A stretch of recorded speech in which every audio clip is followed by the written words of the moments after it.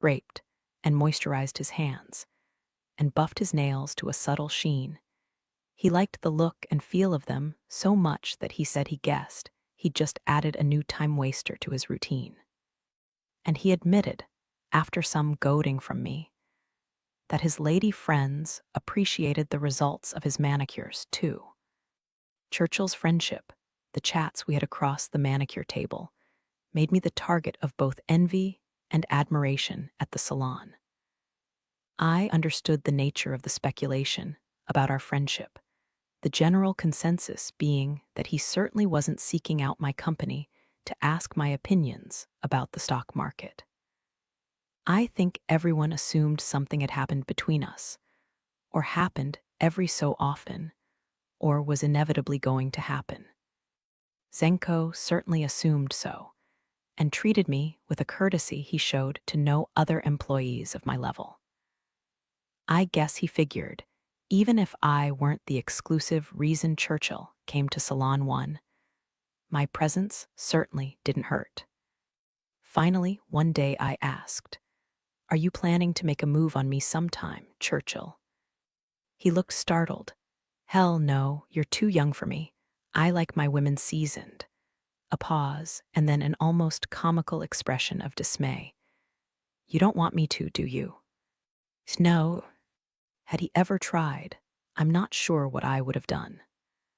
I had no idea how to define my feelings toward Churchill. I hadn't had enough relationships with men to put this one in context. "But I don't understand why you've been paying attention to me," I continued. "If you're not planning to, you know."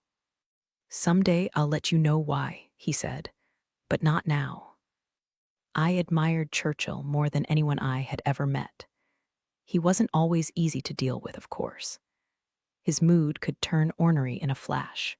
He was not a restful man. I don't think there were many moments in Churchill's life when he was 100% happy. A lot of that had to do with his having lost 2 wives, the first, Joanna, right after the birth of their son, and Ava, his wife of 26 years. Churchill was not one to accept the whims of fate passively, and the losses of people he loved had hit him hard. I understood about that. It was almost 2 years before I could bring myself to talk to Churchill about my mother, or anything but the barest facts about my past. Somehow Churchill had found out when my birthday was, and he had one of his secretaries call in the morning to tell me we were going out to lunch. I wore a neat black knee-length skirt and a white top, and my silver armadillo necklace. Churchill arrived at noon in an elegant British-made suit, looking like a prosperous old European hitman. He escorted me to a white Bentley waiting curbside, with a driver who opened the back door. We went to the fanciest restaurant I had ever seen, with French decor and white tablecloths and beautiful paintings on the walls. The menus were written in calligraphy on textured cream-colored paper, and the food was described in such intricate terms, roulades and rissoles and complex sauces. I had no idea what to order. The prices nearly gave me a heart attack. The cheapest item on the menu was a $10 appetizer, and it consisted of a single shrimp prepared in ways I couldn't begin to pronounce.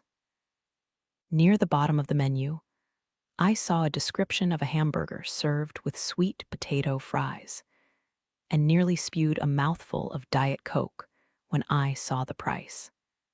"Churchill," I said in disbelief, "there's a $100 hamburger on the menu." He frowned, not out of shared incredulity, but because my menu had prices on it. One twitch of his finger summoned a waiter, who apologized profusely. The menu was whipped out of my hands and replaced by another, almost identical one, except this one had no dollar amounts. "Why shouldn't mine have prices on it?" I asked. "Because you're the woman," Churchill said, still annoyed by the waiter's mistake.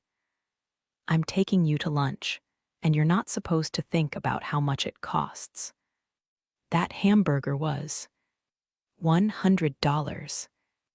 I couldn't stop obsessing over it. What could they possibly do to that hamburger to make it worth $100? My expression seemed to amuse him. Let's ask. A waiter was enlisted to answer questions about the menu. When asked how the hamburger was prepared and what made it so special, he explained the ingredients were all organic, including those in the homemade Parmesan bun, and it contained smoked buffalo mozzarella, hydroponic butterhead lettuce, vine-ripened tomato, and chili compote layered atop a burger made of organic beef and ground emu. The word emu set me off. I felt a laugh break from my lips, and then another, and then there was no stopping the helpless giggles that made my eyes water and my shoulders tremble. I clamped a hand over my mouth to hold them back, but that only made it worse. I began to seriously worry if I could stop. I was making a spectacle of myself in the fanciest restaurant I'd ever been in. The waiter tactfully disappeared. I tried to gasp out an apology to Churchill, who watched me with concern and shook his head slightly, as if to say, "No, don't apologize." He put his hand on my wrist in a reassuring grip. Somehow the pressure on my wrist quieted the wild laughter. I was able to take a long breath, and my chest relaxed. I told him about moving to the trailer in Welcome and Mama's boyfriend, named Flip, who had shot the emu. I couldn't seem to talk fast enough. So many details tumbled out. Churchill caught every word, his eyes crinkling at the corners, and when I finally reached the part about giving the dead emu to the Cateses, he was chuckling. Although I hadn't been aware of ordering wine, the waiter brought a bottle of Pinot Noir. The liquid glittered richly in tall-stemmed crystal glasses. "I shouldn't," I said. "I'm going back to work after lunch." "You're not going back to work." "Of course I am. My afternoon is booked." But I felt weary at the thought of it, not just the work, but summoning the appropriate charm and cheerfulness my clients expected. Churchill reached inside his jacket, extracted a cell phone no larger than a domino, and dialed Salon 1. As I watched, open-mouthed, he asked for Zenko, informed him that I would be taking the afternoon off, and asked if that would be all right. According to Churchill, Zenko said of course it would be all right, and he would rearrange the schedule. No problem. As Churchill closed the cell phone with a self-satisfied click, I said darkly, "I'm going to catch hell for this later." And if anyone else but you had made that call, Zenko would have asked if you have your head up your culo. Churchill grinned. One of his flaws was that he enjoyed people's inability to tell him off. I talked through the entire lunch, prodded by Churchill's questions, his warm interest, the wineglass that somehow never emptied no matter how much I drank. The freedom of saying anything to him, telling all, relieved a burden I hadn't even realized I'd been carrying. In my relentless push to keep moving forward, there had been so many emotions I hadn't let myself inhabit fully, so many things I hadn't talked about. Now I couldn't quite catch up to myself. I fumbled in my purse for my wallet and got out Carrington's school picture. She had a gap-toothed smile, and one of her ponytails was a little higher than the other. Churchill looked at the photo for a long time, even reached in his pocket for a pair of reading glasses so he could see every detail. He drank some wine before commenting. "Happy child, looks like." "Yes, she is." I tucked the photo back into my wallet with care. "You've done well, Liberty," he said. "It was the right thing to keep her." "I had to. She's all I've got, and I knew no one would take care of her like I would." I was surprised by the words that slipped out so easily, the need to confess everything. This was what it would have been like, I thought with a small, painful thrill. This was a glimpse of what I might have had with Daddy, a man so much older and wiser, who seemed to understand everything, even the things I hadn't said. It had bothered me for years that Carrington didn't have a father. What I hadn't realized was how much I still needed one for myself. Still buzzed from the wine, I told Churchill about Carrington's upcoming Thanksgiving pageant at school. Her class, which would perform 2 songs, was divided into Pilgrims and Native Americans, and Carrington had balked at being part of either group. She wanted to be a cowgirl. She'd been so stubborn about it that her teacher, Miss Hanson, had called me at home. I'd explained to Carrington that there had been no cowgirls in 1621. There hadn't even been a Texas then, I told her. It turned out my sister didn't care about historical accuracy. The argument had finally been resolved by Miss Hanson's suggestion that Carrington be allowed to wear the cowgirl costume and walk out on stage at the very beginning of the pageant. She would carry a cardboard sign shaped like our state, printed with the words, "A Texas Thanksgiving." Churchill roared with laughter at the story, seeming to think my sister's mule-headedness was a virtue. "You're missing the point," I told him. "If this is a sign of things to come, I'm going to have a terrible time when she hits adolescence." Ava had 2 rules about dealing with adolescents, Churchill said. First, the more you try to control them, the more they rebel. And second, you can always reach a compromise as long as they need you to drive them to the mall. I smiled. I'll have to remember those rules. Ava must have been a good mother. In every way, he said emphatically. Never complained when she got the short end of the stick. Unlike most people, she knew how to be happy. I was tempted to point out that most people would be happy if they had a nice family and a big mansion and all the money they needed. I kept my mouth closed, however. Even so, Churchill seemed to read my mind. "With all you hear at work," he said, "you should have figured out by now rich folks are just as miserable as poor ones. More, in fact." "I'm trying to work up some sympathy," I said dryly. "But I think there's a difference between real problems and invented problems." "That's where you're like Ava," he said. She could tell the difference too. Chapter 15. After 4 years, I had finally become a full-fledged stylist at Salon 1. Most of my work was as a colorist. I had a talent for highlights and corrections. I loved mixing liquids and pastes in a multitude of small bowls like a mad scientist. I enjoyed the myriad small but critical calculations of heat, timing, and application, and the satisfaction of getting everything just right. Churchill still went to Zenko for his cuts, but I did his neck and eyebrow trims, and I did his manicures whenever he wanted them. And there were the infrequent lunches when one of us had something to celebrate. When we were together, we talked about anything and everything.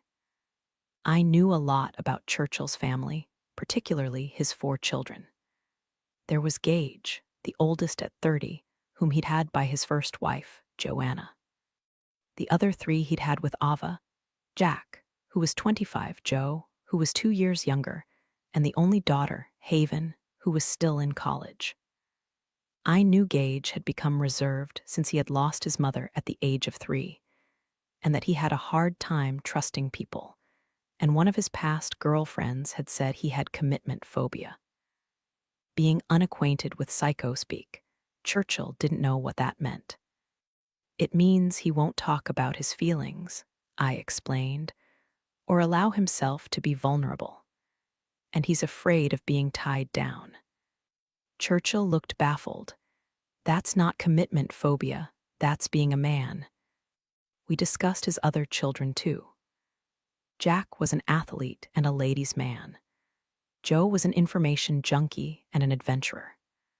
The youngest, Haven, had insisted on going to college in New England, no matter how much Churchill begged her to consider Rice or Ut, or even, God help him, A&M. I told Churchill the latest news about Carrington, and sometimes about my love life. I had confided in him about Hardy and how he haunted me. Hardy was every loose-limbed cowboy in worn denim, every pair of blue eyes, every battered pickup, every hot, cloudless day. Maybe, Churchill had pointed out, I should stop trying so hard. Not to love Hardy and accept that some part of me might always want him. Some things, he said, you just have to learn to live with. But you can't love someone new without getting over the last one. Why not? Because then the new relationship is compromised. Seeming amused, Churchill said that every relationship was compromised in one way or another, and you were better off not picking at the edges of it. I disagreed. I felt I needed to let Hardy go completely. I just didn't know how. I hoped someday I might meet someone so compelling that I could take the risk of loving again. But I had serious doubts such a man existed. And that man was certainly not Tom Hudson, whom I'd met while waiting for a parent-teacher conference in a hallway at Carrington's school. He was a divorced father of two, a big teddy bear of a man with brown hair and a neatly trimmed brown beard. I'd gone out with him for just over a year, enjoying the comfortable nature of our relationship. Since Tom was the owner of a gourmet food shop, my refrigerator was constantly filled with delicacies. Carrington and I feasted on wedges of French and Belgian cheese, jars of tomato pear chutney, Genovese pesto, and double Devon cream, coral-colored slabs of smoked Alaskan salmon, bottled cream of asparagus soup, jars of marinated peppers or Tunisian green olives. I liked Tom a lot. I tried my best to fall in love with him. It was obvious he was a good father to his own children, and I felt sure he would be just as good to Carrington. There was so much that was right about Tom, so many reasons I should have loved him. It's one of the frustrations of dating that sometimes you can be with a nice person who is obviously worth loving, but there isn't enough heat between you to light a tea candle. We made love on the weekends when his ex-wife had the kids, and I could get a babysitter for Carrington. Unfortunately, the sex was lukewarm. Since I could never come while Tom was inside me, all I felt was the mild inner pressure you feel from the speculum at the gynecologist's office. He would start out by using his fingers to rub me into a climax. It didn't always work, but sometimes I achieved a few gratifying spasms, and when I couldn't and began to feel irritated and chafed, I faked it. Then he would either gently push my head down until I took him into my mouth, or he would lever himself over me, and we would do it missionary style. The routine never changed. I bought a couple of sex books and tried to figure out how to improve things. Tom was amused by my abashed requests to try a couple of positions I had read about, and he told me it was all still just a matter of putting tab into slot B. But if I wanted to do something new, he said, he was all for it. I was dismayed to find Tom was right. It felt awkward and silly, and no matter how I tried, I couldn't come while we were arranged in those yoga-like tangles. The only new thing Tom wouldn't try was going down on me. I stammered and turned crimson when I asked him for it. I would say that was the most embarrassing moment of my entire life, except it was even worse when Tom replied apologetically he had never liked doing that. It was unhygienic, he said, and he didn't really enjoy how women tasted. If I didn't mind, he would rather not. I said no, of course I didn't mind. I didn't want him to do something he didn't like. But every time we slept together after that, and I felt his hands urging my head down, I started to feel a little resentful. And then I felt guilty, because Tom was generous in so many other ways. It didn't matter, I told myself. There were other things we could do in bed, but the situation bothered me enough. It seemed I was missing some essential understanding, that I told Angie one morning before the salon opened. After making certain everything was set up for the day, the carts well stocked, the styling tools cleaned, we all took a few minutes to primp. I was spritzing some volumizer in my hair, while Angie reapplied her lip gloss. I can't remember exactly what I asked her. Something like, had she ever had a boyfriend who didn't want to do certain things in bed? Angie's gaze met mine in the mirror. He doesn't want you to blow him. A few of the other stylists glanced in our direction. No, he likes that, I whispered. Well, he doesn't want to do it to me. Her smartly penciled brows twitched upward. Doesn't like eating tortilla. Nope, he says. I could feel red flags of color forming on the crests of my cheeks. It's unhygienic. She looked outraged. It's not any more unhygienic than a man. What a loser. What a selfish liberty most men love to do that to a woman. They do. It's a turn-on for them. It is. That was welcome news. It made me feel a little less mortified about having asked Tom for it. Oh, girl, Angie said, shaking her head. You've got to dump him. But, I wasn't certain I wanted to take such drastic measures. This was the longest I'd ever dated someone, and I liked the security of it. I remembered all the revolving door relationships Mama had gone through. Now, I understood why. Dating is like trying to make a meal out of leftovers. Some leftovers, like meatloaf or banana pudding, actually get better when they've had a little time to mature. But others, like donuts or pizza, should be thrown out right away. No matter how you try to warm them up, they're never as good as when they were new. I had been hoping Tom would turn out to be a meatloaf instead of a pizza. Dump him, Angie insisted. Heather, a petite blonde from California, couldn't resist breaking in. Everything she said sounded like a question, even when it was. You having boyfriend problems, Liberty? Angie answered before I could. She's going out with a 68. There were a few sympathetic groans from the other stylists. What's a 68? I asked. He wants you to go down on him, Heather replied, but he won't return the favor. Like, it would be 69, but he owes you one. Alan, who was smarter about men than the rest of us put together, pointed at me with a round brush as he spoke. Get rid of him, Liberty. You can't ever change a 68. But he's nice in other ways, I protested. He's a good boyfriend. No, he isn't, Alan said. You just think he is. But sooner or later a 68 will show his true colors outside the bedroom, leaving you at home while he goes out with his buddies, buying himself a new car while you get the used one. A 68 always takes the biggest slice of cake, honey. Don't waste your time with him. Trust me, I know from experience. Alan's right, Heather said. I dated a 68 a couple years ago, and at first he was, like, a total hottie. But he turned out to be the biggest jerk ever. Major bummer. Until that moment, I hadn't seriously considered breaking up with Tom. But the idea was an unexpected relief. I realized what was bothering me had nothing to do with blowjobs. The problem was our emotional intimacy, like our sex life, had its limits. Tom had no interest in the secret places of my heart, nor I in his. We were more adventurous in our selection of gourmet foods than we were in the hazardous territory of a true relationship.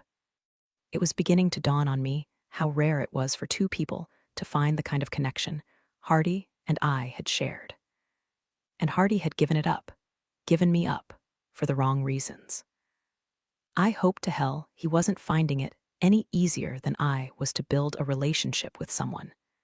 What's the best way to end it? I asked. Angie patted my back kindly.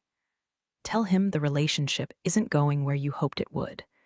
Say it's no one's fault, but it's just not working for you. And drop the bomb at your place, Alan added, because it's always harder to make someone leave. Do it at his place, and then you're out the door. Soon after that, I worked up the courage to break up with Tom at his apartment. I told him how much I had enjoyed our time together, but it just wasn't working. And it wasn't him, it was me.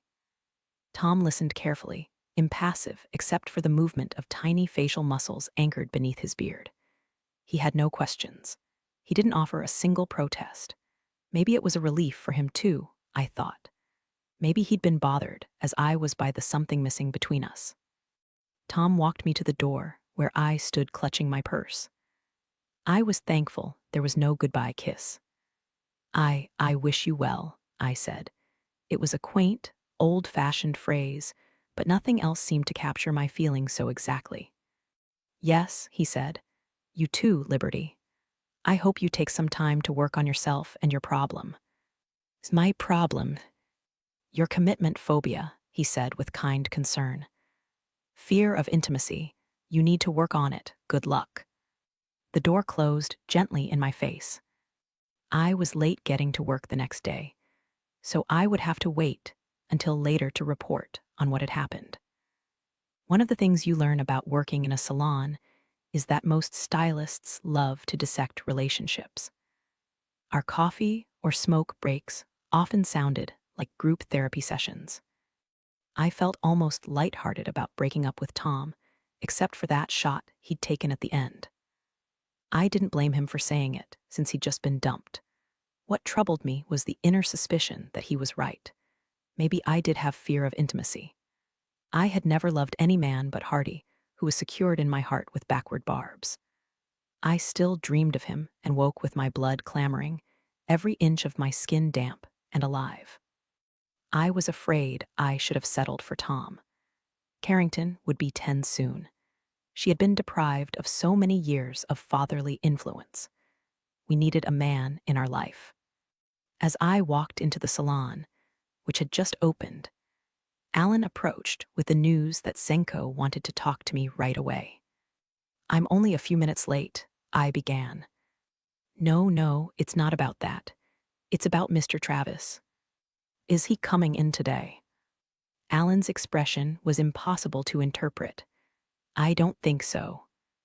I went to the back of the salon, where Zenko stood with a china cup filled with hot tea. He looked up from a leather-bound appointment book. Liberty, I've checked your afternoon schedule. He pronounced it the British way. Schedule. It was one of his favorite words. It seems to be clear after 3:30. Yes, sir, I said cautiously. Mr. Travis wants a trim at his home. Do you know the address? I shook my head in bewilderment. You want me to do it? How come you're not going? You always do his trims. Zenko explained that a well-known actress was flying in from New York, and he couldn't cancel on her. Besides, he continued in a careful monotone, Mr. Travis specifically asked for you. He's had a difficult time since the accident, and he indicated it might do him some good if... What accident? I felt a nasty sting of adrenaline all over, not unlike the feeling of saving yourself from a fall down the stairs. Even though you avoid the tumble, your body still gets ready for catastrophe. I thought you would already know, Zenko said. Mr. Travis was thrown from a horse 2 weeks ago. For a man Churchill's age, horse accidents were never minor. Bones were broken, dislocated, crushed, necks and spines were snapped. I felt my mouth gather in a soundless O. My hands shifted in a mosaic of movement, first going to my lips, then crossing over to the upper arms. How bad was it? I managed. I'm not aware of the particulars, but I believe a leg was broken, and there was some surgery. Zenko paused as he stared at me. You look pale. Do you want to sit down? No, I'm fine. I couldn't believe how afraid I was, how much I cared. I wanted to go to Churchill right then. My heartbeat was a painful throb in my chest. My hands came together, fingers laced like those of a praying child. I blinked against the pictures that flashed through my mind, images that had nothing to do with Churchill Travis. My mother wearing a white dress splashed with daisies.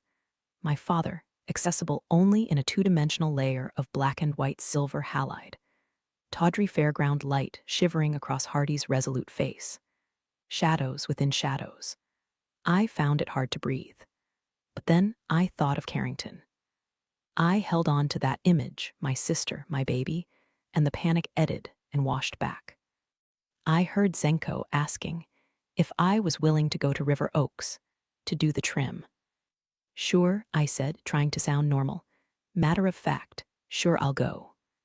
After my last appointment, Zenko gave me the address and 2 different security codes. Sometimes there's a guard at the gate, he said. He has a gate, I asked. He has a guard. It's called security, Zenko said, his impersonal tone far more withering than sarcasm. Rich people need it. I took the slip of paper from him.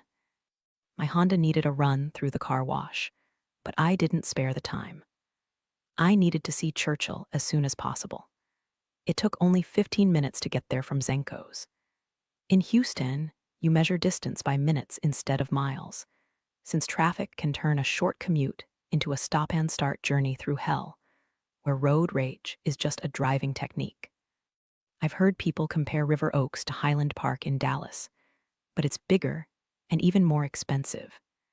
You could call it the Beverly Hills of Texas. River Oaks consists of about 1,000 acres located halfway between downtown and uptown, with 2 schools, a country club, upscale restaurants and shops, and esplanades of brilliant flowers.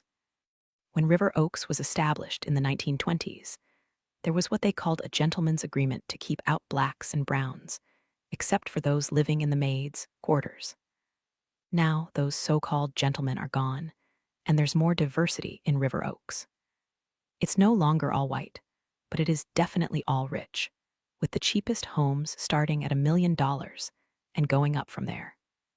I guided my battered Honda along streets of 2-story mansions, past Mercedes and BMWs. Some of the homes were designed in the Spanish Revival style, with flagstone terraces, turrets, and ornamental wrought iron balcony railings. Others had been modeled after New Orleans plantation homes or New England colonials with white columns, gables, and banded chimneys. They were all large, beautifully landscaped, and shaded by oaks that lined the walks like giant sentinels. Although I knew Churchill's house was going to be impressive, there was no way I could have been adequately prepared for it. It was an estate, a stone house designed like a European chateau and set back on a 3-acre bayou lot. I stopped at the heavy iron gates and entered the code. To my relief, the gates opened with majestic slowness. A broad paved drive led to the house and split into 2 roads, one encircling the house, the other leading to a separate garage big enough for 10 cars. I pulled up to the garage and parked at the side, trying to find the least conspicuous place. My poor Honda looked like something that had been left out for the garbage men to collect.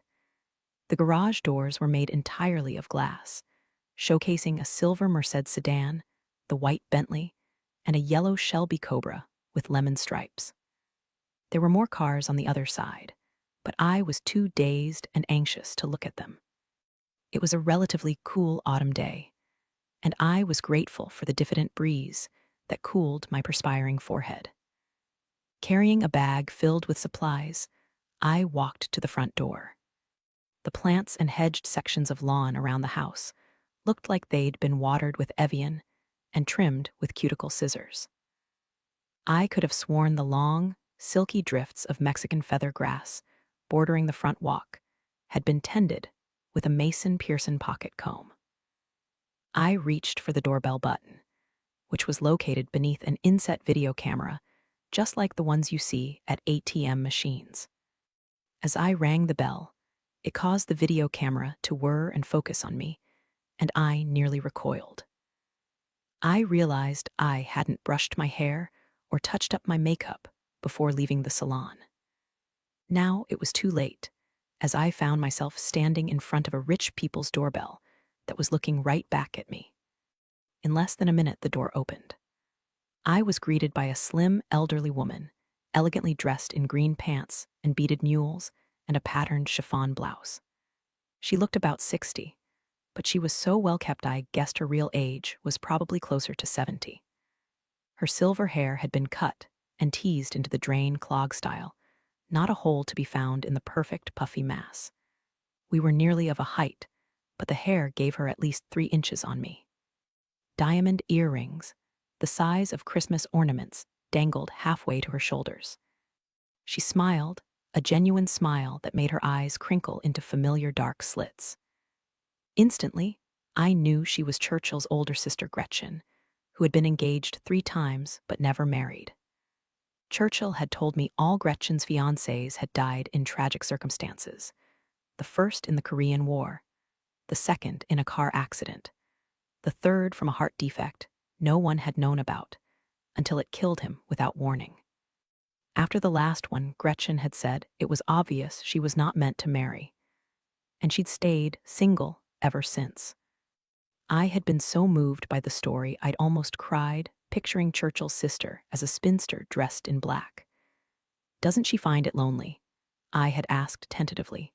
Not ever having, I paused as I considered the best way to phrase it. Carnal relations, physical intimacy, a man in her life. "Hell no, she doesn't find it lonely," Churchill had said with a snort. "Gretchen kicks up her heels every time she gets a chance. She's had more than her fair share of men, she just won't marry any of 'em." Staring at this sweet-faced woman, seeing the twinkle in her eyes, I thought, "You are a hot ticket, Miss Gretchen Travis." "Liberty, I'm Gretchen Travis." She looked at me as if we were old friends and reached out to take my hands in hers. I set my bag down and awkwardly returned her grip. Her fingers felt warm and fine-boned amid a clatter of chunky jeweled rings. "Churchill told me about you, but he didn't say what a pretty little thing you are. Are you thirsty, honey? Is that bag heavy? Leave it there, and we'll have someone carry it up for us. Do you know who you remind me of?" Like Churchill, she cast out questions in clusters.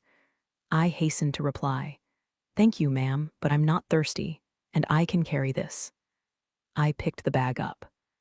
Gretchen drew me inside the entrance and retained my free hand, as if I were too young to be trusted to wander through the house alone. It felt odd, but nice to hold the hand of an adult woman. We walked into a marble-floored hall with a ceiling that was 2 stories high. Niches featuring bronze sculptures were embedded all along the walls. Gretchen's voice echoed slightly as we headed to a pair of elevator doors tucked beneath one side of a horseshoe-shaped staircase. "Rita Hayworth," she said, answering her own previous question, just like she looked in. "Gilda, with that wavy hair and those long eyelashes. Did you ever see that movie?" "No, ma'am." "That's all right. I don't recall it ended well." She released my hand and pushed the elevator button. We could take the stairs, but this is so much easier. Never stand when you can sit, and never walk when you can ride. "Yes, ma'am." I straightened my clothing as discreetly as possible, tugging the hem of my black V-neck t-shirt over the top of my white jeans. My red-polished toes peeked out from a pair of backless, low-heeled sandals. I wished I had chosen a nicer outfit that morning, but I'd had no idea how the day would turn out. "Miss Travis," I said, "please tell me how." "Gretchen," she said, "just Gretchen." "Gretchen, how is he?" I didn't know about his accident until today, or I would have sent flowers or a card. "Oh, honey, we don't need flowers. There have been so many deliveries, we don't know what to do with them all. And we've tried to keep it quiet about the accident. Churchill says he doesn't want anyone making a fuss over him. I think it embarrasses him to death, what with the cast and the wheelchair.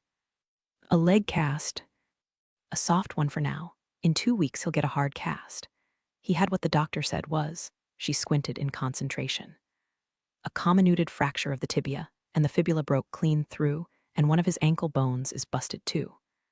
They put 8 long screws in his leg, and a rod on the outside they'll take off later, and a metal plate that'll stay in him for good."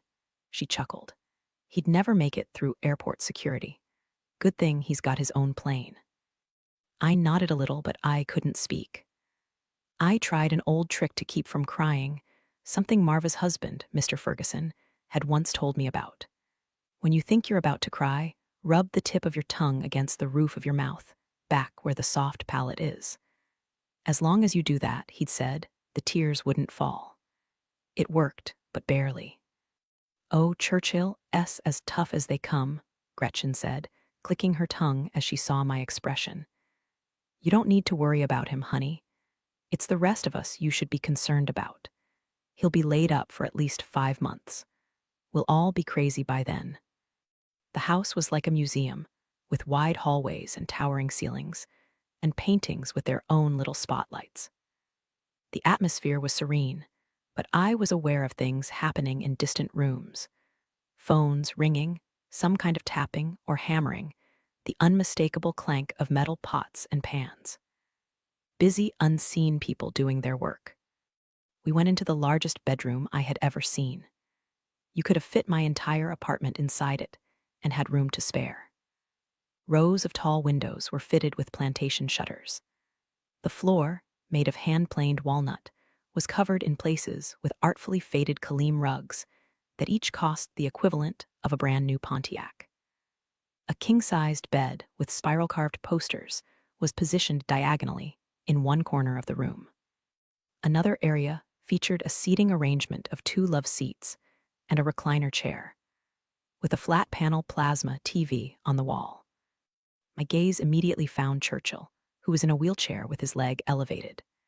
Churchill, who had always been so well-dressed, was wearing cut-up sweatpants and a yellow cotton sweater. He looked like a wounded lion. I reached him in a few strides and wrapped my arms around him. I pressed my lips against the top of his head, feeling the hard curve of his skull beneath the fleece of gray hair. I inhaled his familiar leathery smell and the hint of expensive cologne. One of his hands came to the back of my shoulder, patting firmly.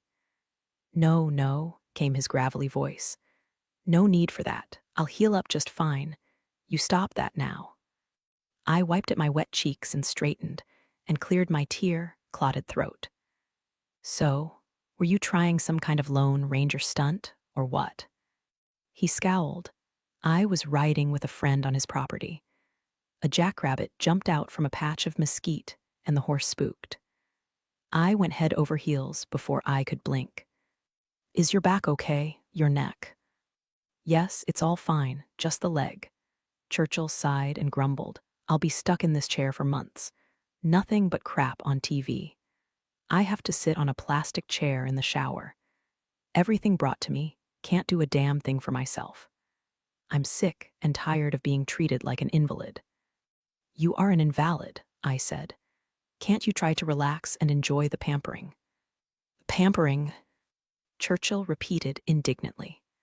"I've been ignored, neglected, and dehydrated. No one brings my meals on time. No one comes when I holler. No one fills my water jug. A lab rat lives better than this." "Now, Churchill," Gretchen soothed. "We're all doing our best. It's a new routine for everyone. We'll get the way of it." He ignored her, clearly eager to air his grievances to a sympathetic listener. It was time for his Vicodin, he said, and someone had set it so far back on the bathroom counter, he hadn't been able to reach it. "I'll get it," I said immediately, and went into the bathroom. The enormous space was lined with terracotta tiles and copper-flecked marble, with a half-sunken oval bathtub in the center. The walk-in shower and window were made entirely of glass blocks. It was lucky the bathroom was so big, I thought, in light of Churchill being wheelchair-bound. I found a cluster of brown medicine bottles on one counter, along with an ordinary plastic Dixie cup dispenser that looked out of place in the magazine-perfect surroundings. "1 or 2?" I called out, opening the Vicodin. "2." I filled a cup with water and brought the pills to Churchill. He took them with a grimace, the corners of his mouth gray with pain. I couldn't imagine how much his leg must be hurting, his bones protesting the new arrangement of metal rods and screws. His system must have been overwhelmed with the prospect of healing so much damage. I asked if he wanted to rest. I could wait for him, or come back some other time. Churchill replied emphatically he'd had enough resting. He wanted some good company, which had been in short supply lately. This with a meaningful glance at Gretchen, who replied serenely that if a person wanted to attract good company, he had to be good company. After a minute of affectionate squabbling, Gretchen took her leave, reminding Churchill to buzz the intercom button if he needed anything. I pushed his wheelchair into the bathroom and positioned him next to the sink. "No one answers when I buzz," Churchill told me testily, watching as I unpacked my supplies.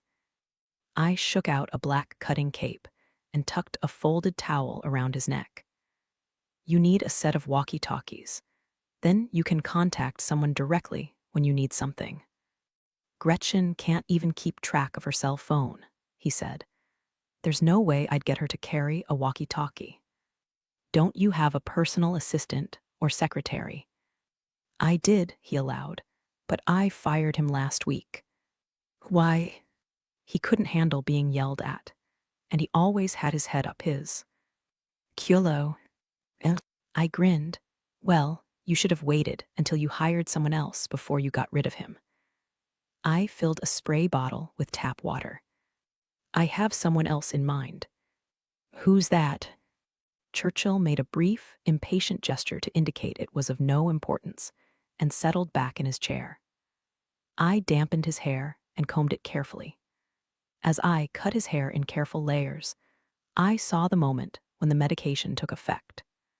The harsh lines of his face relaxed, and his eyes lost their glazed brightness. "This is the first actual haircut I've ever given you," I remarked. "Finally, I can list you on my resume." He chuckled. "How long have you worked at Zenko S? 4 years. Almost 5. What's he paying you?" Mildly surprised by the question, I considered telling him it was none of his business. But there was hardly any reason to keep it a secret from him. 24 a year, I said, not including tips. My assistant got 50 a year. That's a lot of money. I bet he had to work his tail off for it. Not really. He ran some errands, kept my schedule, made phone calls, typed on my book. That kind of stuff. You're writing another book. He nodded, mostly investment strategies, but part of it is autobiographical. I write some pages in longhand, others I dictate into a recorder. My assistant types it all into the computer. It would be a lot more efficient if you typed it yourself. I combed his hair back again, searching for the natural line of his part. Some things I'm too old to learn. Typing is one of them. So hire a temp. I don't want a temp. I want someone I know, someone I trust. Our gazes met in the mirror, and I realized what he was working up to. Good Lord, I thought, a frown of concentration wove across my forehead. I sank to my haunches, hunting for the right angles, my scissors making precise snips around his head. "I'm a hairstylist," I said without looking at him, "not a secretary. And once I leave Zenko, that door is closed for good. I can't go back." "It's not a short-term offer," Churchill countered in a relaxed manner that gave me an inkling of what a smart business negotiator he must have been. "There's lots of work around here, Liberty. Most of it will challenge you a hell of a lot more than fooling with people's cuticles. Now, settle your feathers. There's nothing wrong with your job, and you do it well." "Gee, thanks. But you could learn a lot from me. I'm still a ways out from retirement, and I've got a lot to get done. I need help from someone I can depend on." I laughed incredulously and picked up the electric clippers. "What makes you think you can depend on me?" "You're not a quitter," he said. "You stick with things, you meet life head on. That counts a hell of a lot more than typing skills. You say that now, but you haven't seen my typing. You'll pick it up." I shook my head slowly. "So you're too old to learn your way around a keyboard, but I'm not." "That's right." I gave him an exasperated smile and turned on the clippers. Their insistent buzz forestalled further conversation. It was obvious Churchill needed someone a lot more qualified than me. Minor errands I could do, but making calls on his behalf, helping with his book, interacting even in small ways with the people in his sphere would be out of my depth. At the same time, I was surprised to discover a stirring of ambition. How many college graduates with their tasseled caps and crisp new diplomas would kill for a chance like this? It was an opportunity that wouldn't come again. I worked on Churchill's hair, tilting his head down, shaping carefully. Eventually, I turned the clippers off and began to brush the shorn hair from his neck. What if it didn't work out? I heard myself ask. Would I get a couple weeks' notice? Plenty of advance notice, he said, and a good severance package. But it's going to work out. What about health insurance? I'll put you and Carrington on the same policy as my own family. Well held. Except for the WIC vaccinations, I'd had to pay for every medical and health expense Carrington and I had ever had. We'd been lucky, health-wise. But every cough, cold, or ear infection, every minor problem that could turn into a major problem, had nearly killed me with worry. I wanted a white plastic card with a group number in my wallet. I wanted it so badly my fists knotted. You write out a list of what you want, Churchill said. I'm not going to peck over the details. You know me. You know I'll be fair. There's only one non-negotiable. What's that? I still found it difficult to believe we were even having this conversation. I want you and Carrington to live here. There was not one thing I could say. I just stared at him. Gretchen and I both need someone at the house, he explained. I'm in a wheelchair, and even after I'm out of it, I'll have a hitch in my get-along. And Gretchen's been having some problems lately, including memory loss. She claims she's going back to her own house someday, but the truth is she's here for good. I want someone to keep track of her appointments as well as mine. I don't want it to be some stranger. His eyes were shrewd, his voice easy. You can come and go as you please. Have the run of the place. Treat it like your own home. Send Carrington to River Oaks Elementary. There's 8 free guest rooms upstairs. You can each take your pick. But I can't just uproot Carrington like that, change her home. Her school not, when I have no idea if this would work out or not. If you're asking for a guarantee, I can't give you one. All I can promise is we'll do our best. She's not even 10 yet. Do you understand what it would be like having her in the house? Little girls are noisy, messy. They get into. I've had 4 children, he said, including a daughter. I know what 8-year-olds are like. A calculated pause. Tell you what, we'll hire a language tutor to come here twice a week.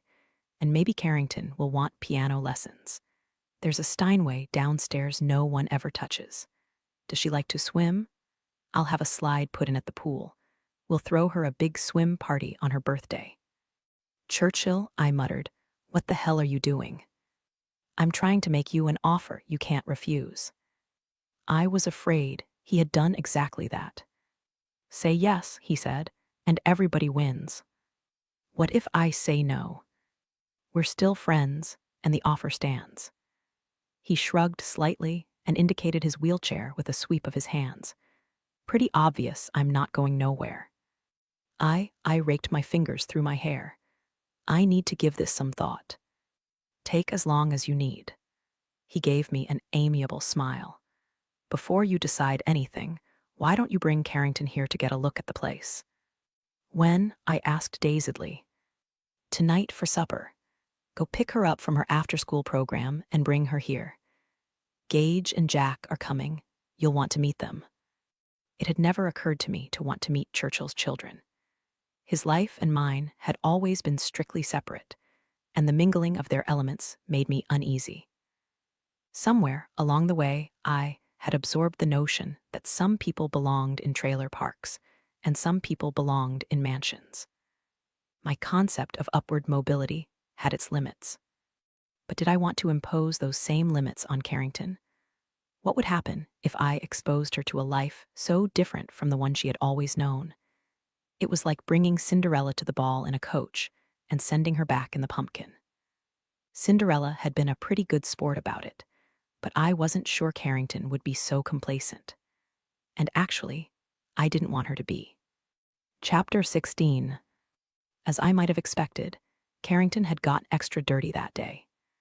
She had grass stains on the knees of her jeans and splotches of poster paint down the front of her t-shirt. I picked her up at the door of her classroom and steered her into the nearest girl's room. Quickly, I wiped her face and ears with paper towels and brushed the tangles from her ponytail.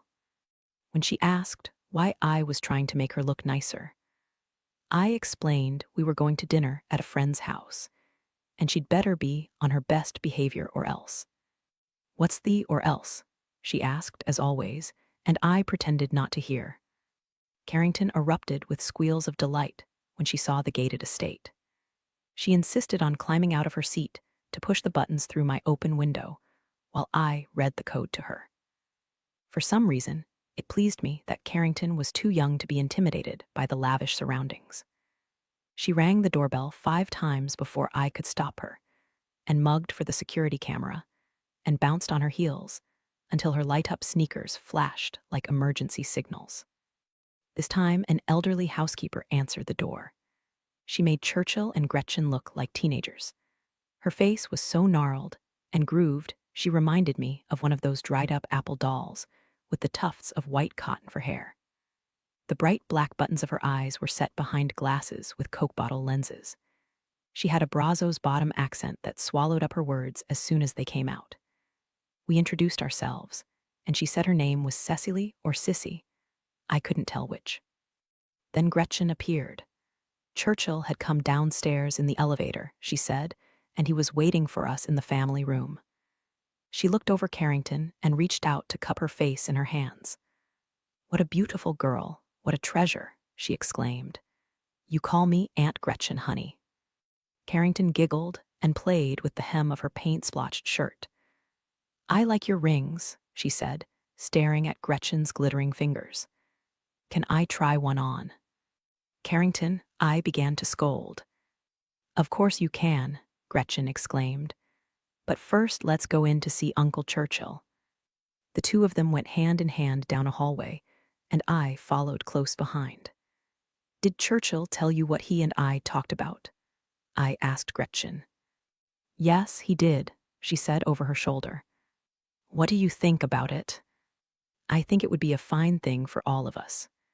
With Ava gone and the children away, the house is too quiet." We passed rooms with lofty ceilings and tall windows hung with silk and velvet and tea-stained lace. The walnut floors were scattered with oriental rugs and clusters of antique furniture, everything done in muted shades of red, gold, and cream. Someone in the house loved books. There were built-in bookcases everywhere, filled from top to bottom. It smelled good in the house, like lemon oil and wax and antique vellum. The family room was big enough to host an auto show, with walk-in fireplaces set on opposite walls. A circular table occupied the center, bearing a massive fresh flower arrangement of white hydrangea, yellow and red roses, and spikes of yellow freesia. Churchill was at a seating cluster on one side of the room, beneath a big sepia-toned picture of a tall-masted sailing ship. A pair of men rose from their chairs as we approached, an old-fashioned courtesy. I didn't look at either of them. My attention was riveted on Carrington as she approached the wheelchair. They shook hands solemnly. I couldn't see my sister's face, but I saw Churchill's. He fixed her with an unblinking stare. I was puzzled by the emotions that crossed his face: wonder, pleasure, sadness. He looked away and cleared his throat hard. But when his gaze returned to my sister, his expression was clear, and I thought maybe I had imagined the moment. They began to chat like old friends. Carrington, who was often shy, was describing how fast she could roller skate down the hallway if roller skating was allowed in the house, and asking the name of the horse that broke his leg, and telling him about art class and how her best friend, Susan, accidentally spilled blue poster paint on her desk. While they talked, I dragged my attention to the pair of men standing beside their chairs. After having heard about Churchill's offspring over a period of years, I experienced a mild jolt to have them abruptly made real. Despite my affection for Churchill, it had not escaped me that he'd been a demanding father. He had admitted to being overzealous in his efforts to make certain his 3 sons, and his daughter did not become the soft, spoiled children of privilege he had seen in other wealthy families. They were brought up to work hard, achieve the goals he set, live up to their obligations. As a parent, Churchill had been spare in his rewards, tough in his punishments. Churchill had wrestled with life, taken some hard blows, and he expected that from his children too. They had been raised to excel in academics and sports, to challenge themselves in every aspect of their lives. Since Churchill had a horror of laziness or a sense of entitlement, any flicker of it had been extinguished beneath his booted foot. He had been the easiest on Haven, the only daughter and the baby of the family. He'd been toughest on the oldest, Gage, the only child by his first wife. After listening to Churchill's stories about his children, I had found it easy to discern that the greatest pride and highest expectations were reserved for Gage. At age 12, while attending an elite boarding school, Gage had risked his life to help save other students in his dorm. A fire had broken out in the third-floor lounge one night, and there had been no sprinklers in the building. According to Churchill, Gage had stayed behind to make certain every student had been awakened and got out. He'd been the last to leave and had barely made it out, suffering smoke inhalation and second-degree burns. I found the story telling, and Churchill's comment on it even more so. He only did what I would have expected of him, Churchill had said, what anyone in the family would have done. In other words, saving people from a burning building was no big deal for a Travis, barely worthy of notice. Gage had gone on to graduate from UT and Harvard Business School, and now did double duty working at Churchill's investment firm and also at his own company. The other Travis sons had followed their own pursuits. I had wondered if it had been Gage's choice to work for his father, or whether he had simply stepped into the place he had been expected to fill, and if he nurtured a secret grievance about having to live under the considerable burden of Churchill's expectations. The younger of the two brothers came forward and introduced himself as Jack. He had a firm grip and an easy smile. His eyes were the color of black coffee, twinkling against the sun-chapped complexion of an avid outdoorsman. And then I met Gage.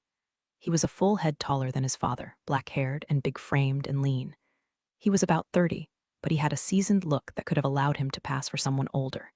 He rationed out a perfunctory smile as if he didn't have many to spare.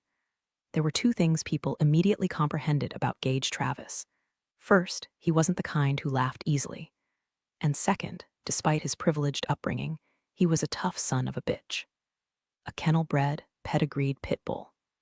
He introduced himself, reaching out to shake my hand. His eyes were an unusually pale gray, brilliant, and black-needled. Those eyes allowed a flash of the volatility contained beneath his quiet facade, a sense of tautly restrained energy I had only seen once before, in Hardy. Except Hardy's charisma had been an invitation to draw closer, whereas this man, S, was a warning to stay back. I was so shaken by him, I had a hard time taking his hand. "Liberty," I said faintly. My fingers were swallowed in his. A light, burning clasp, and he released me as quickly as possible. I turned away blindly, wanting to look anywhere other than into those unsettling eyes.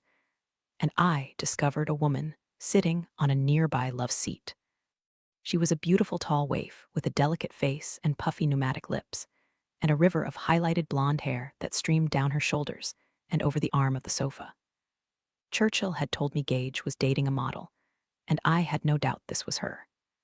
The woman's arms, no bigger around than Q-tip stems, hung straight from their sockets, and her hip bones protruded beneath her clothes like can-opener blades. Had she been anyone other than a model, she would have been rushed to a clinic for eating disorders. I have never worried about my weight, which has always been normal. I have a good figure, a woman's shape with a woman's breasts and hips, and probably more of a rear end than I would have wished for. I look good in the right clothes, not so good in the wrong ones. Overall, I like my body just fine. But next to this spindly creature, I felt like a prize-winning Holstein. "Hi," I said, forcing a smile as her gaze swept me up and down. "I'm Liberty Jones. I'm a friend of Churchill S." She gave me a disdainful glance, and didn't bother introducing herself. I thought of the years of deprivation and hunger it would require to maintain such thinness. No ice cream, no barbecue, never a wedge of lemon pie, or a fried chili relleno pepper stuffed with melting white cheese. It would turn anyone mean. Jack broke in quickly. So were you from Liberty? I cast a quick glance at Carrington, who was examining a panel of buttons on Churchill's wheelchair. Don't push any of those, Carrington. I had a sudden cartoonish vision of her triggering a catapult device in the seat cushion. I'm not, my sister protested. I'm just looking. I returned my attention to Jack. We live in Houston, near the salon. What salon? Jack asked with an encouraging smile. Salon 1, where I work. A short but discomforting silence followed, as if there were nothing anyone could think of to say or ask about a salon job. I was compelled to throw words into the void. Before Houston, we lived in Welcome. I think I've heard of Welcome, Jack said, although I can't remember how or why. It's just a regular little town, I said. Got one of everything. What do you mean? I shrugged awkwardly. One shoe store, one Mexican restaurant, one dry cleaner S. These people were used to conversation with their own kind, about people and places and things I had no experience with. I felt like a nobody. Suddenly, I was annoyed with Churchill for putting me in this situation, among people who were going to make fun of me the minute I left the room. I tried to keep my mouth shut, but as another mesh of silence settled, I couldn't stop myself from breaking through it. I looked at Gage Travis again. You work with your dad, right? I tried to remember what Churchill had said, that although Gage had a hand in the family investment business, he had also started his own company that developed alternative energy technologies. It looks like I'll be stepping in to do Dad's traveling for a while, Gage said. He was scheduled to speak at a conference in Tokyo next week. I'll be going instead. All lacquered politeness, no hint of a smile. When you make a speech for Churchill, I asked, do you say exactly what he would have said? We don't always share the same opinions. That means no, then. That means no, he said softly. As he continued to stare at me, I was surprised by a mild, not unpleasant squirming sensation in my abdomen. My face turned hot. Do you like to travel? I asked. I've gotten tired of it, actually. What about you? I don't know. I've never been outside the state. I didn't think it was such a weird thing to say. But the three of them looked at me like I had two heads. Churchill hasn't taken you anywhere, the woman on the love seat asked, toying with a lock of her own hair. Doesn't he want to be seen with you? She smiled as if she were making a joke. Her tone could have stripped the fuzz off a kiwi. Gage is a homebody, Jack told me. The rest of the Travises have a big dose of wanderlust. But Gage does like Paris, the woman commented, giving him an arch glance. That's where we met. I was doing the cover for French Vogue. I tried to look impressed. I'm sorry, I didn't catch your name. It's Donnell. Donnell, I repeated, waiting for her last name. It's Donnell. She's just been chosen for a big national ad campaign, Jack told me. A major cosmetics company is launching a new perfume. Fragrance, Donnell corrected. It's called Taunt. I'm sure you'll do a great job, I said. After drinks, we had dinner in an oval-shaped dining room with a 2-story ceiling and a chandelier with crystals hanging down like strands of raindrops. The arched doorway on one side of the dining room led to the kitchen, while the one on the other side featured a wrought iron gate. Churchill told me there was a dine-in wine cellar beyond the gate, with a collection of about 10,000 bottles. Heavy chairs upholstered in olive velvet were pulled up to a mahogany table. The housekeeper and a young Hispanic woman poured inky red wine into large bowled glasses and brought a flute filled with 7-Up for Carrington. My sister sat at Churchill's left, and I took her other side. I reminded her in a whisper to put her napkin on her lap and not to set her glass so close to the edge of the table. She behaved beautifully, remembering her pleases and thank yous. There was only one worrisome moment when the plates were brought out, and I was unable to identify their contents. My sister, although not a picky eater, did not have what anyone would call an adventurous palate. "What is this stuff?" Carrington whispered, staring dubiously at the collection of strips and balls and chunks on her plate. "It's meat," I said out of the side of my mouth. "What kind of meat?" she persisted, poking at one of the balls with the tines of her fork. "I don't know, just eat it." By this time, Churchill had noticed Carrington's frown. "What's the matter?" he asked. Carrington pointed to her plate with her fork. "I'm not gonna eat something if I don't know what it is." Churchill, Gretchen, and Jack laughed, while Gage regarded us without expression. Donnell was in the process of explaining to the housekeeper that she wanted her food taken back to the kitchen and weighed carefully.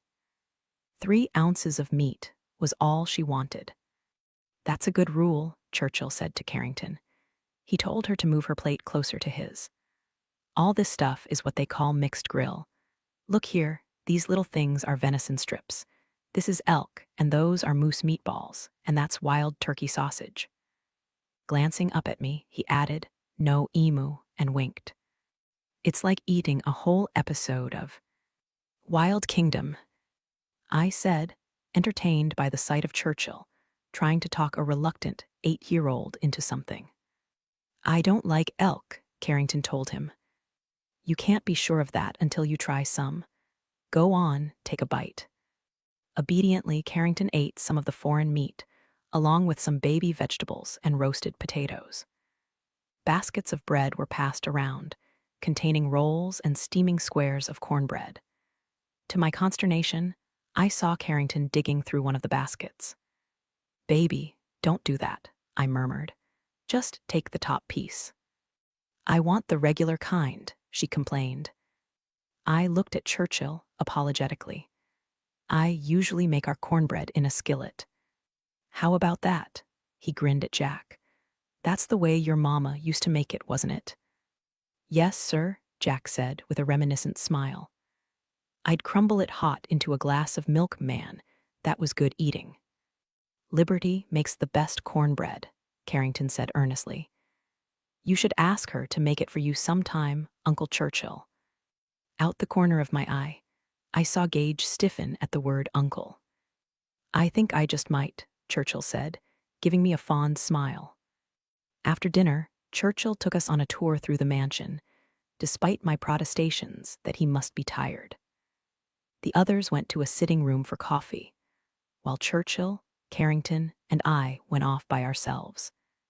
Our host maneuvered the wheelchair in and out of the elevator, along the hallways, pausing at the doorways of certain rooms he wanted us to see. Ava had decorated the whole place by herself, he said with pride. She had liked European styles, French things, choosing antique pieces with visible wear and tear to balance elegance with comfort. We peered into bedrooms with their own little balconies and windows made of diamond-cut glass. Some of the rooms had been decorated like a rustic chateau, the walls aged with hand-sponged glaze, the ceilings crossed with hammerhead beams. There was a library, an exercise room with a sauna and a racquetball court, a music room with furniture upholstered in cream velvet, a theater room with a TV screen that covered an entire wall. There was an indoor pool and an outdoor pool, the latter centered in a landscaped area with a pavilion, a summer kitchen, covered decks, and an outdoor fireplace. Churchill turned his charm up to full wattage. Several times, the crafty old scoundrel gave me a meaningful glance, like when Carrington ran to the Steinway and plunked a few experimental notes, or when she got excited at the sight of the negative edge pool. She could have this all the time, was his unspoken subtext. Look back and see the distant landmarks of what he'd missed. I was troubled for both their sakes. I had a lot to think about. When we were sufficiently dazzled and Churchill had begun to tire, we went to join the others. Seeing the grayish tint of his face, I checked my watch. "It's time for more Vicodin," I murmured. "I'll run up to your room to get it." He nodded, his jaw set against the oncoming ache. Some kinds of pain you have to catch before it starts, or you never quite get the better of it. "I'll go with you," Gage said, rising from his chair. "You may not remember the way." Even though his tone was pleasant, the words bit through the comfortable feeling I'd gotten from being with Churchill. "Thanks," I said warily, "but I can find it." He wouldn't back off. "I'll start you off. It's easy to get lost in this place." "Thanks," I said. "That's real nice of you." But as we walked together out of the living room, I knew what was coming. He had something to say to me, and it wasn't going to be remotely nice. When we reached the foot of the stairs, reasonably out of earshot of the others, Gage stopped and turned me to face him. His touch made me freeze. "Look," he said curtly, "I don't give a damn if you're banging the old man. That's not my business." "You're right," I said. "But I draw the line when you bring it into this house. It's not your house. He built it for my mother. This is where the family gets together, where we spend holidays." He looked at me with contempt. "You're on dangerous ground. You set foot on this property again, and I'll personally throw you out on your ass, understand?" I understood, but I didn't flinch or step back. I had learned a long time ago not to run from pit bulls. I went from crimson to skull white. The rush of my blood seemed to scald the insides of my veins. He knew nothing about me. This arrogant bastard knew nothing about the choices I'd made or the things I'd given up, and all the easy ways out I could have taken but didn't.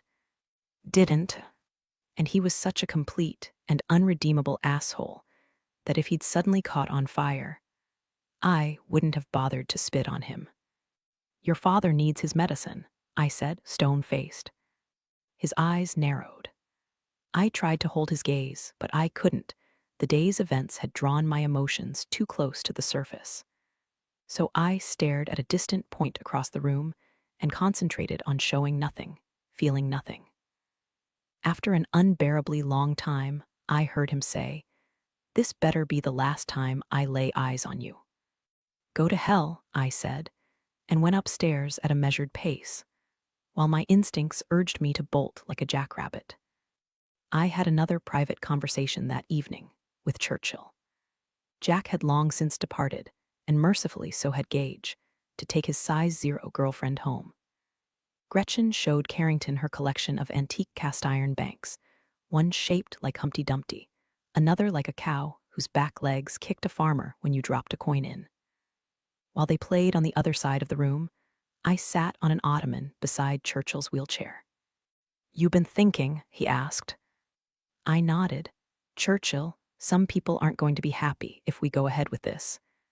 He didn't pretend not to understand. "No one's going to give you a problem, Liberty," he said. "I'm the big dog here. I need a day or two to think it over." "You got it." He knew when to push and when to let it be. Together, we looked across the room at Carrington, who chortled in delight as a little cast-iron monkey flipped a penny into a box with its tail. That weekend, we went for Sunday dinner at Miss Marva's. The ranch house was filled with the smell of beer pot roast and mashed potatoes. You would have thought Miss Marva and Mr. Ferguson had been married for 50 years.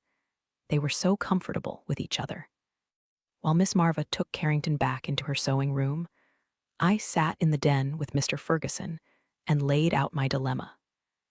He listened in silence, his expression mild, his hands templed on his midriff. "I know what the safe choice is," I told him. "When you get down to it, there's no reason for me to take this kind of risk. I'm doing great at Zenko's, and Carrington likes her school, and I'm afraid it would be hard on her to leave her friends. Trying to fit in at a new place where all the other kids are being dropped off in Merceds. I just wish." There was a smile in Mr. Ferguson's soft brown eyes. I have the feeling, Liberty, that you're hoping for someone to give you permission to do what you want to do. I let my head flop back against the back of the recliner. I'm so not like those people, I said to the ceiling. Oh, if you just seen that house, Mr. Ferguson. It made me feel so, oh, I don't know, like $100 hamburger. I don't follow you. Even if it's served on a china plate in an expensive restaurant, it's still just a hamburger. Liberty, Mr. Ferguson said, there's no reason for you to feel inferior to them. To anyone. When you get to my age, you come to realize all people are the same. Of course, a mortician would say that. Regardless of financial status, race, and all the other things that distinguished people from each other, they all ended up naked on a slab in his basement. I can see how it looks that way from your end of things, Mr. Ferguson, I said. But from where I was looking last night in River Oaks, those people are definitely different from us. You remember the Hobsons' oldest boy, Willie, went off to Texas Christian. I wondered what Willie Hobson had to do with my dilemma, but there was usually a point to Mr. Ferguson's stories if you were patient enough to wait for it. During his junior year, Mr. Ferguson continued, Willie went to Spain for a study abroad program to get an idea of how other people live, learn something about how they think and their values. It did him a lot of good. I think you ought to consider doing the same. You want me to go to Spain? He laughed. You know exactly what I'm saying, Liberty. You could think of the Travis family as your study abroad program. I don't think it's going to hurt you or Carrington to spend a little time in a place you don't belong. It may benefit you in ways you don't expect. Or not, I said. He smiled. Only one way to find out, isn't there? Chapter 17. Every time Gage Travis looked at me, you could tell he wanted to tear me limb from limb. Not in a fury, but in a process of slow and methodical dismemberment. Jack and Joe dropped by about once a week, but Gage was the one who came to the house on a daily basis. He helped Churchill with things like climbing in and out of the shower and getting dressed, and taking him to doctor's appointments. No matter how much I disliked Gage, I had to admit he was a good son. He could have insisted that Churchill hire a nurse, but instead he showed up to take care of his father himself. 8 o'clock every morning, never 1 minute early or late. He was good for Churchill, who was cantankerous from the combination of boredom, pain, and constant inconvenience. But no matter how Churchill growled or snapped, I never once saw one sign of impatience from Gage. He was always calm, tolerant, and capable. Until he was around me, and then he was a first-class jerk. Gage made it clear that in his opinion, I was a parasite, a gold digger, and worse. He took no notice of Carrington other than to demonstrate a curt awareness that there was a short person in the house. The day we moved in, our possessions crammed into cardboard boxes, I thought Gage would throw me out bodily. I had begun to unpack in the bedroom I had chosen, a beautiful space with wide windows and pale moss-green walls and cream-colored molding. What had decided me on the room was the grouping of black and white photographs on one wall. They were Texas images, a cactus, a barbed wire fence, a horse, and to my delight, a front shot of an armadillo looking straight into the camera. I'd taken that as an auspicious sign. Carrington was going to sleep 2 doors down, in a small but pretty room with yellow and white striped paper on the walls. As I opened my suitcase on the king-sized bed, Gage appeared in the doorway. My fingers curled around the edge of the suitcase, my knuckles jutting until you could have shredded carrots on them. Even knowing I was reasonably safe, surely Churchill would keep him from killing me, I was still alarmed. He filled up the doorway, looking big and mean and pitiless. What the hell are you doing here? His soft voice unsettled me far more than shouting would have. I answered through dry lips. Churchill said I could choose any room I wanted. You can either leave voluntarily or I'll throw you out. Believe me, you'd rather go on your own. I didn't move. You have a problem, you talk to your father. He wants me here. I don't give a shit, get going. A little trickle of sweat went down the middle of my back. I didn't move. He reached me in 3 strides and took my upper arm in a painful grip. A gasp of surprise was torn from my throat. Take your hands off me. I strained and shoved at him, but his chest was as unyielding as the trunk of a live oak. I told you before I wasn't going to, he broke off. I was released with a suddenness that caused me to stagger back a step. Our sharp respirations pierced the silence. He was staring at the dresser, where I had set out a few pictures in stand-up frames. Trembling, I put my hand on the part of my arm he'd gripped. I rubbed the spot as if to erase his touch, but I could still feel an invisible handprint embedded in my skin.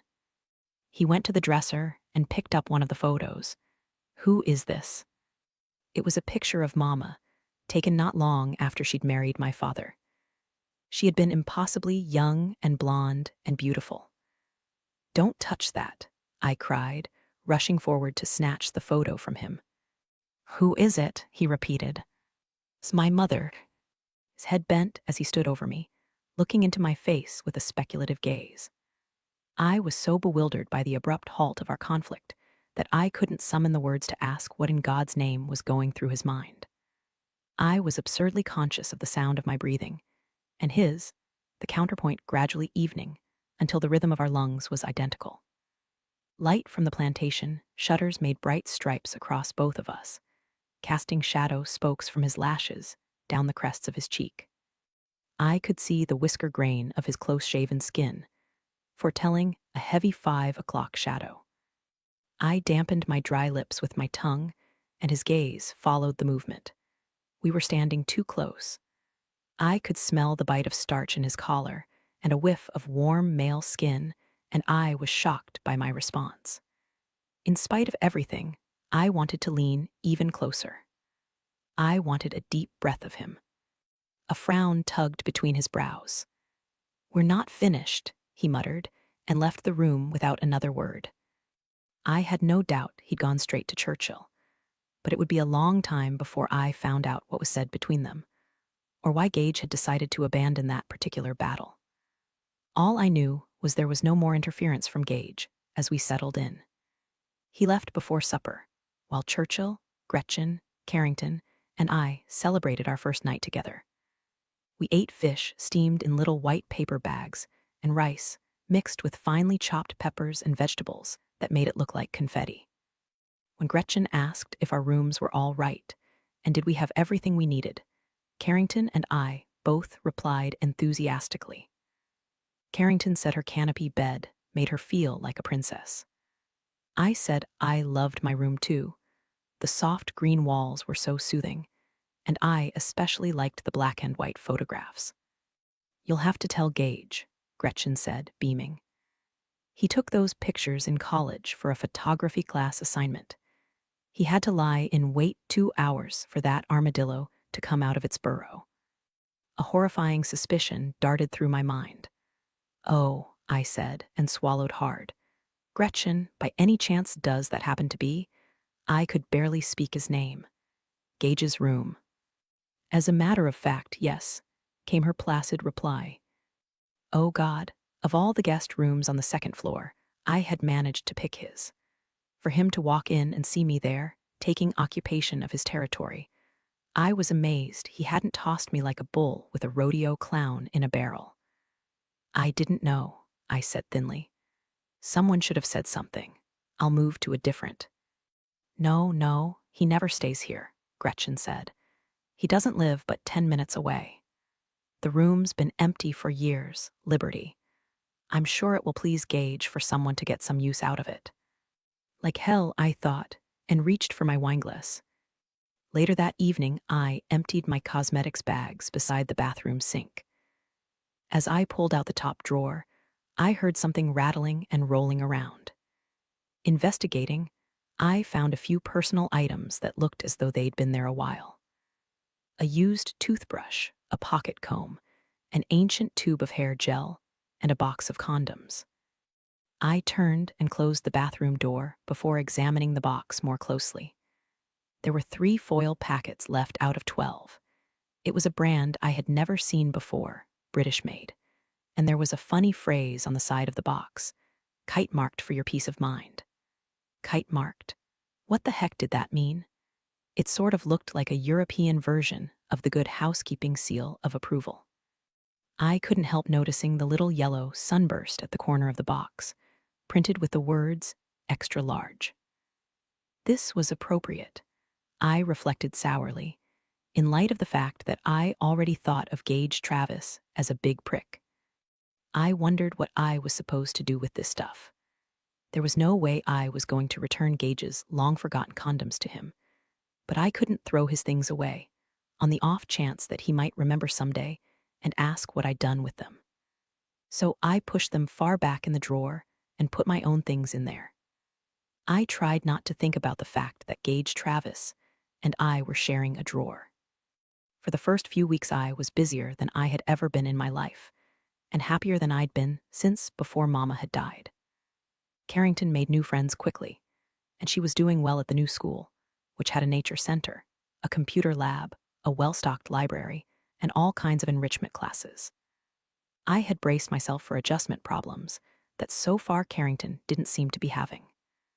Maybe her age made it easier to adapt to the strange new world she found herself living in. People were usually nice to me, according me the distant friendliness reserved for employees. My status as Churchill's personal assistant ensured I was treated well. I could tell when a former salon one client recognized me but couldn't figure out where we'd met. The circles the Travises occupied were filled with high-living people, some pedigreed and wealthy, some merely wealthy. But whether they'd earned or inherited their place at the top, they were determined to enjoy it. Houston high society is blonde, tan, and well-dressed. It's also toned and slim, despite the city's annual place on the top 10 fattest list. The rich people are in great shape. It's the rest of us, the lovers of burritos and Dr. Pepper and chicken fried steak, who inflate the average. If you can't afford a gym membership in Houston, you're going to be fat. You can't jog outside with so many days of triple-degree heat and lethal levels of hydrocarbons in the air. And even if it weren't for the poor air quality, public places like Memorial Park can be crowded and dangerous. Since Houstonians aren't too proud to take the easy way out, plastic surgery is more popular here than anywhere except California. It seems like everyone has had some kind of work done. If you can't afford it stateside, you can slip across the border and get implants or lipo at a bargain. And if you put it on your credit card, you can earn enough mileage points to pay for Southwest tickets. Once I accompanied Gretchen to a Botox or Bangs luncheon, where she and her friends chatted and ate and took turns getting injected. Gretchen asked me to drive her, since she tended to get headaches after Botox. It was an all-white meal, and by that I don't mean the color of the guests, but the food itself. It started with white soup, cauliflower and Gruyere, a crunchy salad of white jicama and white asparagus with basil dressing, an entree of white chicken and pears poached in a delicious clear broth, and a dessert of white chocolate coconut trifle. I was more than happy to eat in the kitchen and watch the caterers. The 3 of them worked together with the precision of the parts in a watch. It was almost like a dance, the way they moved and turned, and never once bumped into each other. When it was time to leave, each guest received a silk Hermes scarf as a party favor. Gretchen gave me hers as soon as we got into the car. "Here, honey, this is your treat for driving me." "Oh no," I protested. I didn't know exactly how much the scarf cost, but I knew anything Hermes had to be insanely expensive. "You don't have to give me that, Gretchen." "Take it," she insisted. "I have too many of these as it is." It was hard for me to accept the gift gracefully. Not because I was appreciative, but because, after years of penny pinching, I was bewildered by so much extravagance. I bought a set of 2-way radios for me and Churchill, and I wore one clipped to my belt at all times. He must have called me every 15 minutes the first couple of days. Not only was he delighted with the convenience of it, but it was a relief to him not to feel so isolated in his room. Carrington pestered me constantly to borrow the walkie-talkie. Whenever I relented and let her have it for 10 minutes, she wandered through the house conversing with Churchill, the hallways echoing with "over" and "copy" and "you're breaking up, buddy." Before long, they had made a deal that Carrington would be Churchill's go-to girl during the hour before dinner, and she would have her own walkie-talkie. If he didn't come up with enough tasks for her, she would complain until he was forced to invent things to keep her busy. Once I caught him tossing the remote control to the floor, so Carrington could be contacted for a rescue. Early on, I did a lot of shopping for Churchill, trying to find solutions for problems caused by the hard cast. He resented the indignity of being forced to wear sweatpants all the time, but there was no way he could wear regular pants over the bulk of the cast. I found a compromise he could live with: a few pairs of zip-off hiking pants that allowed him to take one leg off to expose the cast and leave the other long. They were still more casual than he would have preferred, but he admitted they were better than the sweatpants.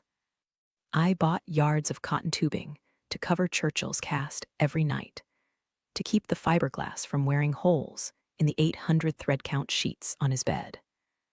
And my best find was at a hardware store: a long aluminum tool with a handle on one end and a pair of jaws on the other, allowing him to grip and pick up things he couldn't otherwise reach. We fell quickly into a routine.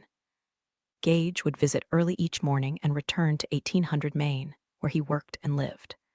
The Travises owned the entire building, which was located near the Bank of America Center and the blue glass towers that had once been Enron's centers north and south. It had once been the most nondescript building in Houston, a plain gray box. But Churchill had gotten it at a steal and had redesigned and rebuilt it.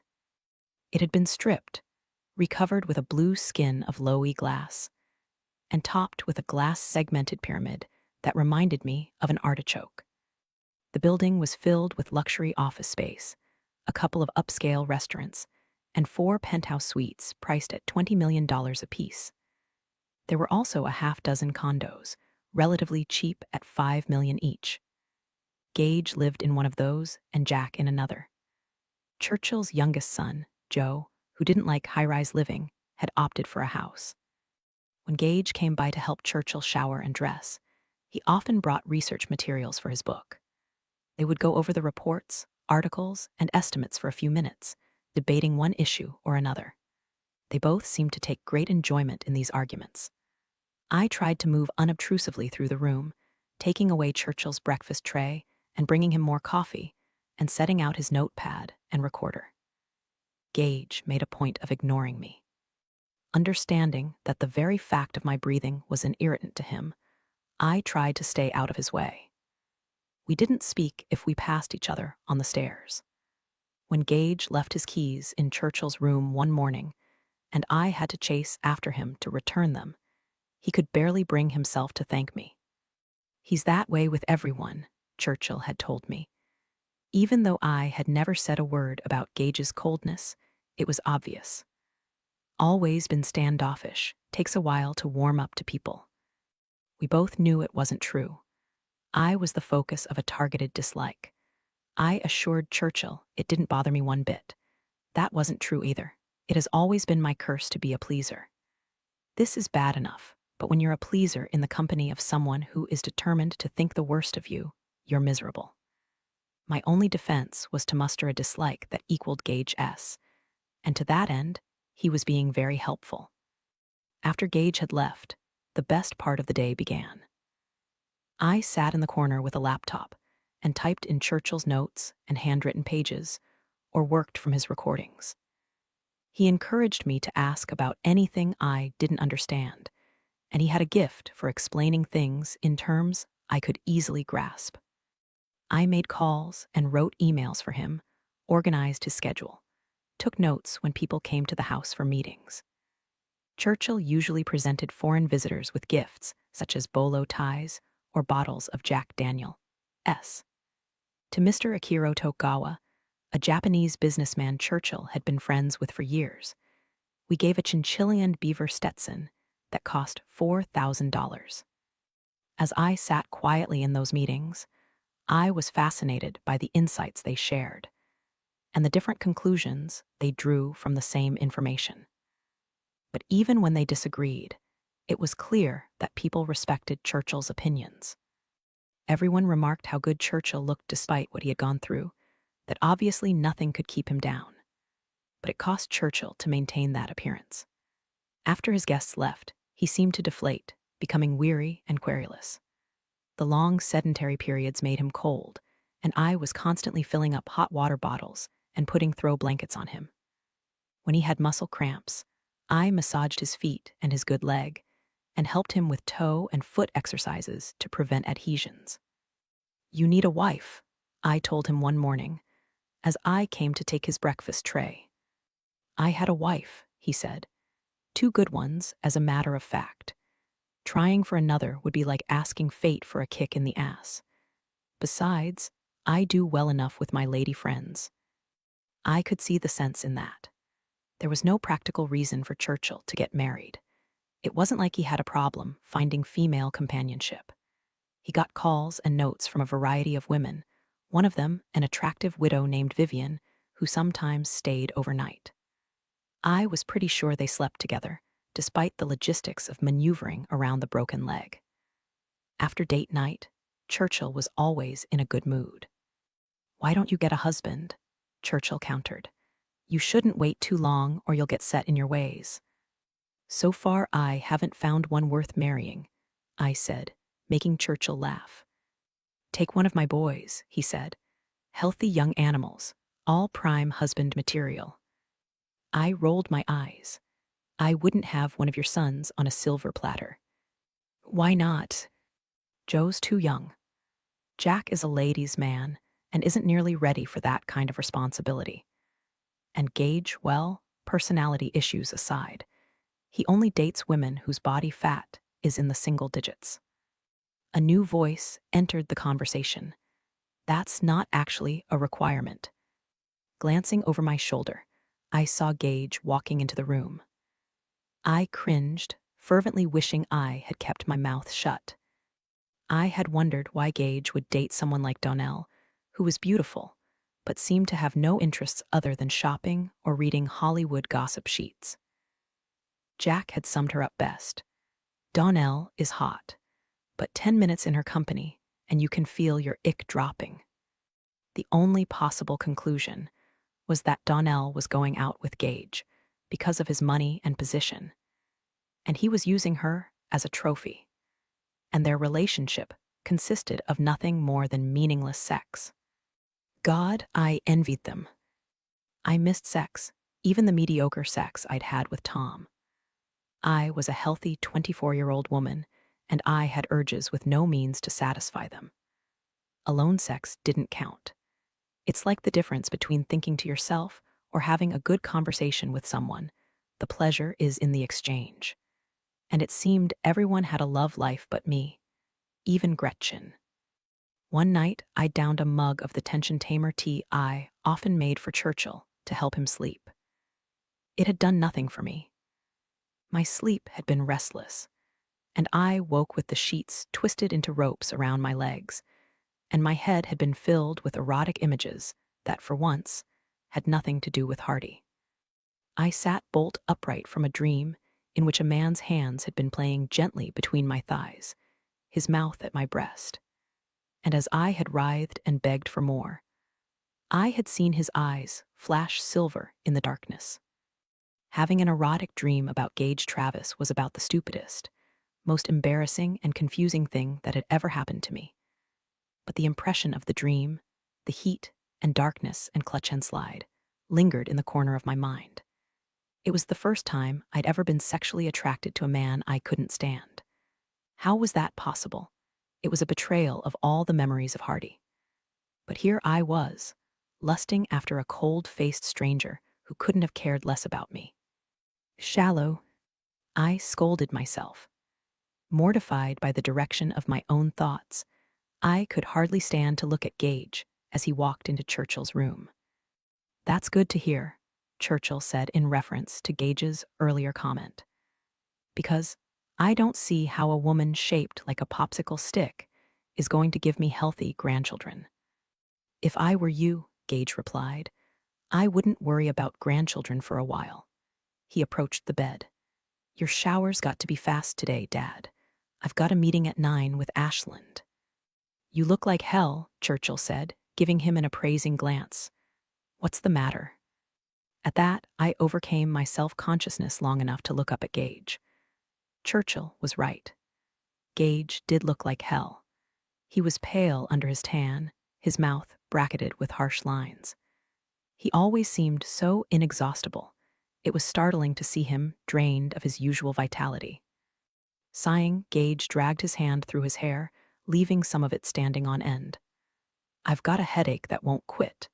He rubbed his temples gingerly. I didn't sleep last night. I feel like I've been hit by an 18-wheeler. Have you taken something for it? I asked. I rarely spoke to him directly. Yeah, he looked at me with bloodshot eyes. Because if not, I'm fine. I knew he was in considerable pain. A Texan male will say he's fine even if he's just had a limb severed and is bleeding to death in front of you. I could get you an ice pack and some painkillers, I said cautiously. If you... I said I'm fine, Gage snapped and turned to his father. Come on, let's get started. I'm running late as it is. Jerk, I thought, and took Churchill's tray from the room. We didn't see Gage for 2 days after that. Jack was enlisted to come in his place. Since Jack had what he called sleep inertia, I had genuine worries for Churchill's safety in the shower. Even though Jack moved, talked, and gave the appearance of a functioning human being, he wasn't all there until noon. In fact, sleep inertia looked a lot like a hangover to me. Swearing, stumbling, and only half listening to what anyone said, Jack was more of a hindrance than a help. Churchill remarked testily that Jack's sleep inertia would improve a hell of a lot if he didn't go out tomcatting half the night. Gage, meanwhile, was bedridden with the flu. Since no one could remember the last time he'd been sick enough to take a day off, we all agreed it must have hit him pretty hard. No one heard from him, and when 48 hours had passed and Gage still wasn't answering the phone, Churchill began to fret. I'm sure he's just resting, I said. Churchill replied with a noncommittal grunt. Donnell's probably taking care of him, I said. That earned me a glance of sour skepticism. I was tempted to point out that his brothers should visit him. Then, I recalled that Joe had gone to St. Simon's Island with his girlfriend for a couple of days, and Jack's caretaking abilities had been pushed to their limits after helping his father shower 2 mornings in a row. I was pretty certain he would flat out refuse to go to any more trouble for ailing family members. Do you want me to check on him? I asked reluctantly. It was my night off, and I had planned to go out to a movie with Angie and some of the girls from Salon 1.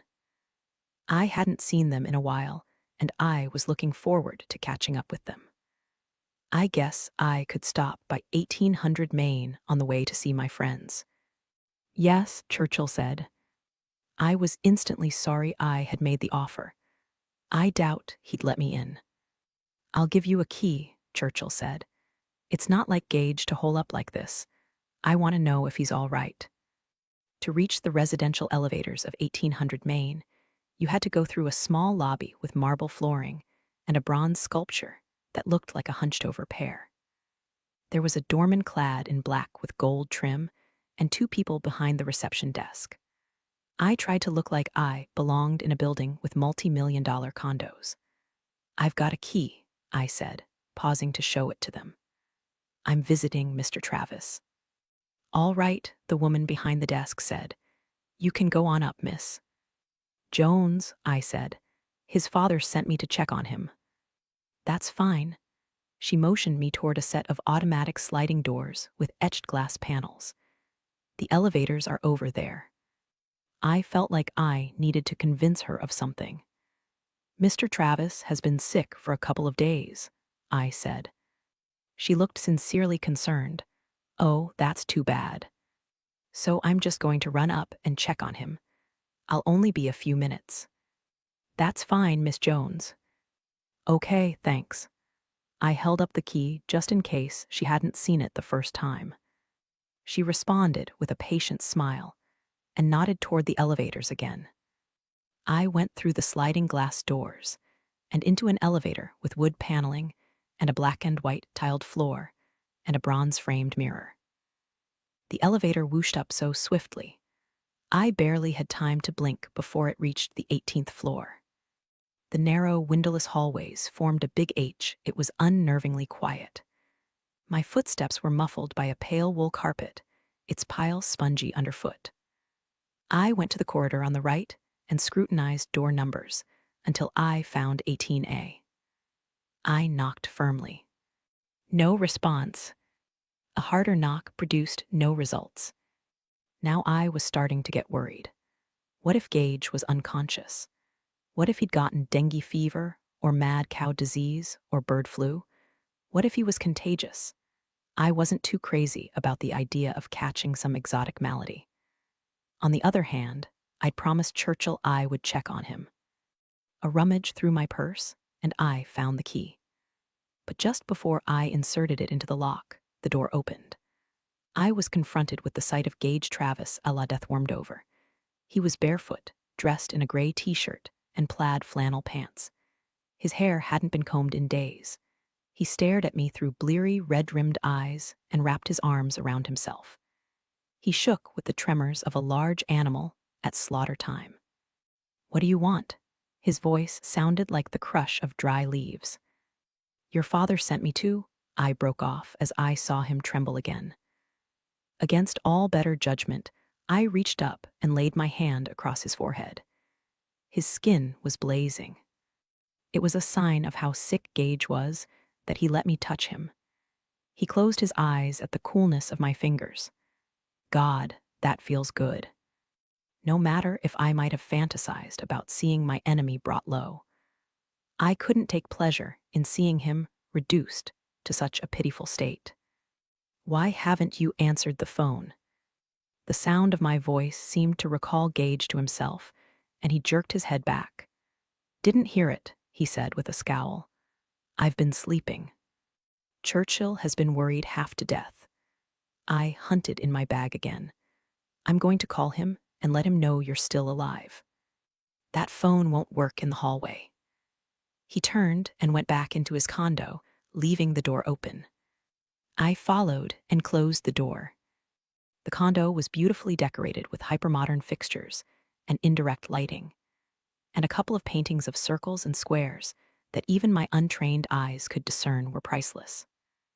There were walls of nothing but windows, revealing wide views of Houston as the sun sank toward a bed of thickening color on the distant flat horizon. The furniture was contemporary, made of precious woods and natural-colored fabrics. No extra ornamentation of any kind. But it was too pristine, too orderly, without a cushion or pillow, or any hint of softness. And there was a plasticky staleness in the air, as if no one had lived there for a while. The open kitchen was fitted with gray quartz countertops, black lacquered cabinets, and stainless steel appliances. It was sterile, unseasoned, a kitchen where cooking was rarely done. I stood beside a counter and dialed Churchill on my cell phone. "How is he?" Churchill barked when he picked up. "Not great." My gaze followed Gage's tall form as he staggered to a geometrically perfect sofa and collapsed on it. "He's got a fever, and he's too weak to drag a cat." "Why the hell?" came Gage's disgruntled voice from the sofa. "Would I want to drag a cat?" I was too busy listening to Churchill to answer. I reported, "Your dad wants to know if you're taking any kind of antiviral medication." Gage shook his head. "Too late. Doctor said if you don't take it within the first 48 hours, it won't do any good."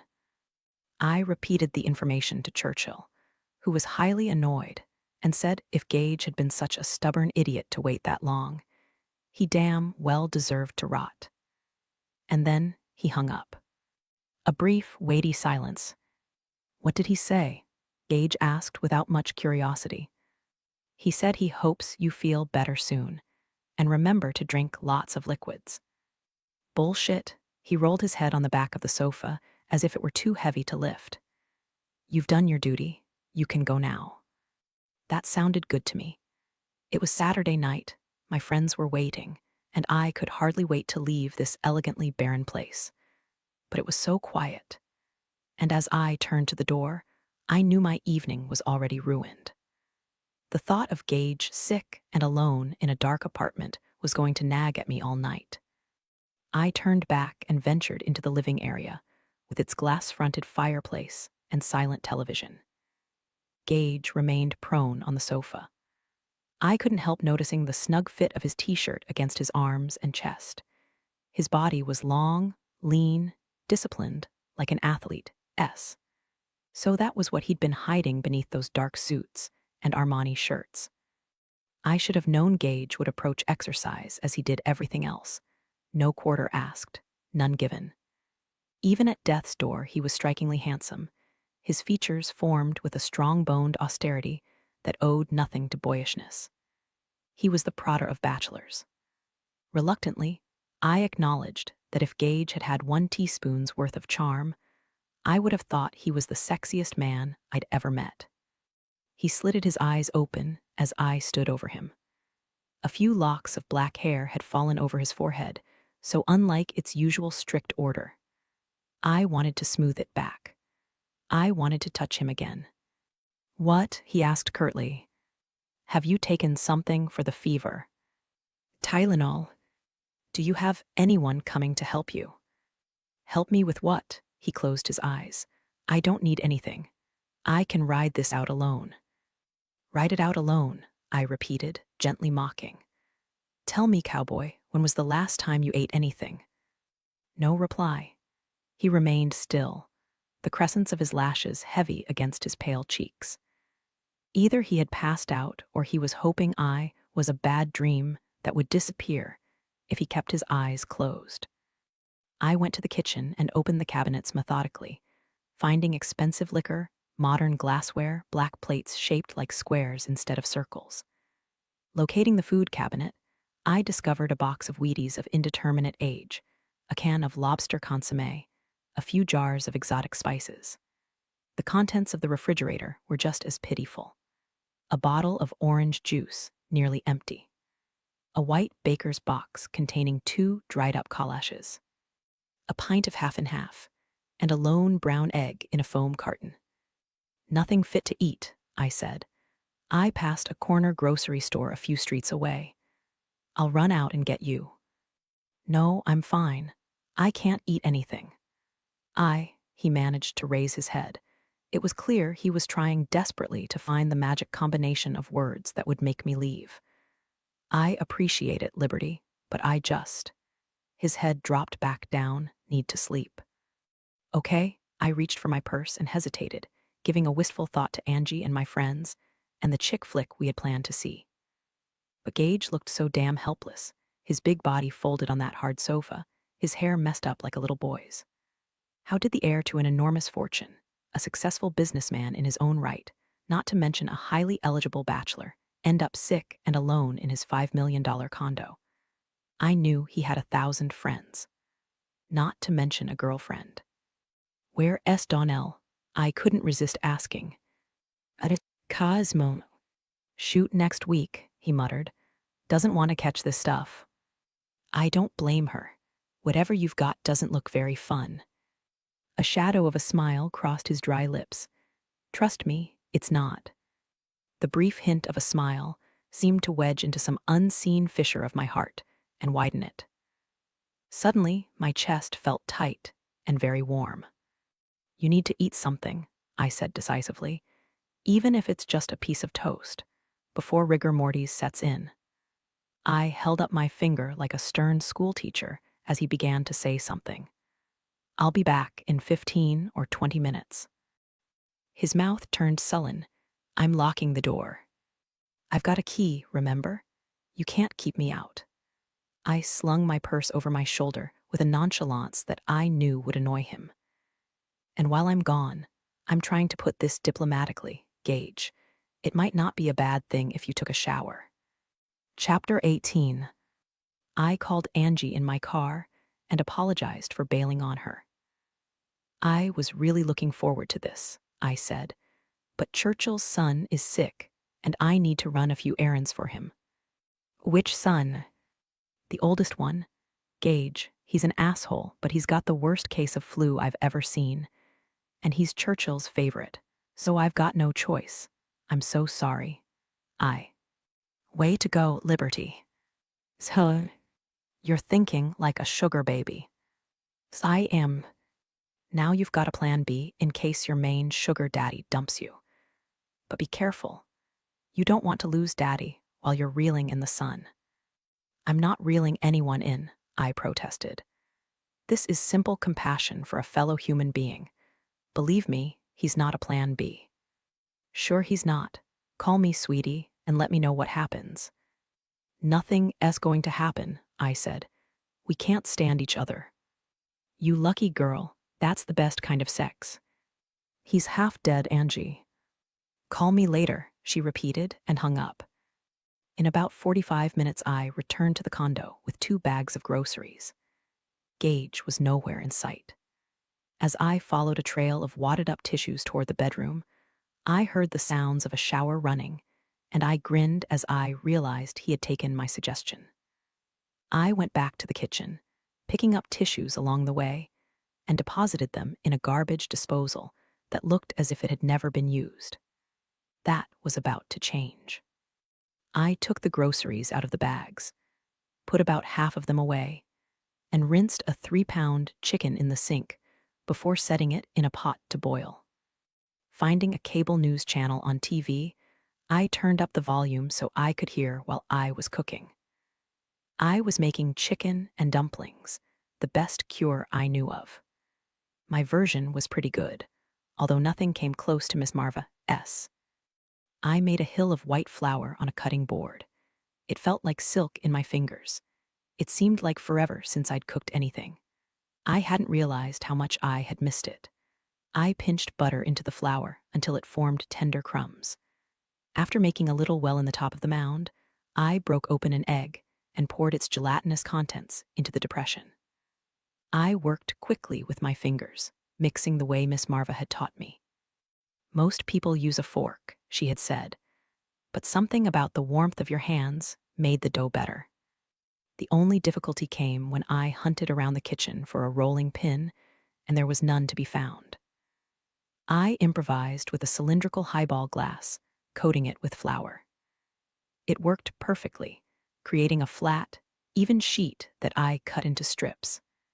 Seeing movement out of the corner of my eye, I glanced toward the hallway. Gage stood there looking baffled. He was wearing a fresh white tee and ancient gray sweatpants. His long feet were still bare. His hair, shiny as ribbons, was damp from a recent washing. He was so different from the starched, polished, and buttoned-up Gage I was accustomed to. I think I probably looked as bewildered as he did. For the first time, I saw him as an approachable human being instead of some kind of ubervillain. I didn't think you'd come back, he said, and miss my chance to boss you around. Gage kept staring at me as he lowered himself carefully to the sofa. He seemed enervated and unsteady. I filled a glass with water and brought him 2 ibuprofen tablets. Take these. I've already had Tylenol. If you alternate with ibuprofen every 4 hours, it'll bring the fever down faster. He took the tablets and washed them down with a big gulp of water. Where did you hear that? Pediatrician. It's what they tell me every time Carrington has a fever. Noticing the goosebumps on his skin, I went to light the fireplace.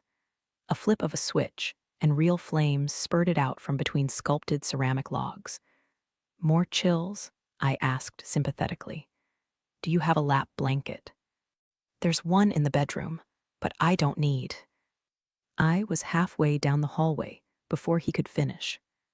His bedroom was decorated in the same minimalist style as the rest of the condo.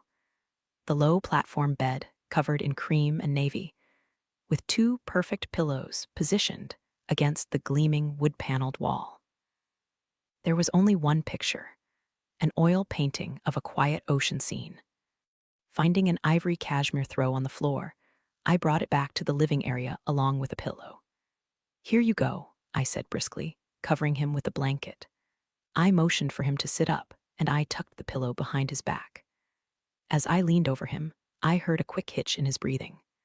I hesitated before pulling back. He smelled so good, so clean and male, and there was the same elusive scent I had noticed before, like amber, something warm and summery. It lured me so strongly that I found it difficult to move away from him. But the closeness was dangerous. It was causing something to unravel inside, something I wasn't ready for. And then the strangest thing happened. He deliberately turned his face so a loose lock of my hair slid against his cheek as I drew back. "Sorry," I said breathlessly, although I didn't know what for. He gave a brief shake of his head. I was caught by his gaze, those hypnotic light eyes with the charcoal rings around the irises. I touched his forehead with my hand, testing his temperature. Still too hot, a steady fire beneath the skin. "So you got something against throw pillows?" I asked, withdrawing my hand. "I don't like clutter. Believe me, this is the most cluttery place I've ever been in." He glanced over my shoulder at the pot on the stove. "What are you making?" "Chicken and dumplings. You're the first person who's ever cooked in that kitchen, besides me." "Really?" I reached up to my hair and refastened my ponytail, pulling back the stray pieces that had fallen around my face. "I didn't know you were handy in the kitchen." One of his shoulders lifted in the barest twitch of a shrug. "I took a class with a girlfriend a couple of years ago, part of couples counseling." "You were engaged?" "No, just going out. But when I wanted to break up, she wanted to try counseling first, and I thought, why the hell not?" "So what did the therapist say?" I asked, amused. "She suggested we find something we could learn together, like ballroom dancing or photography. We decided on fusion cuisine." "What's that?" "It sounds like a science experiment. A mixture of cooking styles, Japanese, French, and Mexican. Like a sake cilantro salad dressing." "So did it help?" I asked. "With the girlfriend, I mean." Gage shook his head. "We broke up midway through the course. It turned out she hated cooking, and she decided I had an incurable fear of intimacy." "Do you?" "Not sure." His slow smile, the first real smile I'd ever gotten from him, caused my heart to thud heavily. "But I can make pan-seared scallops like nobody's business." "You finished the course without her?" "Hell yes, I paid for it." I laughed. "I have fear of intimacy too, according to my last boyfriend." "Was he right?" "Maybe, but I think if it's the right person, you wouldn't have to work so hard at intimacy. I hope it would just happen naturally. Otherwise, opening up to the wrong person," I made a face. "Like putting ammo in their hands." "Exactly." Reaching for the TV controller, I handed it to him. "ESPN?" I suggested, and headed back to the kitchen. "No," Gage left it on the news channel and turned the volume down.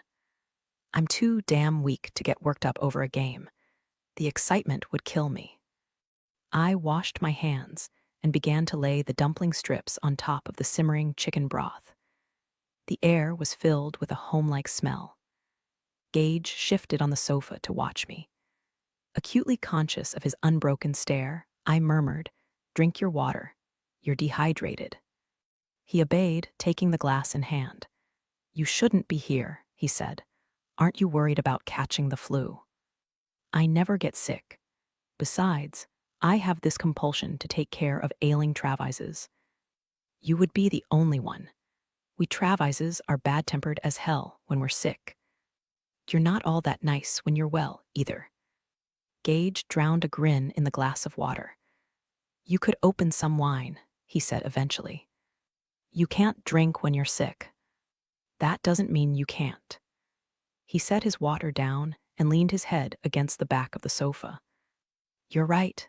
After all I'm doing for you, you definitely owe me a glass of wine. What goes with chicken soup? A neutral white. Look in the wine refrigerator for a Pinot Blanc or a Chardonnay. Since I know nothing about wine, I usually choose according to the label design. I found a bottle of white with some delicate red flowers and French words and poured myself a glass. Using a big spoon, I pushed the dumplings deeper into the pot and added another layer. Did you date him a long time? I heard Gage ask. Your last boyfriend. Nope. Now that the dumplings were all in, they needed to boil for a while. I walked back into the living area, holding my wine. I never seem to date anyone for a long time. All my relationships are short and sweet. Well, short anyway. Mine too. I sat in a leather chair near the sofa. It was stylish but uncomfortable, shaped like a cube and encased in a polished chrome frame. I guess that's bad, isn't it? He shook his head. It shouldn't take a long time to figure out if someone is right for you. If it does, you're either dense or blind. Or maybe you're dating an armadillo. Gage shot me a perplexed glance. Pardon. I mean someone who's hard to get to know. Shy and heavily armored. And ugly. Armadillos aren't ugly, I protested, laughing. They're bulletproof lizards. I think you're an armadillo. I'm not shy, but you are heavily armored. Gage considered that. He conceded the point with a brief nod. Having learned about projection in couples counseling, I'd venture to say you're an armadillo too. What's projection? It means you accuse me of the same things you're guilty of. Good Lord, I said, lifting the wineglass to my lips. No wonder all your relationships are short. His slow smile caused the fine hairs on my arms to rise. Tell me why you broke up with your last boyfriend. I wasn't nearly as heavily armored as I would have liked, because the truth immediately popped into my mind. He was a 68, and I certainly wasn't going to tell him that. I felt my cheeks heat up. The problem with blushing is the harder you try to stop, the worse it gets. So I sat there turning crimson as I tried to think of a nonchalant reply. And Gage, damn him, seemed to look inside my head and read my thoughts. Interesting, he said softly. I scowled and stood up, gesturing with my wineglass. Drink your water. Yes, ma'am. I cleaned and straightened the kitchen, wishing he would change the channel and find a show. But he kept watching me as if he were fascinated by my technique as I sprayed Windex on the counters. By the way, he remarked conversationally, I figured out you're not sleeping with my father. Good for you, I said. What tipped you off? The fact that he wants me to come over every morning to help him shower. If you were his girlfriend, you'd be in there with him. The dumplings were ready. Unable to find a ladle, I used a measuring cup to transfer the soup into square-shaped bowls. It didn't look quite right, the wholesome chicken and dumplings in ultramod vessels. But it smelled delicious, and I knew this was one of my better efforts. Deducing that Gage was probably too fatigued to sit up at the dining table, I set his bowl on the beveled glass coffee table. It's a pain in the ass for you, going over every morning, isn't it? I asked. But you never complain. My pain is nothing compared to Dad's, he said. Besides, I consider it payback. I was a pain in the ass to him when I was younger. I'll bet you were. I draped a dry dish towel over his chest and tucked it into the neck of his tee as if he were an 8-year-old. My touch was impersonal, but as my knuckles brushed his skin, I felt points of heat pulsing like fireflies in my stomach. I handed him a half-filled bowl and spoon, along with the advice, don't burn your tongue. He spooned up a steaming dumpling and blew on it gently. You never complain either, he said, about having to be a parent to your little sister.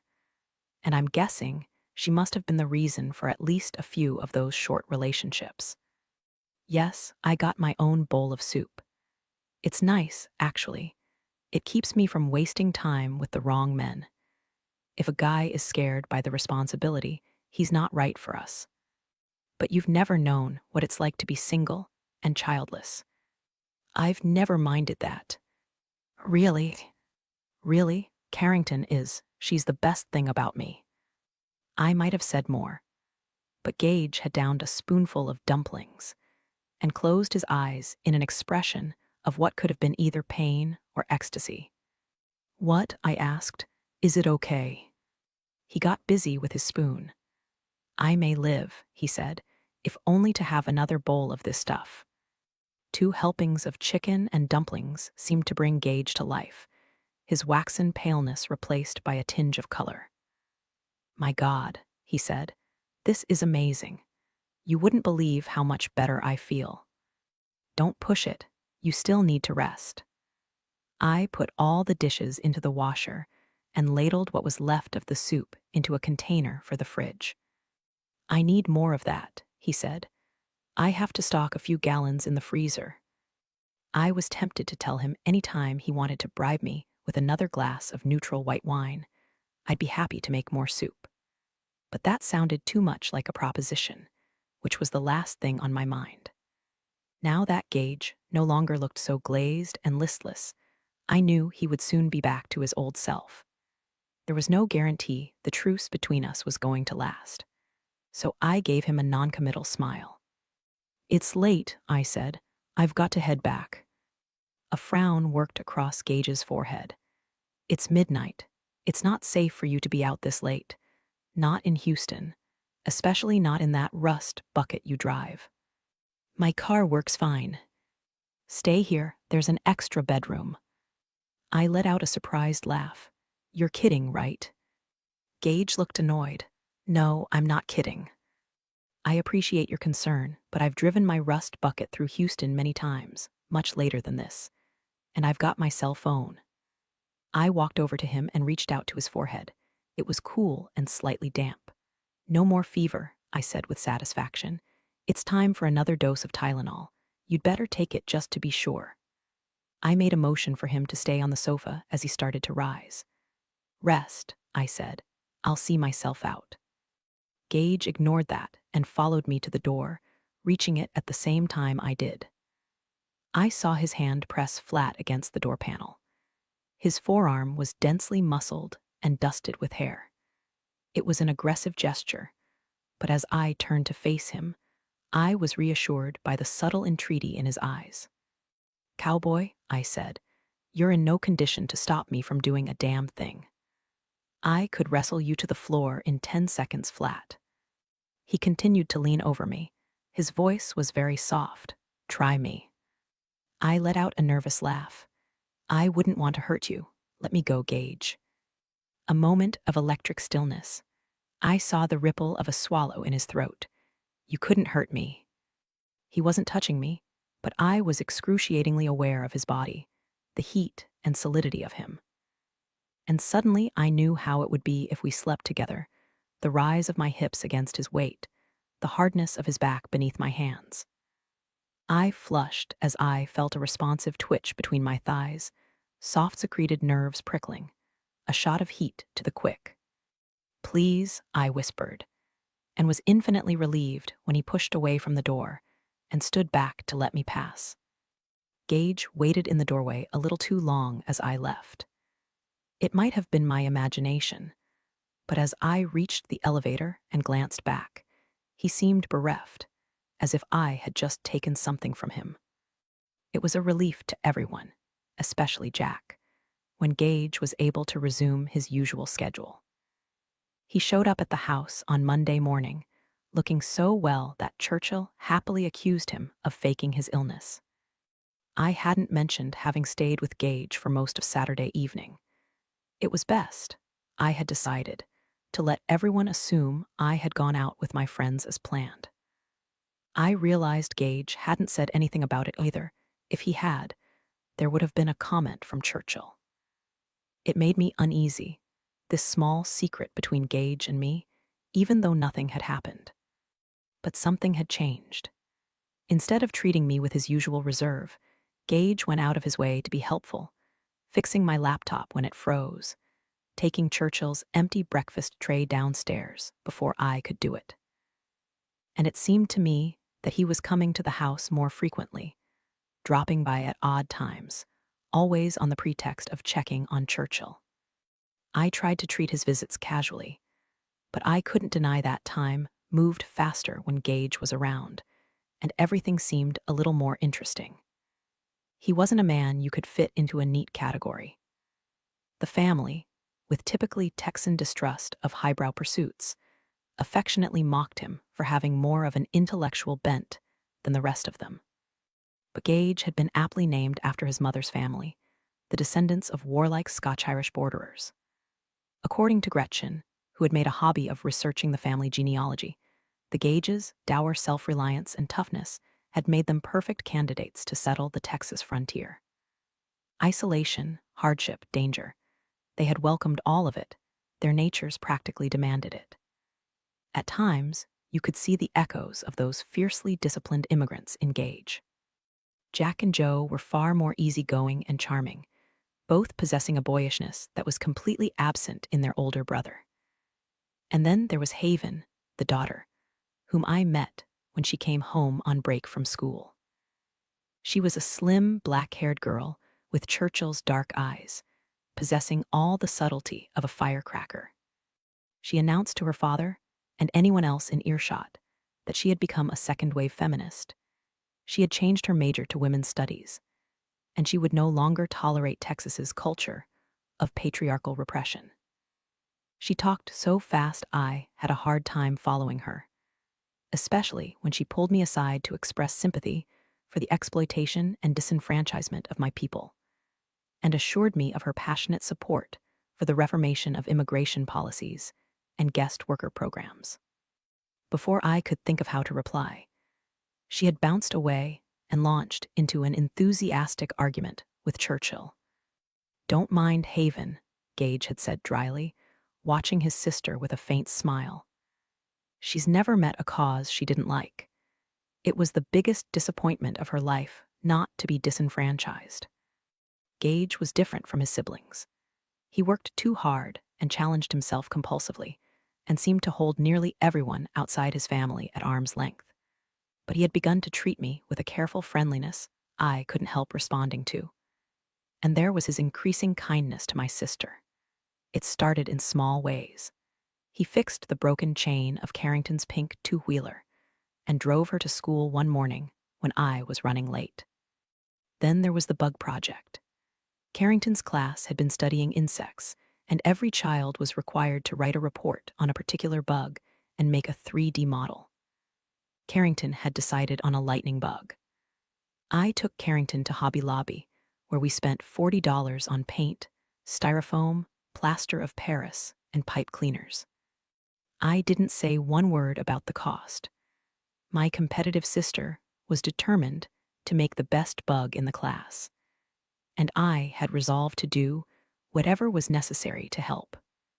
We made the body of the bug and covered it with wet plaster strips, and painted it black, red, and yellow when it was dry. The entire kitchen had been turned into a disaster zone in the process. The bug was a handsome creation, but to Carrington's disappointment, the glow in the dark paint we had used for the bug's underside was not nearly as effective as we had hoped.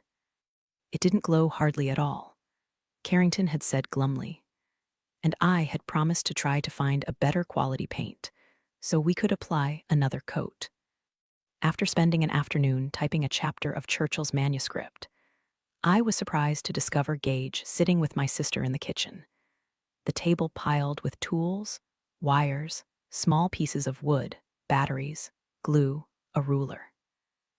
Cradling the lightning bug model in one hand, he made deep cuts with an X-Acto knife. "What are you doing?" Two heads lifted, one dark, one platinum. "Just performing a little surgery," Gage said, deftly extracting a rectangular chunk of foam. Carrington's eyes were lit with excitement. "He's putting a real light inside our bug, Liberty. We're making an electrical circuit with wires and a switch, and when you flip it, the lightning bug, S going to flash. Oh, nonplussed, I sat at the table. I always appreciated help whenever it was given. But I had never expected Gage, of all people, to get involved in our project. I didn't know whether he'd been recruited by Carrington or if he'd offered on his own, and I wasn't certain why it made me uneasy to see them working together so companionably. Patiently, Gage showed Carrington how to make the wired circuit, how to hold the screwdriver and twist it.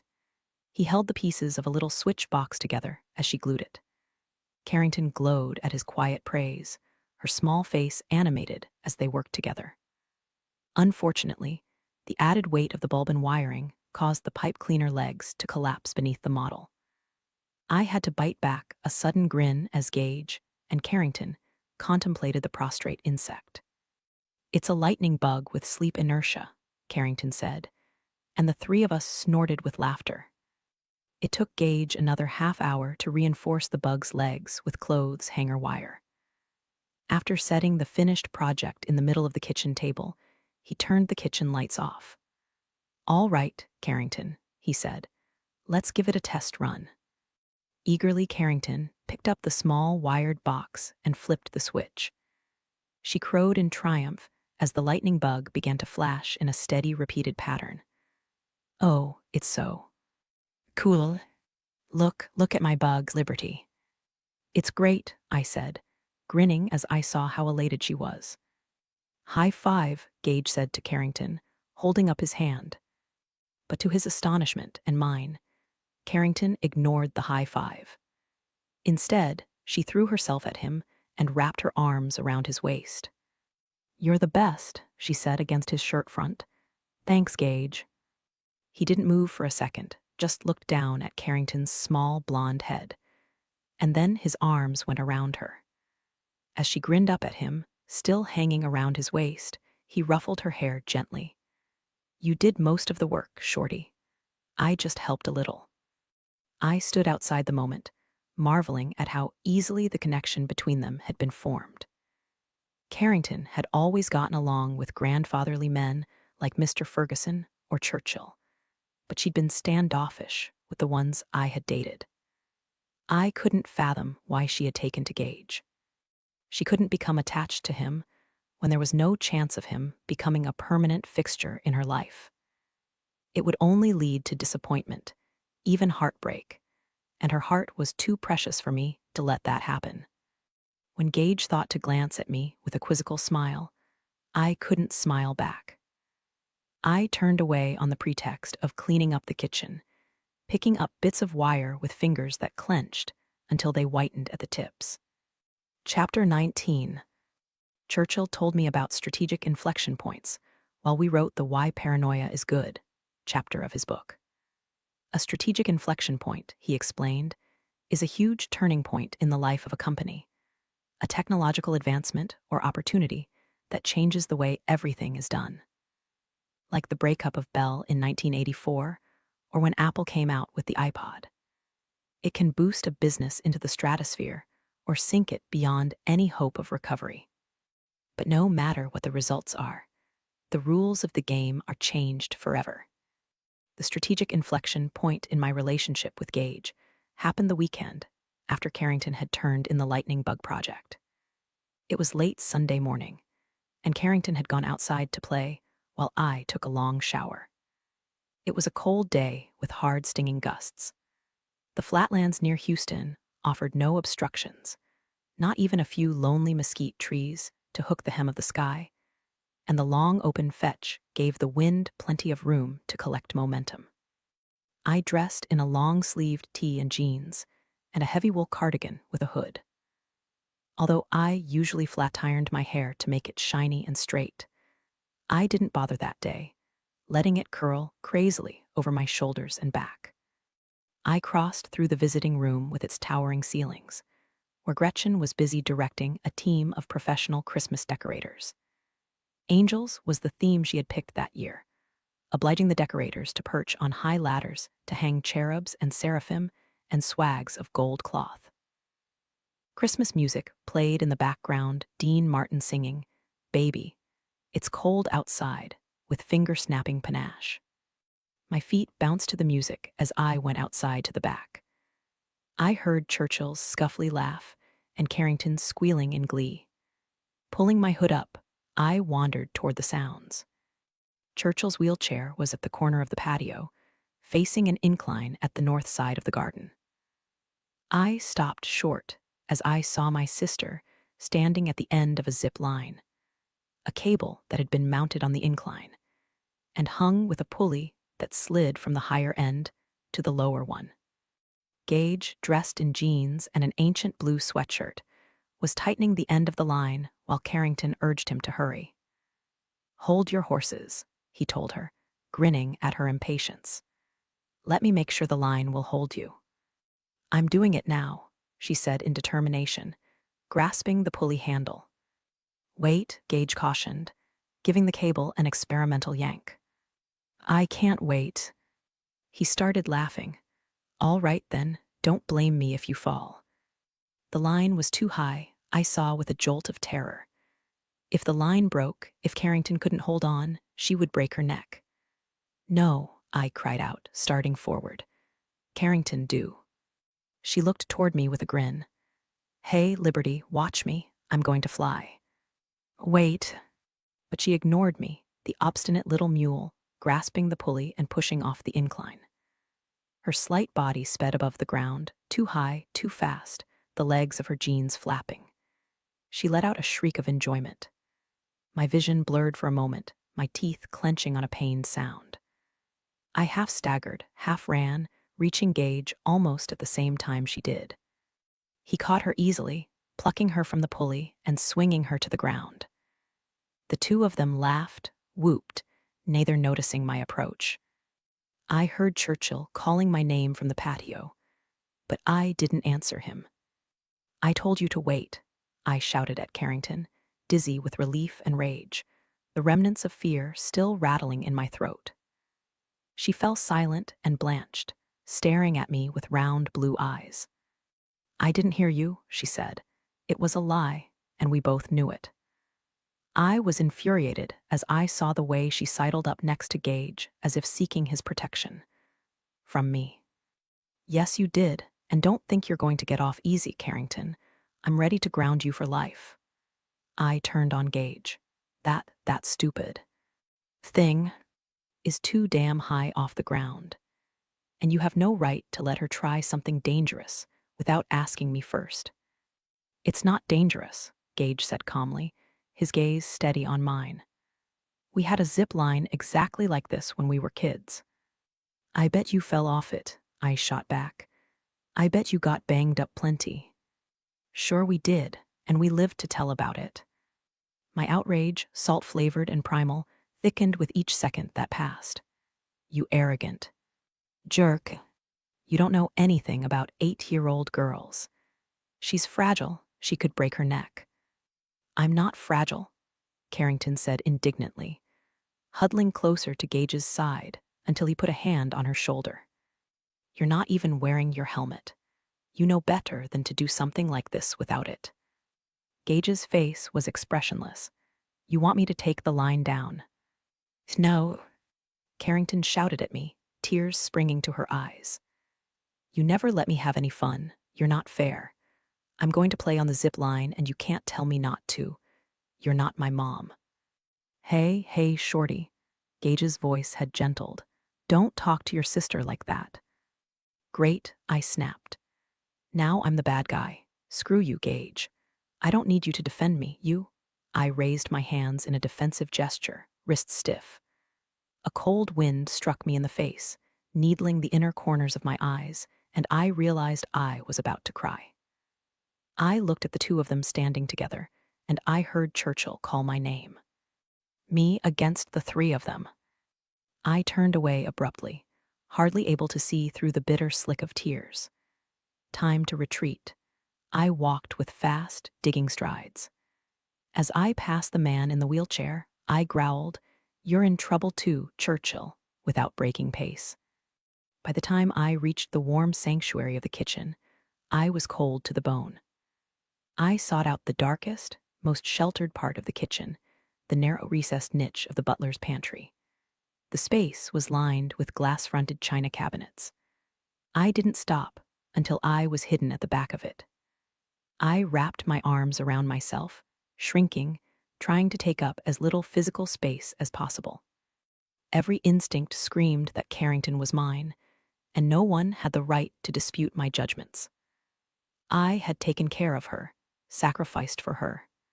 "You're not my mom." Ingrate traitor. I wanted to stomp outside and tell her how easy it would have been for me to give her away after Mama died. How much better off I might have been. Mama. Oh, I wished I could take back all the hateful things my teenage self had said to her. Now I understood the injustice of parenting. Try to keep them healthy and safe, and you got blame instead of gratitude, rebellion instead of cooperation. Someone came into the kitchen. I heard the door close. I held still, praying I wouldn't have to talk to anyone. But a dark shadow moved through the unlit kitchen, too substantial to belong to anyone other than Gage. Liberty. After that, I couldn't remain hiding in silence. "I don't want to talk," I said sullenly. Gage filled the narrow entrance of the butler's pantry, cornering me. The shadows were so thick, I couldn't see his face. And then he said the one thing I would never have expected him to say. "I'm sorry." Anything else would have bolstered my anger. But those two words caused tears to spill over the wind-stung rims of my eyes. I ducked my head and let out a shuddery sigh. "It's fine." "Where?" "S. Carrington." "Dad's talking to her." Gage came to me in a couple of measured strides. "You were right about everything. I told Carrington she has to wear a helmet from now on, and I just lowered the line a couple feet." A short pause. "I should have asked you before putting it up. It won't happen again." He had an absolute gift for surprising me. I would have thought he'd be scathing, argumentative. The tightness left my throat. I lifted my head, the darkness thinning, until I could see the outline of his head. The scent of outdoors clung to him, wind laced with ozone, dry grass, something sweet like freshly cut wood. "I'm overprotective," I said. "Of course you are," Gage said reasonably. "That's your job. If you weren't—" He broke off with a sharp, indrawn breath as he saw a glitter of moisture on my cheek. "Shit, no, don't do that." He turned to a set of drawers in the pantry, fumbled until he found a pressed napkin. "Damn it, Liberty, don't. I'm sorry. I'm so sorry I put up that fucking zip line. I'll take it down right away." Gage, usually so deft, was unaccountably clumsy as he blotted my cheeks with the soft, folded linen. "No," I said, sniffling. "I want the line to stay up." Okay. Whatever you want, anything, just don't cry." I took the napkin from him and blew my nose and sighed shakily. "I'm sorry I exploded out there. I shouldn't have overreacted." He hovered, paused, shifted like a restless animal in a cage. "You spend half your life taking care of her, protecting her. And then one day some asshole is shooting her across the yard on a line 5 feet off the ground with no helmet. Of course you'd be pissed. It's just she's all I've got. And if anything ever happened to her—" My throat constricted, but I forced myself to continue. "I've known for a long time that Carrington needs a man's influence in her life. But I don't want her to get involved with you and Churchill, because this won't last forever, us being here. And that's why." "You're afraid for Carrington to get involved," he repeated slowly. "Emotionally involved, yes. She'll have a hard time when we leave. I think this was a mistake." "What was?" "Everything, all of this. I shouldn't have taken Churchill's offer. We never should have moved here." Gage was silent. A trick of the light made his eyes gleam, as if with their own illumination. "What?" I asked defensively. "Why aren't you saying anything?" "We'll talk about it later." "We can talk about it now. What are you thinking?" "That you're projecting again." "About what?" I stiffened as he reached for me. My thoughts scattered as I felt his hands, the heat of male skin. His legs bracketed mine, the muscles hard beneath thin, worn denim. I gasped a little as his hand slid around my neck. His thumb made a slow pass at the side of my throat, and the light stroke aroused me shamefully. Gage spoke against my hair, the words sinking to my scalp. "Don't pretend this is all about Carrington. You're worried about your own damned emotional involvement." "Am not," I protested through dry lips. He eased my head back, bent over me. A mocking whisper tickled my ear. "You're so full of it, darlin'." He was right. I had been so naive to think that somehow we were going to visit the Travises, whirled like a pair of tourists, participating without becoming involved. But somehow connections had been formed. My heart had found purchase in unexpected places. I was involved more than I had ever dreamed possible. I began to tremble. There was a low tightening in my stomach as Gage's mouth wandered to the edge of my jaw, the corner of my lips. I backed away from him until my shoulders came up hard against the cabinets, causing a delicate rattle of china and crystal. Gage's supporting arm forced an arch at the small of my back. With every breath I took, my chest lifted against his. "Liberty, let me, let me." I couldn't talk or move, just waited helplessly as his mouth eased over mine. I closed my eyes, opening to the taste of him, to slow kisses that explored without demand, while his hand moved to cradle the side of my face. Disarmed by his gentleness, I let my body relax against his. He searched more deeply, nudging, caressing, still with that maddening restraint, until my heart was pumping as if I'd run a marathon. Closing his hand in the heavy mass of my hair, he held it aside and kissed my neck, taking forever to work his way up to the hollow behind my ear. By the time he had reached it, I was twisting to get closer to him, my fingers gripping the unyielding surface of his upper arms. With a murmur, he took my wrists and drew them around his shoulders. I wobbled on my sneakered toes, straining in every muscle. He held me firmly, anchoring me against the hard framework of his body, and took my mouth again. This time his kisses were longer, grinding, wet, deeply consuming, and I couldn't catch my breath. I molded all my weight against him until there wasn't a millimeter of space between us. He kissed me as if he were already inside me, greedy kisses with teeth, tongue, lips, kisses of unbearable sweetness that made me want to pass out. But instead, I clung to his body and moaned into his mouth. His hands slid to my bottom, cupped me snugly against a hard, jutting pressure that felt like nothing else in the world, and the desire turned into madness. I wanted him to bear me down to the floor. I wanted him to do anything, everything. His mouth ate at mine, licked deep, and every thought and impulse dissolved into a hum of white noise, raw pleasure rising to the top of my skull. His hand slipped beneath the hem of my shirt, finding the skin of my back, which was flushed and tender as if I'd been scalded. The cool brush of his fingers was an unspeakable relief. I arched in frantic welcome, while his hand spread like an unfolding fan, traveling up my spine. The kitchen door burst open. We sprang apart, and I lurched a few feet away from Gage, throbbing in every part of my body. I fumbled with my shirt, trying to pull it into place. Gage stayed at the back of the pantry, arms braced on the cabinets, head lowered. I saw the muscles bunch beneath his clothes. His body was rigid with frustration. It came off him in waves. I was shocked by my response to him, the pure erotic burn of it. I heard Carrington's uncertain voice. "Liberty, are you back there?" I emerged hastily. "Yeah, I needed some privacy." I went to the far end of the kitchen where my sister was standing. Her small face was tense and anxious, her hair comically wild like a troll doll S. She looked as if she were going to cry. "Liberty. When you love a child, you forgive her before she can even ask. Basically, you've already forgiven her for things she hasn't even done yet." "It's okay," I murmured, reaching for her. "It's okay, baby." Carrington rushed forward, her her skinny arms closing tight around me. "I'm sorry," she said tearfully. "I didn't mean the stuff I said, any of it. I know. I just wanted to have fun." "Course you did." I folded her in the strongest, warmest embrace I could, pressing my cheek to the top of her head.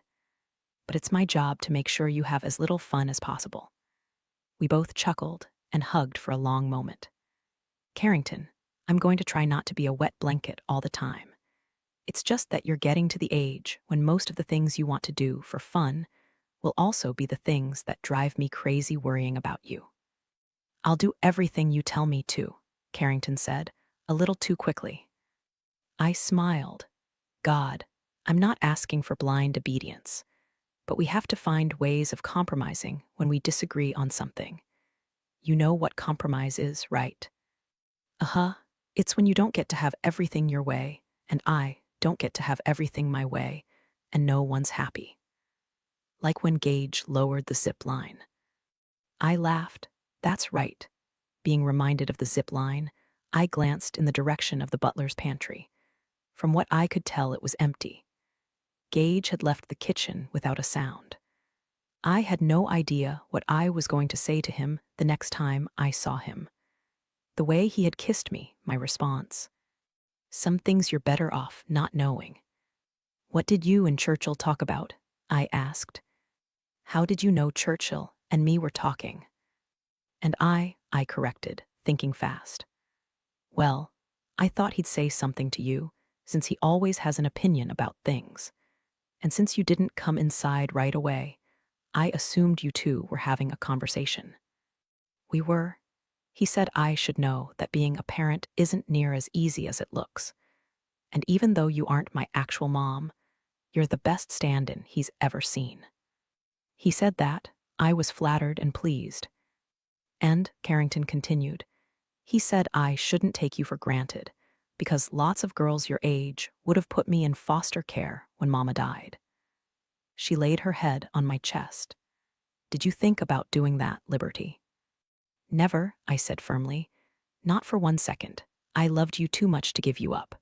I want you in my life forever." I bent and snuggled her close. "Liberty?" she asked, her voice muffled. "Yes, baby." "What were you and Gage doing in the butler's pantry?" I jerked my head back, looking, I was sure, as guilty as hell. "You saw him." Carrington nodded innocently. "He left the kitchen a minute ago. It looked like he was sneaking out." I think he was trying to give us some privacy," I said unsteadily. "Were you arguing with him about the zip line?" "Oh, we were just chatting. That's all, just a chat." Blindly, I headed for the refrigerator. "I'm hungry. Let's have a snack." Gage disappeared for the rest of the day, having suddenly remembered a few urgent errands that would occupy him indefinitely. I was relieved. I needed some time to think about what had happened and how I was going to react to it. According to Churchill's book, the best way to deal with a strategic inflection point is to move quickly past denial into acceptance of change and plan your strategy for the future. After considering everything carefully, I decided the kiss with Gage had been a moment of insanity, and he probably regretted it. Therefore, the best strategy was to pretend nothing had happened. I was going to be calm, relaxed, and impersonal. I was so determined to show Gage how unaffected I had been by the whole thing, to amaze him with my cool sophistication, that it was a letdown when Jack arrived in the morning. Balefully, Jack said Gage had given him no advance notice, just called him at the crack of dawn, and said to get his ass over to help Dad. He couldn't make it. What's so all-fired important he couldn't be bothered to come over here? Churchill asked testily. As much as Jack didn't want to be there helping him, Churchill didn't want him there even more. He's flying up to New York to visit Donnell, Jack said. He's going to take her out after the shoot at DeMarchelier. Just took off with no notice? Churchill scowled until his forehead was starred with tiny indentations. Why the hell's he doing that? He was supposed to meet with the Canadians from Syncrude today. Churchill's eyes narrowed dangerously. He better not have taken the Gulf Stream without one damn word of advance notice, or I'll fry his. He didn't take the Gulf Stream. The information mollified Churchill. Good, because I told him the last time. He took the citation, Jack said. While Churchill growled and reached for his cell phone, I carried the breakfast tray downstairs. It was ridiculous, but the news that Gage had gone to New York to be with his girlfriend had hit me like a gut punch. A great smothering dullness settled over me as I thought of Gage with beautiful whippet-framed Donnell, she of the straight blonde hair and big perfume contract. Of course he would go to her. I was nothing to him but a momentary impulse. A whim. A mistake. I was brimming with jealousy, sick with it, over the worst person I could have picked to be jealous of. I couldn't believe it. Stupid.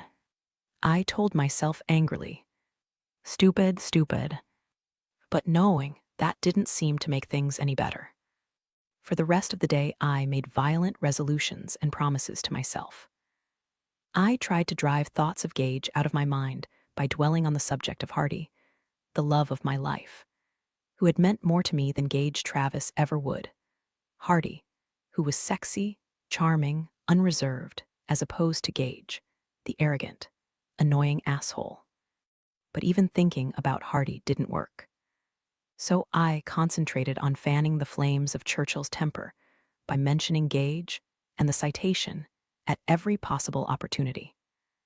I hoped Churchill would descend on his oldest son like a plague of Egypt. To my disappointment, Churchill's temper vanished after they talked on the phone. New development in the works with Donnell, Churchill reported complacently. I wouldn't have believed it possible, but my mood plummeted further. That could mean only one thing: Gage was asking her to move in with him. Maybe he was even proposing to her. After working all day and helping Carrington practice her soccer moves outside, I was exhausted. More than that, I was depressed. I was never going to find anyone. I was going to spend the rest of my life sleeping single in a double bed, until I was a cranky old woman who did nothing but water the plants, talk about the neighbors, and take care of her 10 cats. I soaked in a long bath, which Carrington had garnished with Barbie bath suds that smelled like bubble gum. Afterward, I dragged myself to bed and lay there with my eyes open.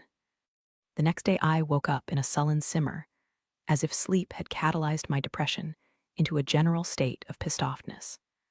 Churchill raised his brows as I informed him that I didn't feel like running up and down the stairs all day, so I'd appreciate it if he would consolidate his requests into one list. Among the various items was a note to call a newly opened restaurant and make reservations for 8. One of my friends made a big investment in the place, Churchill told me. I'm taking the family to eat there tonight. Make sure you and Carrington put on something nice. Carrington and I aren't going. Yes, you are. He counted the guests on his fingers.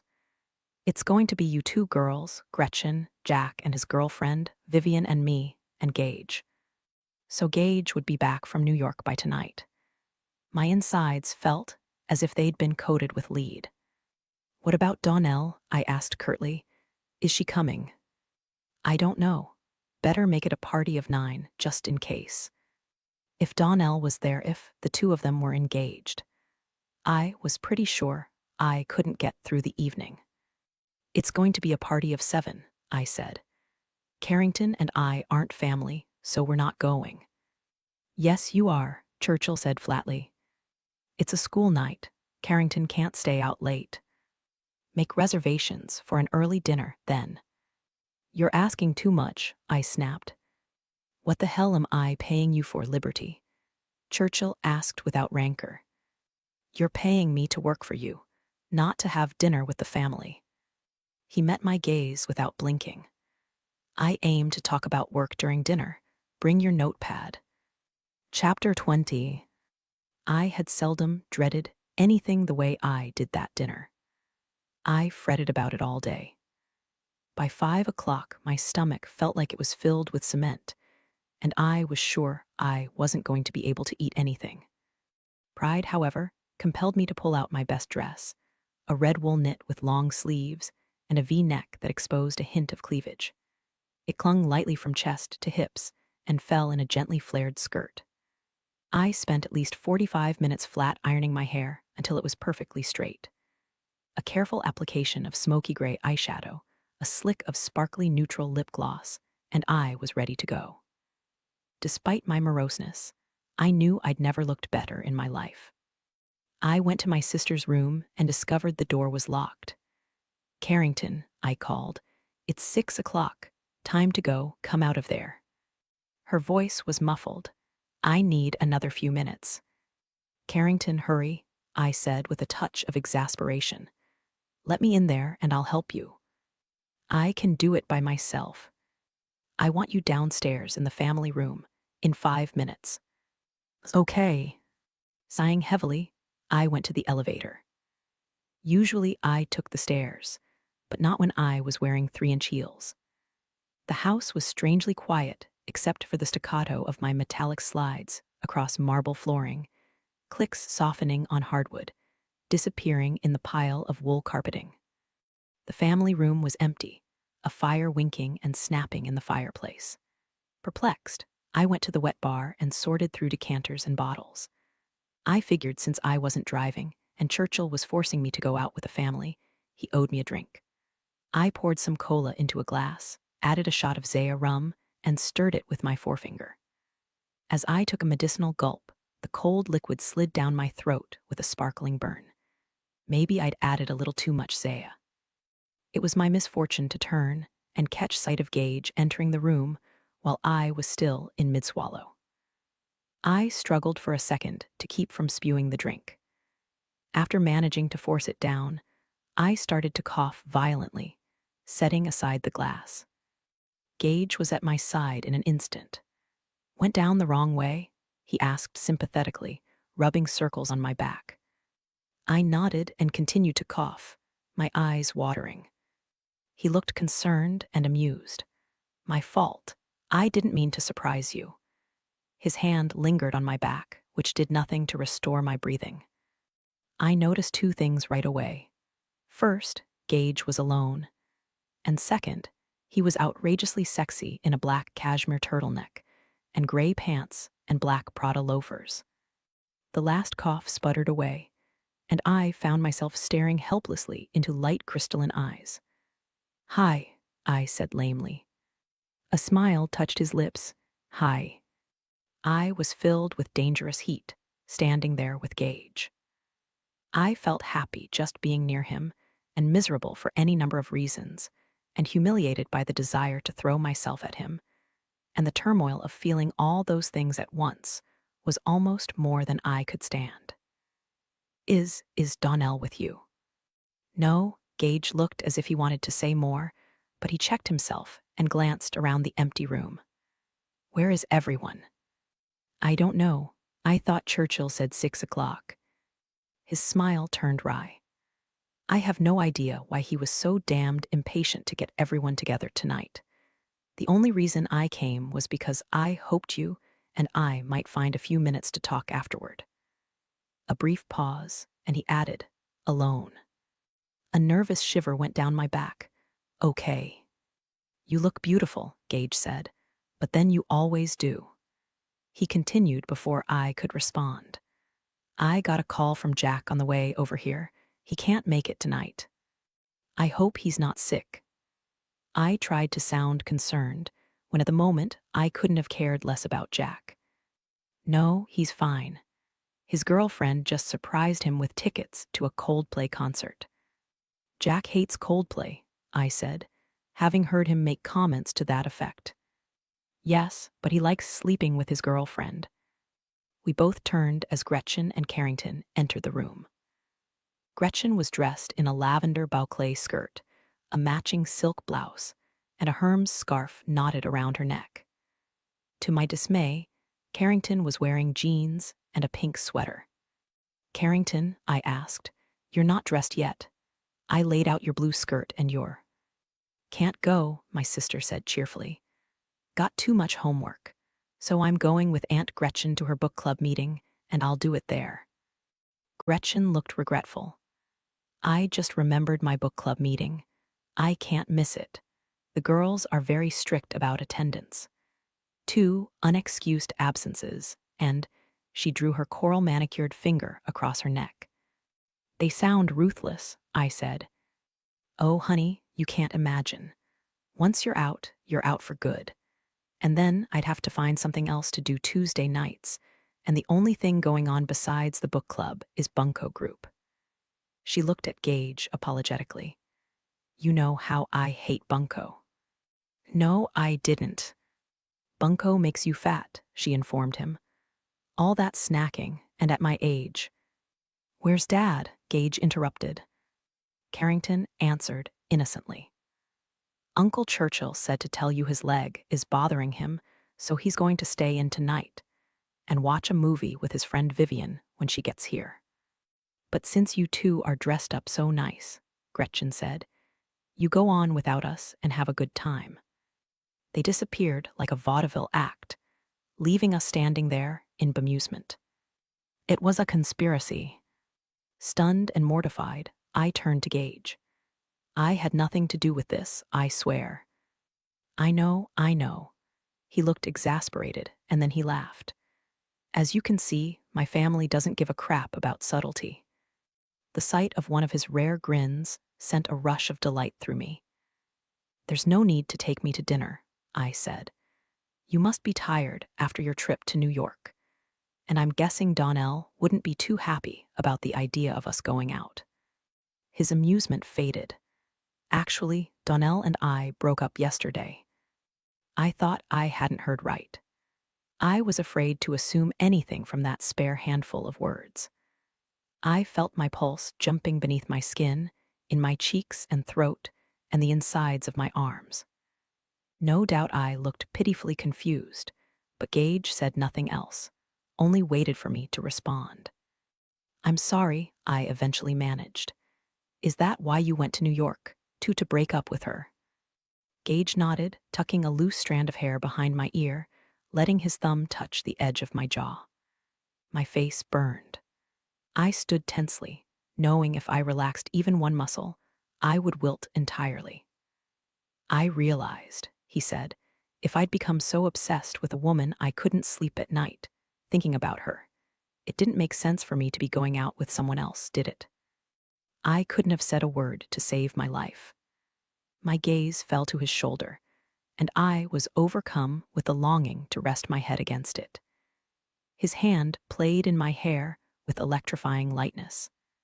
So do we go along with the setup? I heard him ask after a moment. I brought myself to look up at him. He was gorgeous. The fire shed hot colors across his skin and lit tiny rushlights in his eyes. The angles of his face were thrown into sharp relief. He needed a haircut. The thick black locks were starting to curl over the tips of his ears and the back of his neck. I remembered the feel of it in my fingers, like coarse silk, and I ached with the desire to touch his head, tug it down to mine. What was his question? Oh, yes, the setup. I'd hate to give them the satisfaction, I said, and he smiled. You're right. On the other hand, we do have to eat. His gaze swept down my body. And you're too pretty to stay home tonight. He settled a hand at the small of my back, pressed gently. Let's get out of here. His car was parked in the front drive. It was typical of Gage to drive a Maybach. It's a car for rich people who don't like to flaunt it, which is why you don't see many Maybachs in Houston. For about $300,000, you get an exterior so understated that parking lot attendants rarely put it in the front, along with the BMWs or Lexuses. The interior is fitted with glove leather and glossy ambona hardwood, carried out of an Indonesian jungle on the backs of elephants. Not to mention 2 video screens, 2 champagne flute holders, and a built-in mini refrigerator designed to hold a split of crystal. And all of it can go from 0 to 60 in less than 5 seconds. Gage helped me into the low-slung car and reached in to buckle my seat belt. I relaxed into the seat, breathing in the smell of polished leather and staring at a front dash that resembled the interior of a small aircraft. The Maybach purred as we pulled away from the house. Driving with one hand, Gage picked something up from the center console. He held up a cell phone and gave me a brief glance. All right if I make a quick call. Of course. We went past the front gate. I looked at the mansions we passed, the bright yellow rectangles of windows, the sight of a couple walking a dog along the quiet street. Just an ordinary night for some people, whereas for others, unimaginable things were happening. Gage speed dialed a number, and someone picked up the line. He spoke into the phone without even saying hello. You know, Dad, I just got back from New York 2 hours ago. I haven't even had time to unpack my luggage. This may be a shocker, but I don't always do things according to your timetable. A reply from Churchill. Yeah, Gage said, I got that. But I'm warning you from now on, take care of your own damn love life and don't mess with mine. He closed the cell phone with a snap.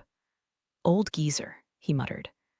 He meddles with everyone, I said, breathless at the implication that I was part of his love life. It's his way of showing affection. Gage gave me a sardonic glance. No kidding. A thought occurred to me. Did he know you were going to break up with Donnell? Yes, I told him. Churchill had known, and he hadn't said a word to me. I wanted to kill him. So that's why he calmed down after he talked to you, I said. I guess he wasn't a big fan of Donnell S. I don't think he cared much about Donnell one way or the other. But he cares a lot about you. Delight seemed to be spilling inside me like close-held armfuls of fruit that had become too heavy to carry. Churchill cares about a lot of people, I said in an offhand tone. Not really. He's pretty guarded with most people. I take after him that way. It was dangerous, this temptation to tell him anything, to relax completely in his presence. But the car was a luxurious dark cocoon, and I was steeped in a feeling of intimacy with this man I barely knew. He told me about you for years, I said, and about your brothers and sister. Whenever he visited the salon, he'd give me an update on the family, and it seemed you and he were always in the middle of some kind of argument. But I could tell he was proudest of you. Even when he was complaining about you, it sounded like bragging. Gage smiled slightly. He's not usually that talkative. You'd be surprised what people say across the manicure table. He shook his head, his eyes on the road. Dad is the last man in the world I'd ever expect to go for a manicure. When I first heard about it, I wondered what kind of woman could get him to do such a thing. As you can guess, it caused more than a little speculation in the family. I knew it mattered too much, what Gage thought of me. I never asked him for anything, I said, my voice weighted with anxiety. I never thought of him as a, sugar daddy. There were no presents or... Liberty, he interrupted gently. It's okay. I get it. Oh, I let out a long sigh. Well, I know how it looked. I realized right away nothing was going on.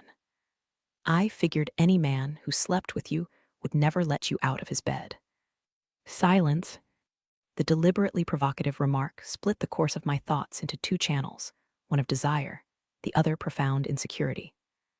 I had seldom, if ever, wanted any man as much as I wanted Gage, but I wasn't going to be enough for him.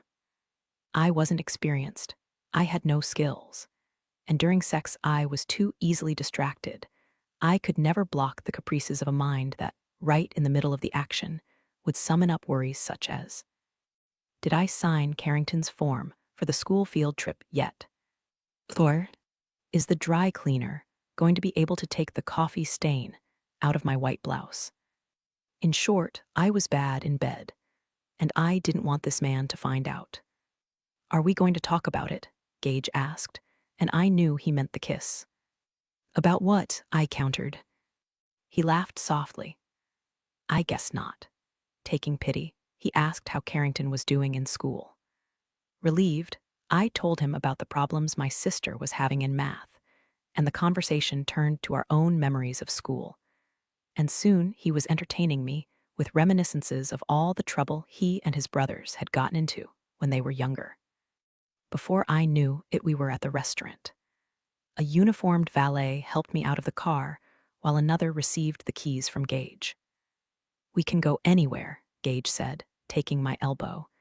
"If you don't like the look of this place, just tell me."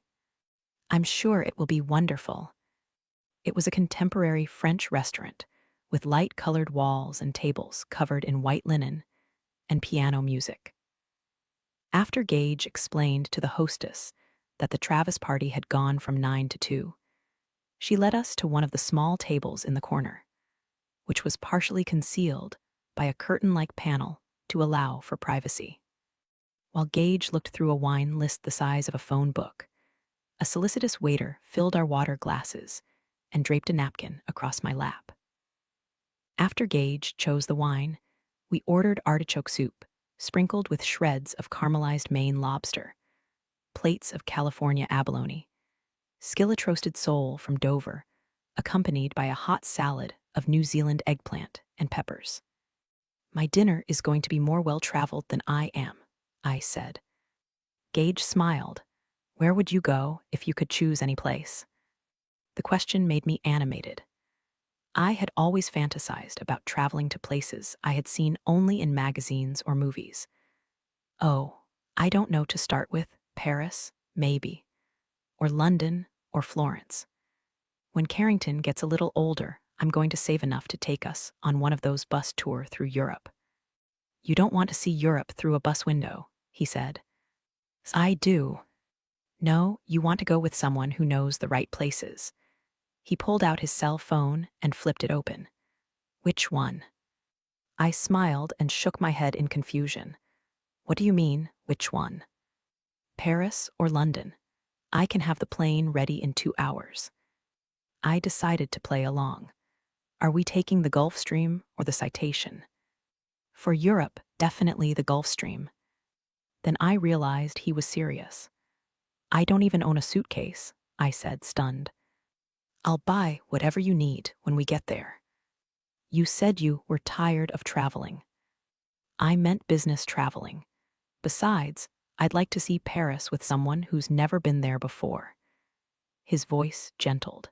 It would be like seeing it for the first time again. No, people don't go to Europe on the first date." "Yes, they do." "Not my kind of people. Besides, it would scare Carrington for me to do something spontaneous like that." "Projecting," he murmured. "All right, it would scare me. I don't know you well enough to take a trip with you." "That's going to change." I stared at Gage in amazement. He was more relaxed than I'd ever seen him, a dance of laughter in his eyes. "What's gotten into you?" I asked dazedly. He shook his head, smiling. "I'm not sure, but I'm going to go with it." We talked all through dinner. There was so much I wanted to tell him, and even more I wanted to ask. 3 hours of conversation wasn't even a scratch on the surface. Gage was a good listener, seeming genuinely interested in the stories about my past, all the details that should have bored him silly. I told him about Mama, how much I missed her, and all the problems we'd had with each other. I even told him about the guilt I had harbored for years, that it was my fault Mama had never gotten especially close to Carrington. "I thought at the time I was stepping in to fill a gap," I said. "But after she died, I wondered if I hadn't. Well, I loved Carrington so much right from the start. I just sort of took over. And I've wondered so often if I was guilty of, I don't know the word for it, marginalizing her." "What does that mean?" "Putting her on the sidelines." Yes, that's what I did." "Bull," Gage said gently. "It doesn't work that way, sweetheart. You didn't take anything away from your mother by loving Carrington." He took my hand, wrapping his warm fingers around mine. "It sounds like Diana was occupied with her own problems. She was probably grateful you were there to give Carrington the affection she couldn't." "I hope so," I said, unconvinced. How did you know her name?" He shrugged. "Dad must have mentioned it." In the warm silence that followed, I recalled Gage had lost a mother when he was only 3. Do you remember anything about your mother? Gage shook his head.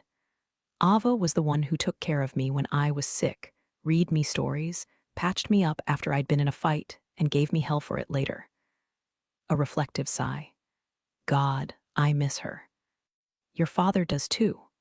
I paused before daring to ask, do you mind that he has girlfriends? Hell no, he grinned suddenly. As long as you're not one of them. We got back to River Oaks at about midnight. I was slightly tipsy from 2 glasses of wine and a few sips of the port they had brought out with dessert, which had consisted of French cheese and paper-thin slices of date-nut bread. I felt better than I had in my entire life, maybe even better than those halcyon moments with Hardy so long ago. It almost worried me, feeling that happy. I had 1,000 ways of making sure a man could never really get close. Sex was not nearly as difficult or dangerous as intimacy. But the vague worry couldn't quite take root, because something about Gage compelled me to trust him despite my best efforts not to. I wondered how many times in my life I had done something just because I wanted to, without weighing the consequences. We had both fallen silent as Gage pulled up to the house and stopped the car. The air snapped with unspoken questions. I sat still in my seat, not meeting his gaze. A few raw, coursing seconds, and I fumbled blindly for the buckle of my seat belt. Without hurry, Gage got out of the car and came around to my side. It's late, I remarked casually, as he helped me out of the car. "Is tired." We walked to the front door. The night air was cool and sweet, clouds brooding across the moon in transparent layers. I nodded to indicate yes, I was tired, although it wasn't true. I was nervous. Now that we were back in familiar territory, I found it difficult not to slip into my old cautions. We stopped by the door, and I turned to face him. My balance was uncertain in the high heels. I must have swayed a little, because he reached out and took my waist in his hands, fingers resting on the upper slope of my hips. My closed hands formed a small barricade between us. Words tumbled from my lips. I thanked him for dinner, tried to express how much I'd enjoyed it. My voice faded as Gage pulled me close and pressed his lips to my forehead. I'm in no hurry, Liberty. I can be patient. He held me carefully, as if I were fragile and in need of shelter. Tentatively, I relaxed against him, nestling, my hands inching up his shoulders. Everywhere we pressed, I felt the pure physical promise of how good it could be, was going to be, and something began to uncoil in all the vulnerable places of my body. His wide, firm mouth moved to my cheek, touched it in a gentle brand. I'll see you in the morning. And then he pulled away. Dazed, I watched him start down the steps. Wait, I said lamely. Gage. He turned back, his brows lifting in a silent question. Embarrassed, I mumbled, Aren't you going to kiss me good night? His quiet laugh curled through the air. Slowly, he came back to me, bracing one hand on the door. Liberty, darlin'. His accent was heavier than usual. I can be patient, but I'm not a saint. One kiss is about all I can handle tonight. Okay, I whispered.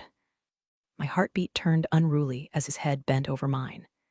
He touched me with nothing but his mouth, tasting lightly until my lips parted. There was the same elusive flavor that had haunted me for the past 2 nights. It was in his breath, on his tongue, something sweet and drugging. I tried to draw as much of it in as possible, wrapping my arms around his neck to keep him there. A soft, dark sound came from his throat. His lungs moved in an uneven surge, and he clamped an arm low on my hips and caught me against him. He kissed me longer, harder, until we were leaning against the door. One of his hands slid upward from my waist, hovered at my breast, and snatched back.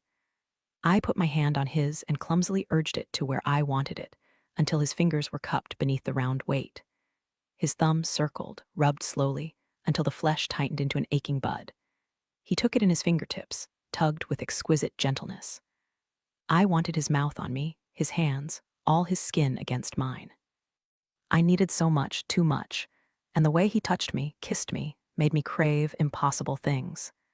Gay. He wrapped his arms around me in an effort to still my helpless writhing. His mouth was buried in my hair. Yes. Please walk me up to my room.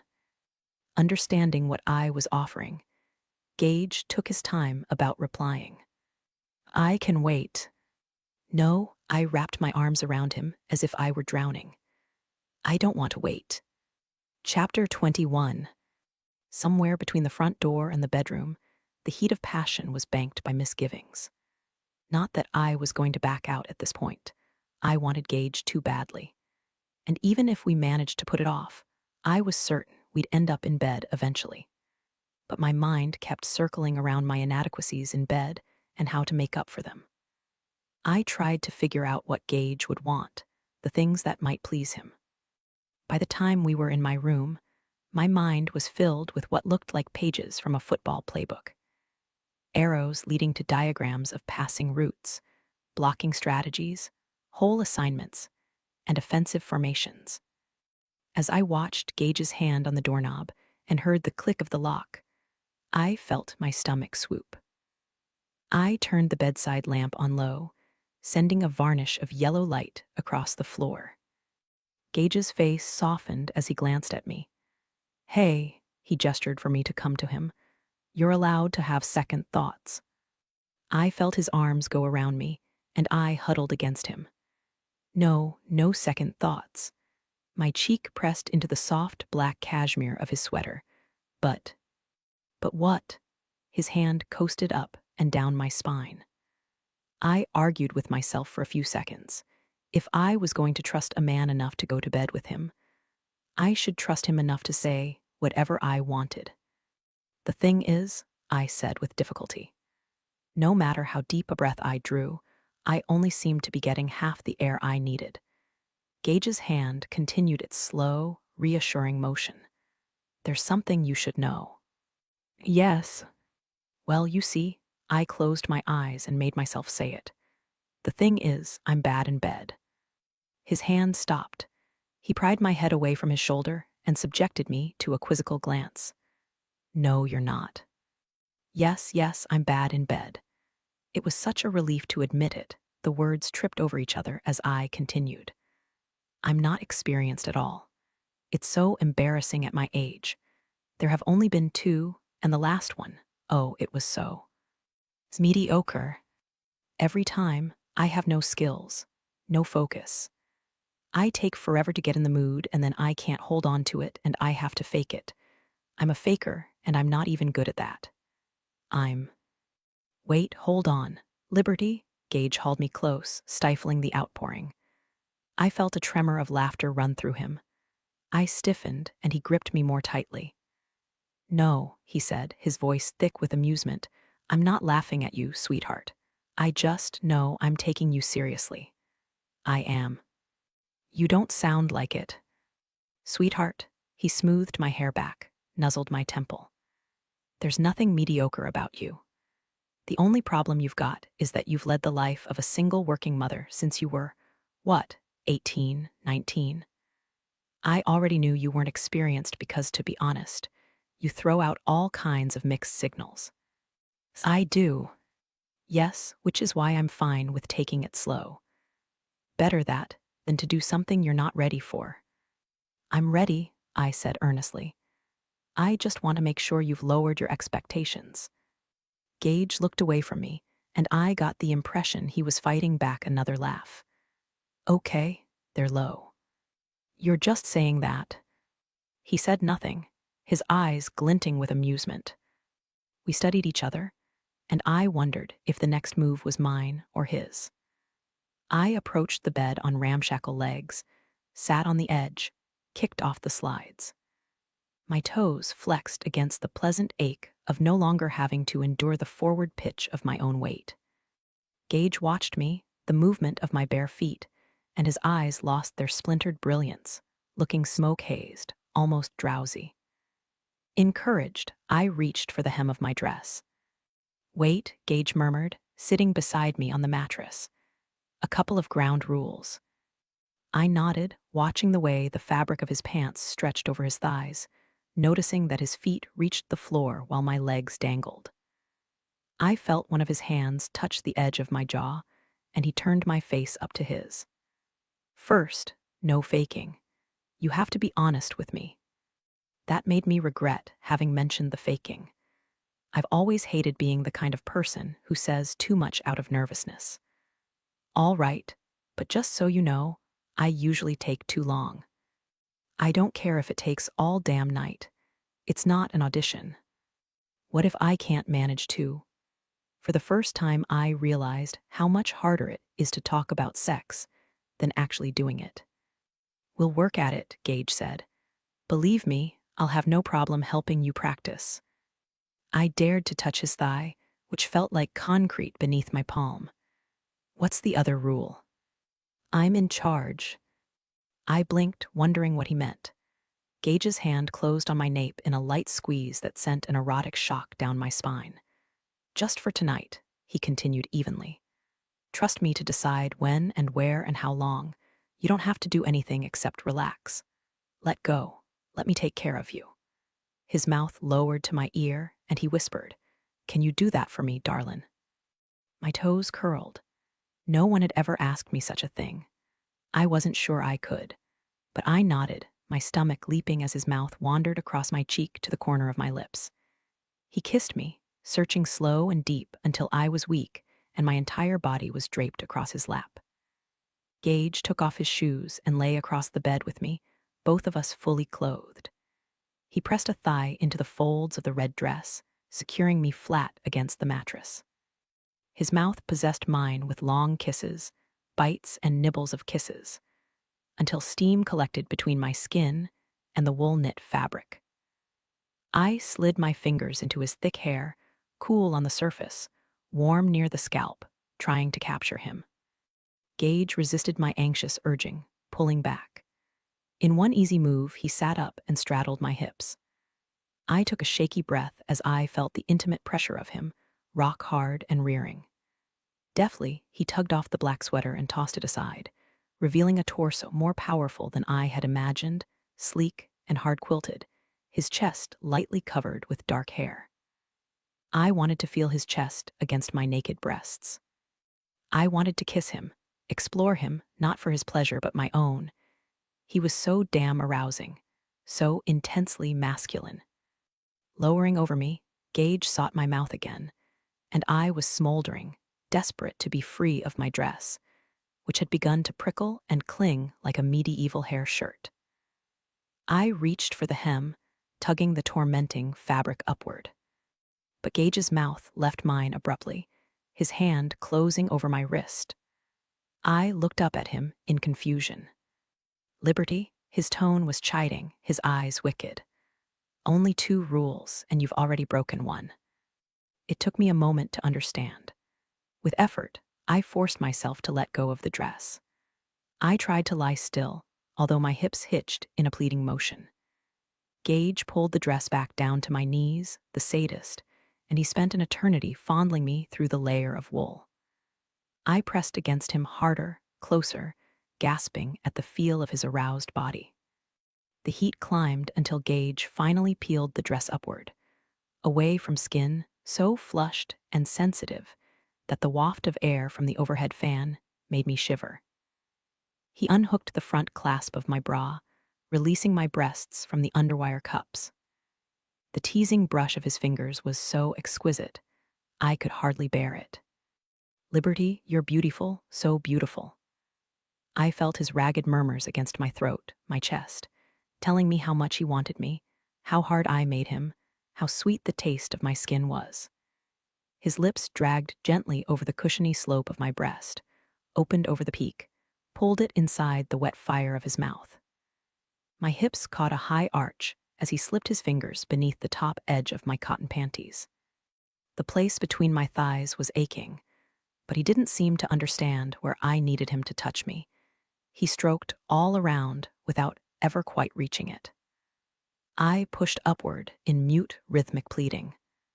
I want, I want, I want, and he still didn't respond. And then I realized he was doing it on purpose. My eyes flew open, my lips parted, but Gage stared down into my face with a sort of amused challenge, daring me to complain. Somehow I managed to keep my mouth shut. "Good girl," he murmured, stripping off my panties. He settled me firmly into the mattress. I lay exactly as he arranged me, my body heavy as if sensation had acquired the weight of salt water. I was brimming and helpless.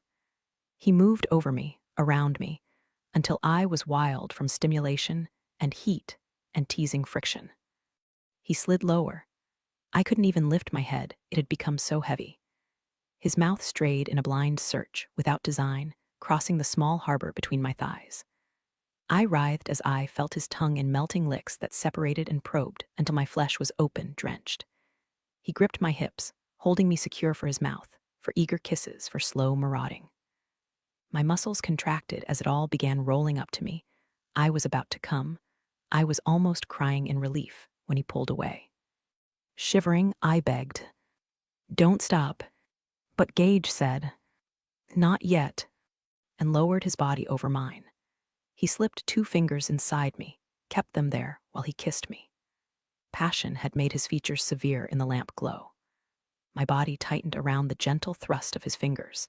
I arched to keep them, needing any part of him inside any part of me. His name rose to my lips again and again. I had no way to tell him I would have done anything for him. He was all I wanted. He was too much to be endured. Gage reached for the nightstand, fumbled with his wallet. I snatched at the flashing foil packet, so frantic to help that I ended up hindering his efforts, and I heard his smothered laugh. I didn't see the humor in anything. I was in a fever. I had been teased into madness. I felt the temperature of Gage's body, cooler, harder, heavier than mine, rising to match my own internal blaze. He responded to every shiver and sound, his lips stealing secrets from my flesh, his hands gently trespassing until there was no part of me he hadn't claimed. He pushed my legs open and entered me in a deep-rooted thrust, taking my sobs into his mouth, whispering, "That's right, sweet baby, quiet, quiet." And I took all of him, the pleasure thick and sweet. And with every nudge, the wet silken hardness guided me closer to the edge. Oh God, there, yes please. I needed it faster, but his discipline was absolute. He worked farther into me without altering the terrible slowness of his rhythm. His face nuzzled into the curve of my neck, and the scrape of his bristle was so good, I moaned as if in pain. Blindly, I reached over his flexing back, down to his backside, my fingers clamping over the taut muscle. Without pausing in his measured pace, he pulled my wrists up, one after the other, and deliberately pinned them to the mattress, and covered my mouth with his. Only one rational thought flickered at the edge of my consciousness. There was something not right about the surrender he demanded, but the relief of it was unspeakable. And so I submitted, and my mind went dark and quiet. The moment I let go, the pleasure rushes started, each one more relentless than the last. My hips nearly lifted him from the bed. He countered with heavier drives, pushing me back down, letting the voluptuous clenching of my flesh draw out his own release. I came and came and came. It seemed impossible a person could survive it. Usually when sex was over, the uncoupling was complete in every sense. Men rolled over and went to sleep. Women dashed into the bathroom to freshen up and dispose of the evidence.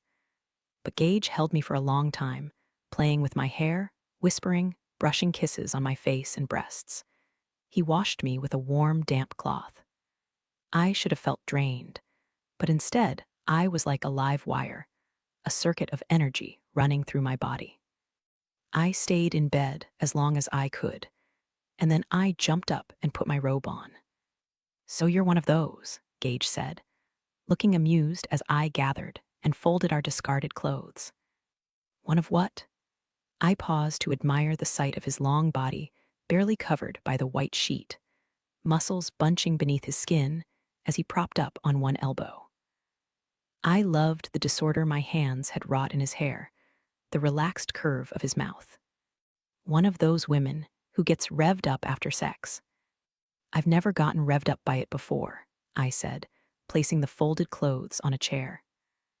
A quick self-evaluation caused me to admit sheepishly, but right now, I feel like I could run 10 miles. Gage smiled. I've got a few ideas about how to wear you out. Unfortunately, since I didn't know what would happen tonight, I only had one in case of emergency condom. I half sat on the edge of the bed. Was I an emergency? He pulled me across his chest and rolled back until I sprawled over him. Since the first moment I saw you. I grinned and kissed him. You do have more condoms, I told him. I found some in the bathroom when I moved in. I hadn't planned on returning them to you. It would have been too embarrassing. So I left them where they were. We've been sharing the drawer. We've been sharing a drawer, and I didn't even know about it. You can have the condoms back now, I said generously. His eyes sparkled. I appreciate that. As the night unfolded, we established that not only was I not bad in bed, I was phenomenal. A prodigy, Gage claimed. We shared a bottle of wine, showered together, and got back into bed. We kissed voraciously, as if we hadn't already kissed 1,000 times. And by morning, I had done things with Gage Travis that were illegal in at least 9 states. It seemed there was nothing he didn't like, nothing he wasn't willing to do. He was wickedly patient and so thorough that I felt as if I had been taken apart and reassembled in a different way. Exhausted and sated, I slept curled against his side. I woke as weak morning sunlight pushed through the window. I felt Gage yawn over my head, and his body tensed in a shivering stretch. It all seemed too wonderful to be real, the heavy masculine form beside mine, the subtle stings and aches that reminded me of the night's pleasures, the hand that rested gently on my bare hip. I was afraid he might vanish. This lover who had possessed and explored me with such gentleness, and he would be replaced by the cool-eyed and distant man I had known before. Don't go away, I whispered, reaching to cover his hand with mine, pressing it tightly against my skin. I felt the shape of Gage's smile in the sleep-warmed curve of my neck. Not going anywhere, he said, and settled me back against him. Houstonians like to do things in a big way, and a River Oaks mansion debut is no exception. There were many events taking place on Saturday night, but the guest list everyone wanted to be on was for a big charity gala at the home of Peter and Sasha Legrand. The oil company executive and his wife, a city councilwoman, were using the occasion to introduce their brand new mansion, an Italian Mediterranean palace with 10 antique porticos imported from Europe, and a 3,600 square foot ballroom that covered the entire second floor. The Travises had been invited, of course, and Gage had asked me to go with him. It wasn't exactly your average second date. The life section in the Chronicle had shown preview pictures of the mansion, including the 14-foot-high Chihuly chandelier that hung in the grand foyer. The amazing glass creation looked like a cluster of giant half-open flowers of blue, amber, and orange. Intended for the benefit of a charitable foundation for the arts, the gala was opera-themed, which meant singers from the Houston Opera would entertain. With my limited knowledge of opera, I imagined singers in Viking helmets and long braids who would blow our hair back with their voices. The 4 alcoves of the grand foyer had been decorated to represent famous opera houses in Venice and Milan. At the terraced backyard of the mansion, piazzas had been specially built on platforms just for the party, with buffets offering specialties from different regions of Italy. Armies of white-gloved waiters were available to serve the guests, every need. I had spent the equivalent of 2 weeks' salary on a white Nicole Miller dress with a halter top that wrapped and twisted neatly down to my hips, then fell in soft folds to the floor. It was a sexy but ladylike dress with a V neckline. My shoes were Stuart Weitzman, a pair of clear lucite sandals with crystals on the heels and toe straps. Cinderella shoes, Carrington had said when she saw them. I had scraped my hair back so it was flat and shining against my head, and twisted it into an artfully messy knot in back. After carefully applying sooty eye makeup, delicate pink lip gloss, and subtle blush, I stared at my reflection critically. I had no earrings that went with the dress, but I needed a little something else. After a few seconds' thought, I went to Carrington's room, looked in her art supplies box, and found a sheet of self-adhesive crystals. I took one of the smallest ones, not much bigger than the head of a pin, and applied it near the outside corner of my eye like a beauty mark. "Does it look trashy?" I asked Carrington, who couldn't keep from jumping up and down on the bed. Asking an 8-year-old girl if something is a little over the top is like asking a Texan if there are too many jalapenos in the salsa. The answer is always no. "It's perfect." Carrington was ready to launch herself into orbit. "No jumping," I reminded her, and she flopped down on her stomach with a grin. "Are you going to come back here tonight?" she asked. "Or are you going to have a sleepover at Gage S?" "I'm not sure." I went to sit on the edge of the bed beside her. "Baby, would it bother you if I slept over at his place tonight?" "Oh no," she said cheerfully. "Aunt Gretchen says if you do, I'll get to stay up late and we'll make cookies. And if you want your boyfriend to ask you to marry him, you have to sleep at his house, so he can see if you look pretty in the morning." "What, Carrington, who told you that?" "I figured it out by myself." My chin quivered as I held back a laugh. "Gage is not my boyfriend, and I'm not trying to get him to ask me to marry him." "I think you should," she said. "Don't you like him, Liberty? He's better than any of the other ones you dated. Even better than the one who brang us all those pickles and funny-smelling cheeses." "Brought us?" I stared closely into her small, earnest face. "You seem to like Gage a lot." "Oh, yes. I think he'd be a good dad for me after I teach him more about kid stuff. The observations of a child can knock you flat before you even know what's coming." My heart twisted with guilt, pain, and worst of all, hope. I leaned over her and kissed her very gently. "Don't expect anything, baby," I whispered. "We'll just be patient and see what happens."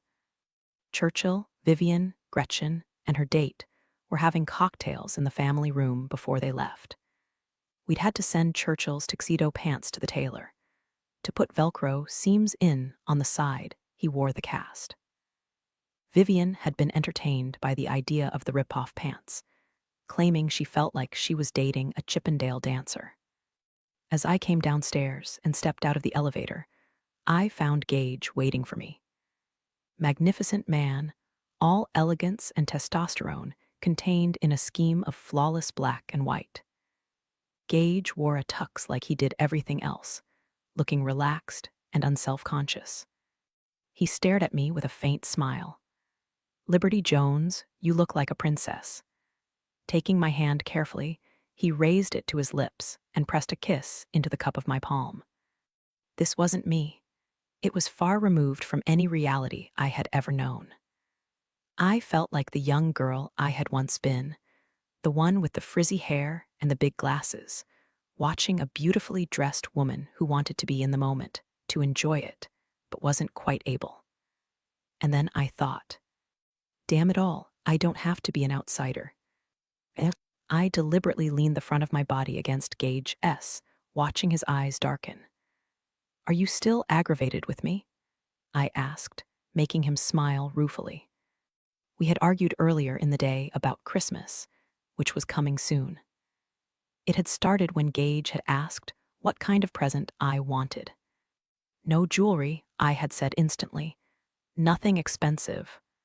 "Then what?" "Take me out for a nice dinner." "All right, Paris or London." "I'm not ready to take a trip with you." That had produced a frown. What's the difference between sleeping with me here or sleeping with me in a hotel in Paris? A fortune to start with. This has nothing to do with money. To me it does, I said apologetically. It doesn't matter that you're one of those people who never has to think about money, because I do. So for me to let you spend so much on me, it would throw everything off balance. Don't you see? Gage had gotten more and more irritated. Let me get this straight. You're saying you'd go somewhere with me if we both had money, or if neither of us had it. That's right. That's stupid. You can say that because you're the one with the money. So if you were dating the ups guy, he could buy you whatever the hell he wanted. But I can't. Well, yes. I gave him a cajoling smile. But I'd never date the ups guy. Those brown shorts are just not a turn-on for me. He hadn't smiled back. His calculating gaze had made me uneasy, with good reason. I knew Gage well enough to be certain that, when he wanted something, he would find a way over, around, or through all obstacles. Which meant he wouldn't be satisfied until he had found a way to separate my working-class feet from American soil. When you think about it, I said, it's actually a good thing, my wanting to take the money out of this relationship, and you're not taking the money out of it. You're putting it right in the middle. I had tried to sound as reasonable as possible. Look, we've only just started seeing each other. All I'm asking is that you don't buy me extravagant presents or try to arrange some big expensive trip. Seeing his expression, I added reluctantly, yet. The yet had seemed to pacify Gage a little, but his mouth had retained a hint of brooding. Now, as he held me in a light clasp, I saw his usual self-control had returned. No, I'm not aggravated, he said calmly. Travis like a challenge. I didn't know why the touch of arrogance, which used to annoy me, had become so absurdly sexy. I grinned at him. You can't always have things your way, Gage. He eased me closer, the heel of his hand brushing the side of my breast. An intimate whisper that kicked my heart into a new, urgent beat. I will tonight, though. Maybe, I said, my breath quickening. One of his hands ran down my back in a restless stroke, as if he were contemplating ripping the dress off me right there. I can't wait for this damn party to be over with. I laughed. It hasn't even started yet. My eyes half closed as I felt his mouth searching the side of my throat. We'll have our own party in the limo. I caught my breath as he found a sensitive nerve. Aren't we going to share it with Churchill and the others? No, they've got their own. Gage lifted his head, and I saw the bright, hot flicker in his eyes. Just you and me, he murmured, behind a nice dark privacy screen, and a bottle of chilled Perrier Jouet. Think you can handle it? Bring it on, I said, and took his arm. Limos were parked 3 deep on the street, outside the Legrand mansion. The building was remarkable in its scale and style. It seemed more a place for people to visit than to actually live in. I started having fun the moment we entered the grand foyer, which seemed like some elaborate European carnival. The crowd of men dressed in black formal were a perfect backdrop for the women's colorful evening gowns.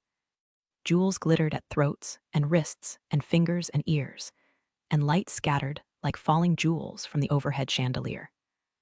Music from a live orchestra was piped into every part of the house.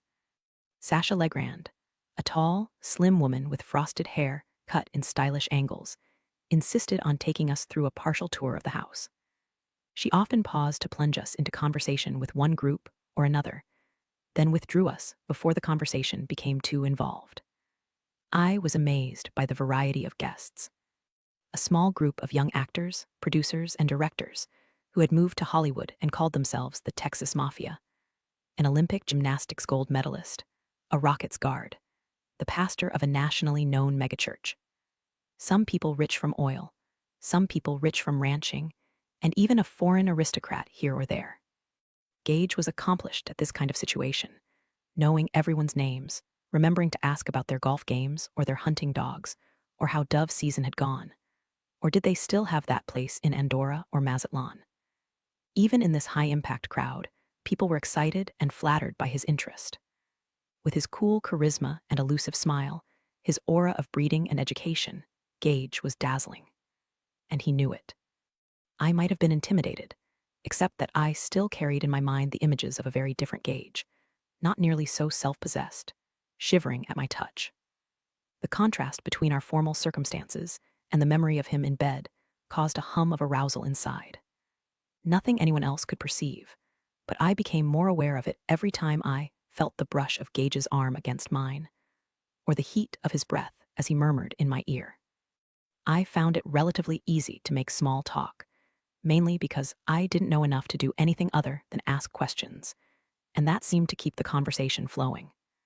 We made our way through the sparkling sea of guests, following a current that led to the terraced exterior at the back of the house. A trio of covered wooden pavilions featured cuisines from different regions of Italy. After filling their plates, people sat at tables covered in yellow cloths and lit with Italian glass oil candles, filled with fresh flowers suspended in clear, liquid paraffin. We sat at a table with Jack and his girlfriend, and some of the Texas Mafia, who entertained us with accounts of an indie film they were making and talked about going to Sundance in just a couple of weeks. They were so irreverent and funny, and the wine was so good, I felt giddy. It was a magical night. There would be some opera singing soon, and dancing after that, and I would be in Gage's arms until morning. "My God, you're stunning," said one of the Texas Mafia, a dark-haired young woman named Sydney. She was a director. It was said in a tone of observation rather than compliment, her gaze frankly assessing. "You'd look amazing on film, wouldn't she, guys? You've got one of those transparent faces." Transparent? I held my hands up to my cheeks reflexively. "Shows everything you're thinking," Sydney said. Now my face was flaming. "God, I don't want to be transparent." Gage was laughing quietly, sliding his arm around the back of my chair. "It's okay," he told me. "You're perfect the way you are." He leveled a narrow glance at Sydney. "If I ever catch you trying to put her in front of a camera." Okay, Sydney protested. "No need to get rabid, Gage." She grinned at me. "I guess you two are in pretty deep, huh? I've known Gage since the 3rd grade, and I've never seen him so." "Sid," he interrupted, his gaze promising death. Her grin only widened. Jack's girlfriend, a bubbly blonde named Heidi, steered the conversation in a new direction. "Jock," she said with a playful pout, "you said you'd buy me something from the silent auction, and I haven't gotten to look at the tables yet." She glanced at me significantly.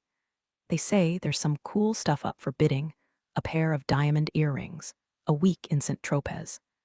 "Shit," Jack said with a good-natured grin. "Whatever she picks out is going to put one hell of a dent in my wallet." "Do I deserve a nice present?" Heidi asked, and tugged him up from the table without waiting for an answer. Gage, who had stood politely when Heidi rose from her chair, saw that I had finished my dessert.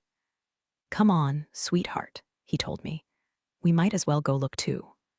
We excused ourselves from the table and followed Jack and Heidi into the mansion. One of the main rooms had been set up for the silent auction, rows of long tables littered with booklets, baskets, and item descriptions. Fascinated, I browsed along the first table.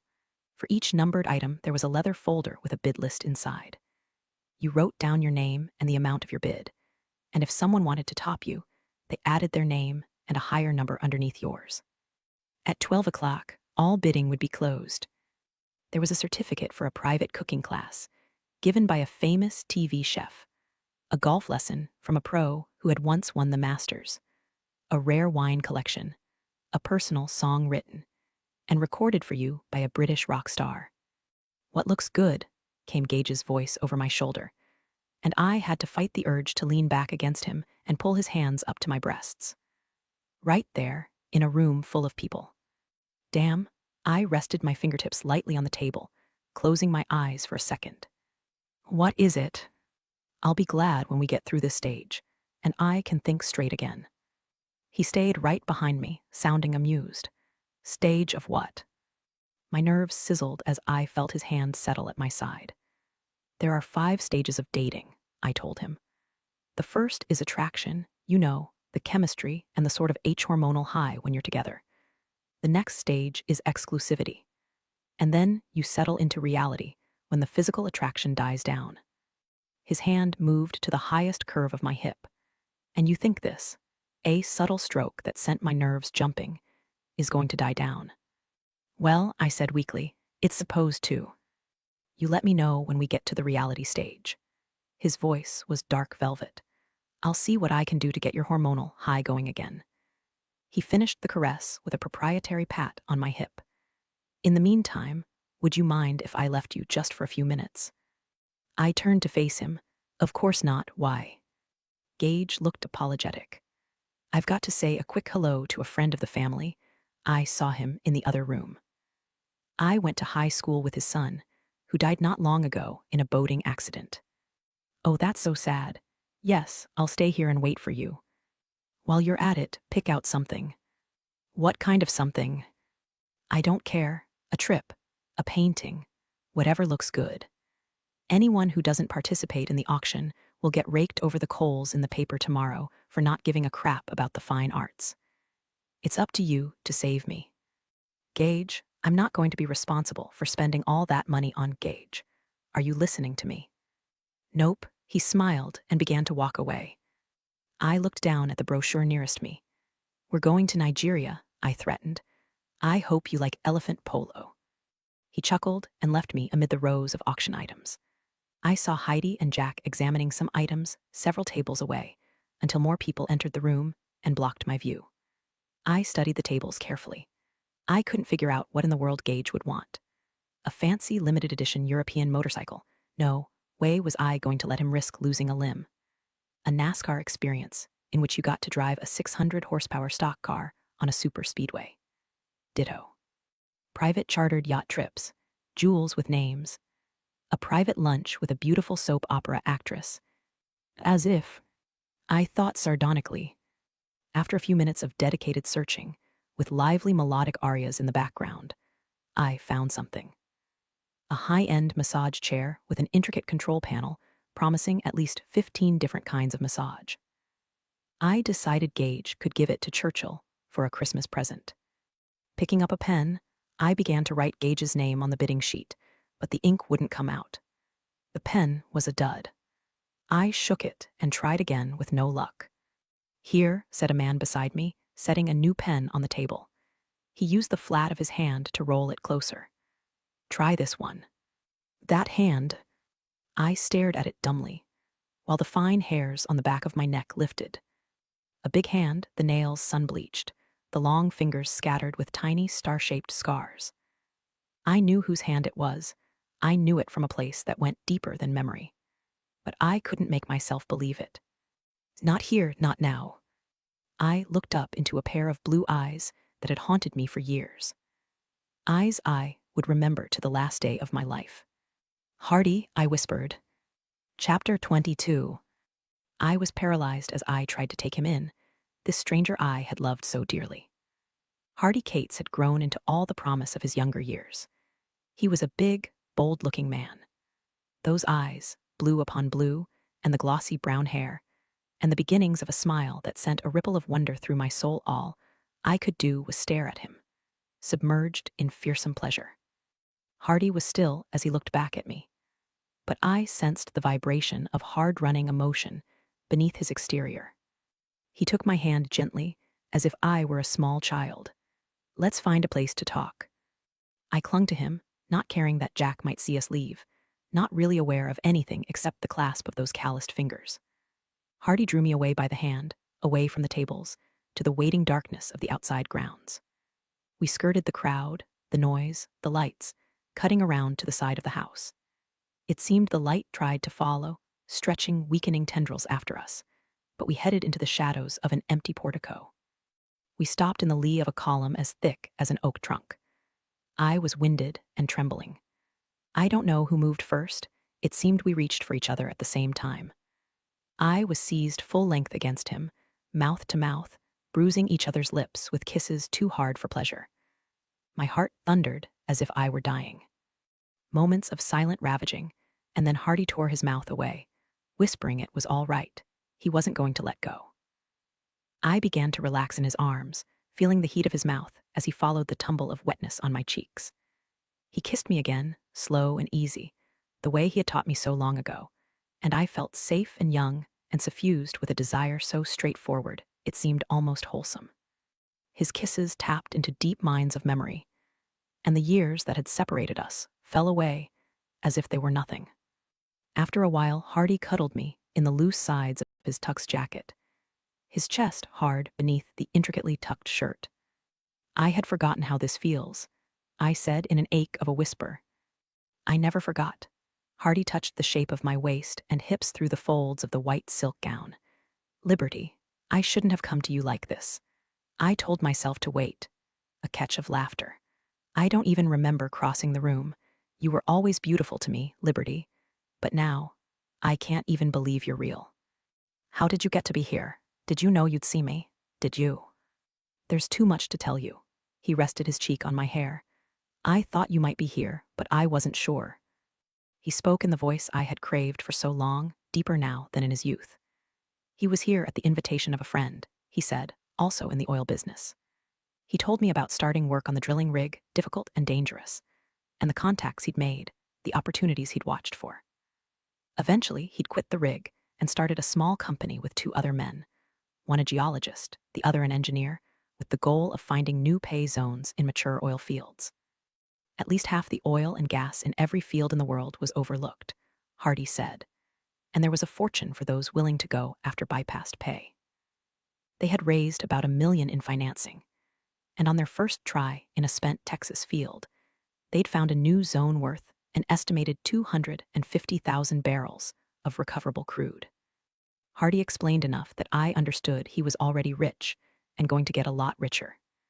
He'd bought his mother a house. He had an apartment in Houston, which would be his home base for a while. Knowing of his fierce hunger to succeed, to rise above his circumstances, I was glad for him, and I said so. It's not enough, Hardy said, taking my face in his hands. The biggest damn surprise of it all is how little it means once you've got it. For the first time in years, I finally had a chance to think, to take a deep breath, and I, afraid exhalation. I've never stopped wanting you. I had to find you. I started by going to Marva. She told me where you were, and that I'm with someone, I said with difficulty. Hardy nodded. I wanted to find out if I was happy, if I still needed him, if it wasn't too late for us. If. Sometimes life has a cruel sense of humor, giving you the thing you always wanted at the worst time possible. The irony of it split my heart open, setting loose more bitter regret than I could bear. Hardy, I said unsteadily, if only you found me a little sooner.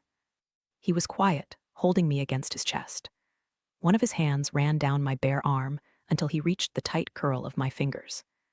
Silently, he lifted my left hand, running his thumb over the bareness of my ring finger. Can you tell me for certain it's too late, honey? I thought of Gage, and I was swamped in confusion. I don't know.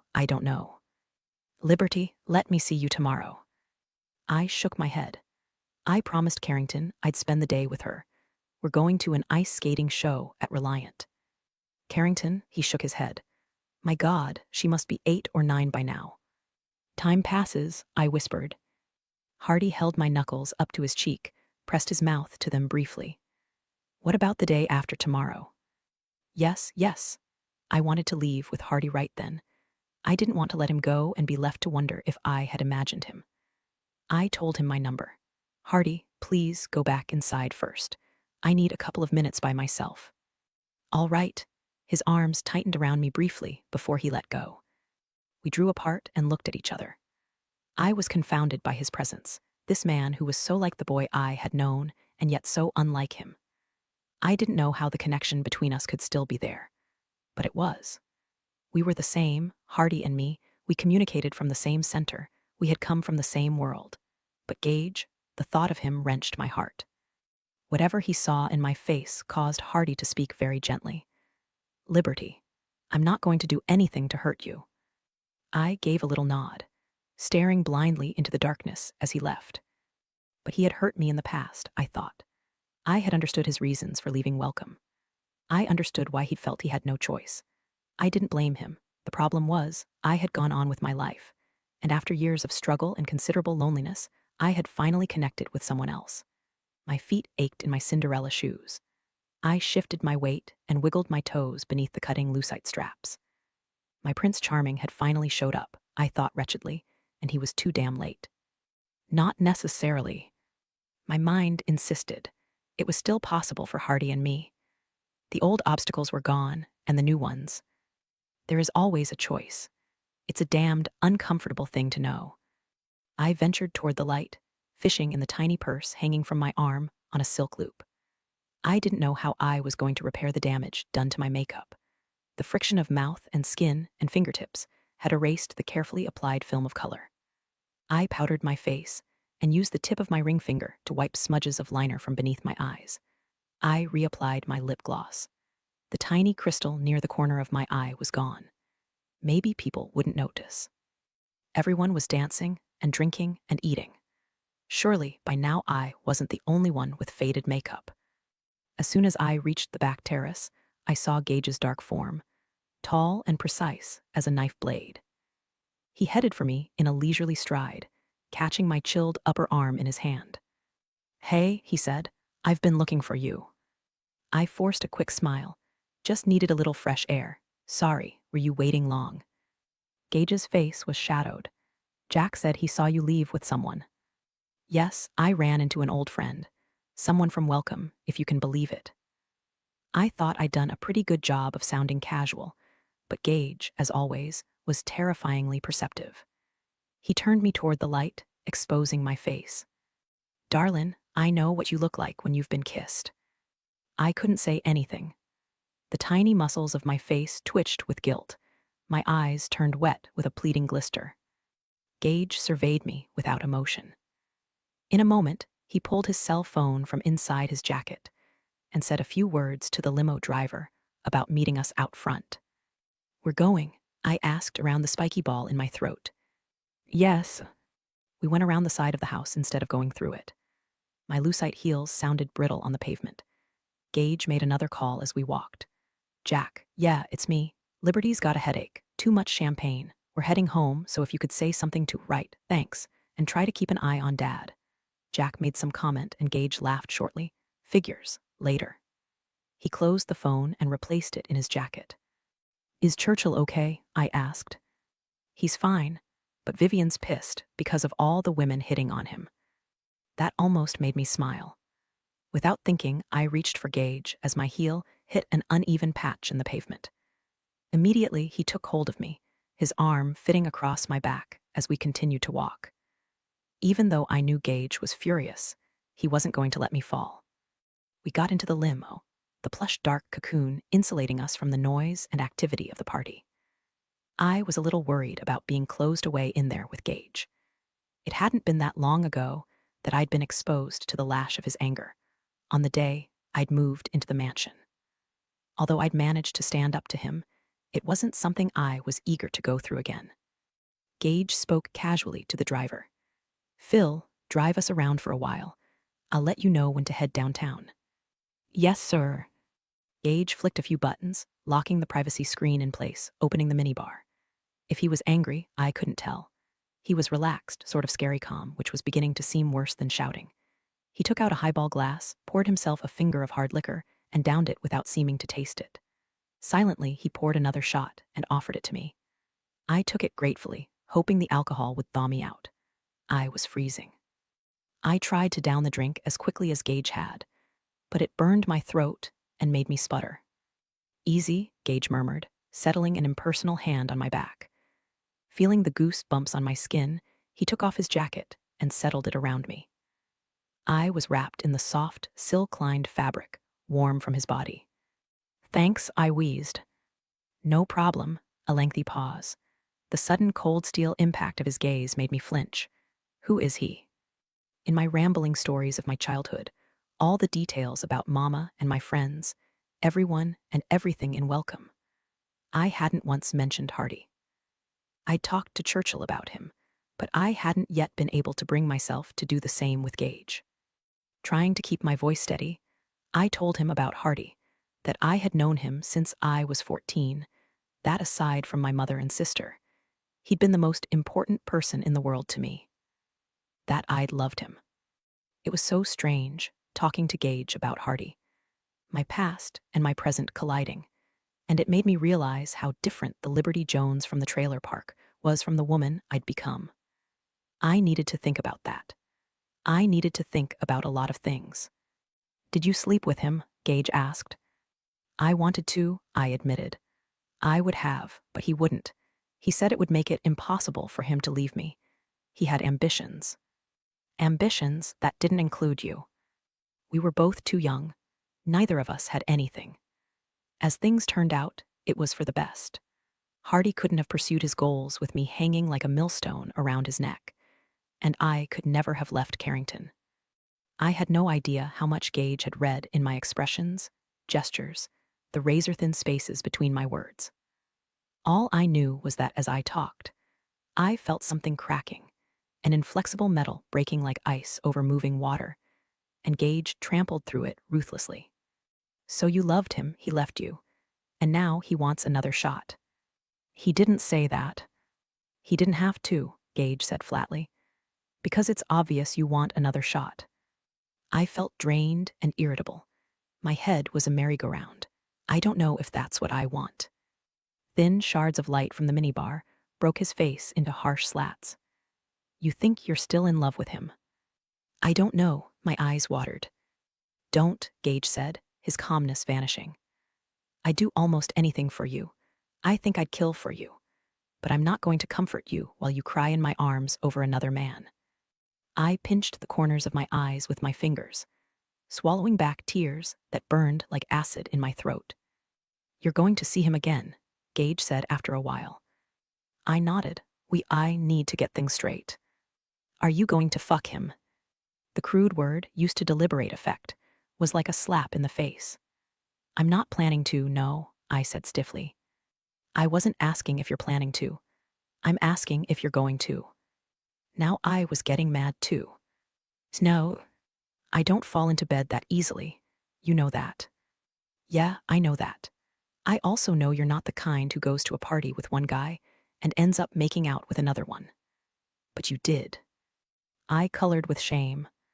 I didn't mean to. It was a shock to see him. It just happened. Gage snorted. As far as excuses go, sweetheart, that bites the big one. I know, I'm sorry. I don't know what else to say. It's just that I loved Hardy a long time before I ever met you. And you and we've only just started a relationship. I want to be fair to you, but at the same time, I have to find out if what I felt for Hardy is still there.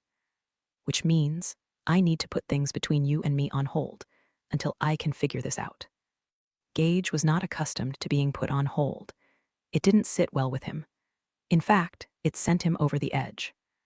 I jumped a little as he reached out and hauled me close. We slept together, Liberty. There's no backtracking from that. He doesn't get to come in and derail us that easily. We only slept together one time. I dared to protest. He lifted a dark brow, looking sardonic. All right, several times, I said, but it was only one night. It was enough. You're mine now. And I want you more than he ever did or ever will. You remember that while you're getting your head straight. While he's telling you whatever the hell it is you want to hear from him, you remember.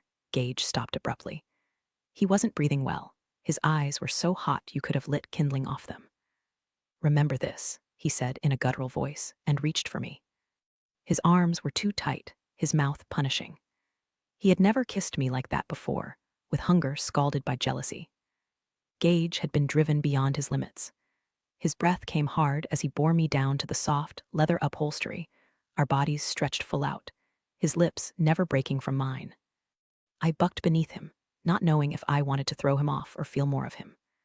With every movement I made, Gage sank more heavily between my thighs, demanding that I take him, feel him. The hard imprint of his body reminded me of things he had done to me before, the gut-wrenching pleasure, and every thought and emotion was swamped in a rush of desire.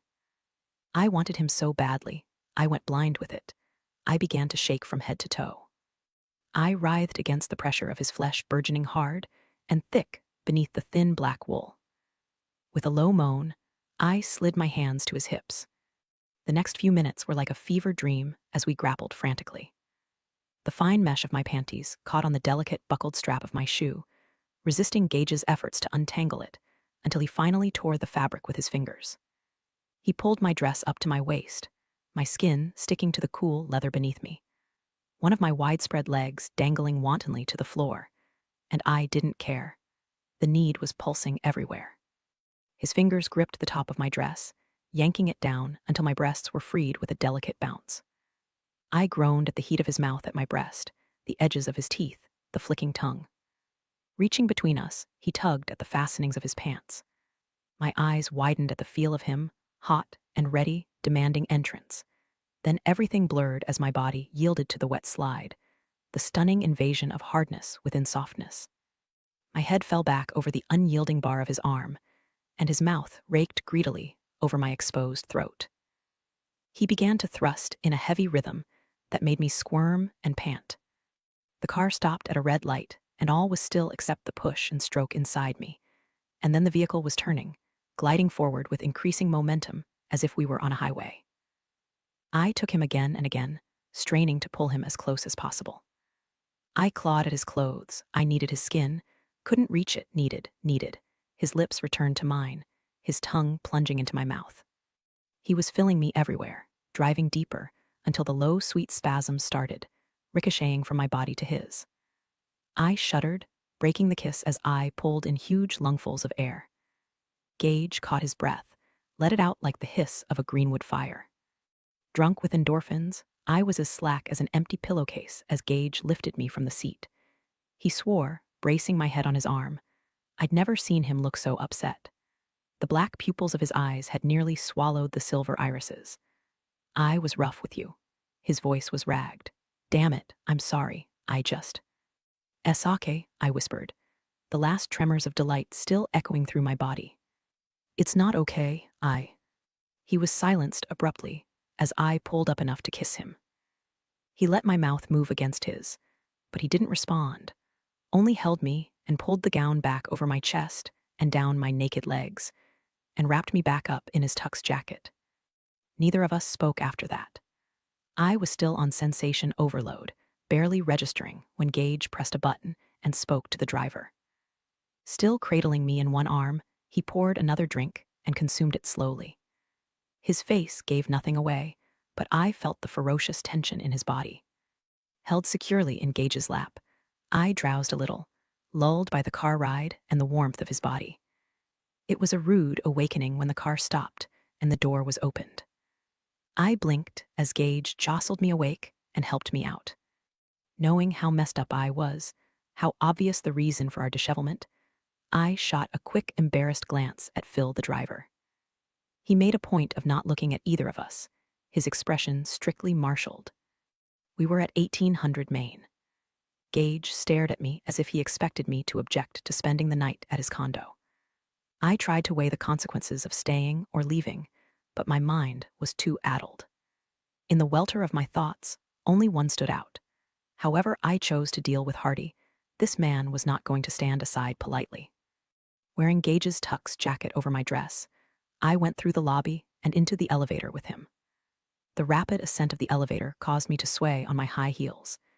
Gage reached for me, kissing me until I was red-faced and out of breath. I stumbled a little as he pulled me from the elevator.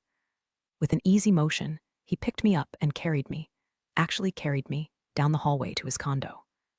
We went straight to the waiting silence of the bedroom, where I was undressed in the darkness. Now, after the hasty coupling in the car, the urgency had eased into tenderness. Gage moved over me like a shadow, finding the softest places, the most acute nerves. The more he soothed, the more I ached. Breathing in long sighs, I reached for him, thirsting for the hard plains of muscle, the resilient flesh, the midnight silk of his hair. He coaxed me open, his mouth and fingers harrowing delicately until all my limbs were widespread, and my body rose in a shuddering plea to receive him. And I moaned each time he slid inside me. Again and again, until he had gone past all boundaries, inside me, immersed, possessing and possessed. As the cowboy saying goes, a horse shouldn't be ridden hard and put away wet. That also applies to girlfriends, especially those who have gone a while without sex and need a little time to get back into the habit of it. I couldn't say how many times Gage reached for me in the night. When I woke up in the morning, muscles I didn't even know I had were aching, and my limbs were strained and stiff. And Gage was being very considerate, starting with bringing me coffee in bed. Don't bother trying to look remorseful, I said, leaning forward as he tucked an extra pillow behind my back. It's obviously not a natural expression for you. I'm not remorseful. Dressed in a black t-shirt and jeans, Gage sat on the edge of the mattress. I'm grateful. I hitched the sheet higher over my naked breasts and took a careful sip of the steaming coffee. You should be, I said, especially after that last time. Our gazes held, and Gage laid his hand over my knee. The warmth of his palm penetrated the thin fabric of the sheet. You all right? He asked gently. Damn him, he had an unerring ability to disarm me, showing concern just when I expected him to be arrogant or bossy. The nerves in my stomach tautened until my insides felt like a trampoline. Everything was so good with him. I wondered if I could give him up for the man I'd always wanted. I started to say I was fine, but instead, I found myself telling him the truth. I'm scared of making the biggest mistake of my life. I'm just trying to figure out what the mistake is. You mean who the mistake is? That made me wince. I know you'll be angry if I see him, but... No, I won't. I want you to see him. My fingers tightened on the heated sides of the cup. You do. It's obvious I won't have what I want from you until the situation is resolved. You need to find out how he's changed. You need to see if any of the old feelings are still there. Yes, I thought it was very evolved of him to show such understanding. That's fine with me, Gage continued, as long as you don't go to bed with him. Evolved, but still a Texan. I gave him a quizzical smile. Does that mean you don't care what I feel for him, just as long as you're the one I'm having sex with? It means, Gage said evenly, I'll take the sex for now and work on getting the rest later. Chapter 23. From what I gathered, Churchill's evening hadn't been much better than mine. He and Vivian had ended the night with a brawl. She was the jealous type, Churchill said, and it wasn't his fault if other women had been friendly to him. How friendly were you to them? I asked. Churchill scowled as he used the remote control to flip the channels from his bed. Let's just say it doesn't matter where I get my appetite, long as I come home for dinner. Good Lord, I hope you didn't say that to Vivian. Silence. I collected his breakfast tray. No wonder she didn't stay last night. It was time for his shower. He'd gotten to the point where he could manage solo. You have any problems getting showered and dressed, just buzz me on the walkie-talkie. I'll get the lawn guy to come in and help you. I started to leave. Liberty. Yes, sir. I'm not one to poke in other people's business. Churchill smiled at the look I gave him. But is there anything you might want to talk to me about? Anything new happening in your life? Not a thing. Same old, same old. You started up something with my son. I'm not going to discuss my love life with you, Churchill. Why not? You did before. You weren't my boss then, and my love life didn't happen to include your son. Fine, we won't talk about my son, he said equably. Let's talk about an old acquaintance who started up a nice little bypass oil recovery outfit. I nearly dropped the tray. You knew Hardy was there last night. Not until someone introduced us. Soon as I heard the name, I knew right off who he was. Churchill gave me a look of such understanding, I wanted to cry. Instead, I set the tray down and made my way to a nearby chair. What happened, sugar? I heard him ask. I sat, my gaze anchored to the floor. We just talked for a few minutes. I'm going to see him tomorrow. A long pause. Gage is not exactly thrilled about the situation. Churchill gave a dry chuckle. I imagine not. I looked at him then, unable to resist asking, what did you think about Hardy? Got a lot going for him. Smart, nice manners. He'll take a big bite out of the world before he's done. Did you invite him over to the house? God, no. I'm sure we'll go somewhere else to talk. Stay if you like. It's your house too. Thanks, but I shook my head. Are you sorry you started up with Gage, sugar? The question undid me. No, I said instantly, blinking hard. I don't know what to be sorry about. It's just, Hardy was always the one I was supposed to end up with. He was everything I dreamed of and wanted. But, damn it, why did he have to show up when I thought I'd finally gotten over him? Some people there's no getting over, Churchill said. I glanced at him through the salty blur in my eyes. You mean Ava? I'll miss her for the rest of my life. But no, I didn't mean Ava. Your first wife, then. No, someone else. I blotted the corners of my eyes with my sleeve. It seemed there was something Churchill wanted me to know about. But I'd had just about all the revelations I could handle for the moment. I stood and cleared my throat. I've got to go downstairs and make breakfast for Carrington. I turned to leave. Liberty. So, Churchill appeared to be thinking hard about something, a frown gathering on his face. Later, I'm going to talk to you about this some more, not as Gage's father, not as your boss, as your old friend. Thanks, I said scratchily. Something tells me I'm going to need my old friend. Hardy called later that morning and invited me and Carrington to go riding on Sunday. I was delighted by the prospect, since I hadn't been on a horse in years. But I told him Carrington had only been on carnival ponies, and she didn't know how to ride. No problem, Hardy said easily. She'll pick it up in no time. In the morning, he arrived at the Travis mansion in a huge white SUV. Carrington and I met him at the door, both of us dressed in jeans and boots and heavy jackets. I had told Carrington that Hardy was an old family friend, that he had known her when she was a baby, and had in fact driven Mama to the hospital the day she was born.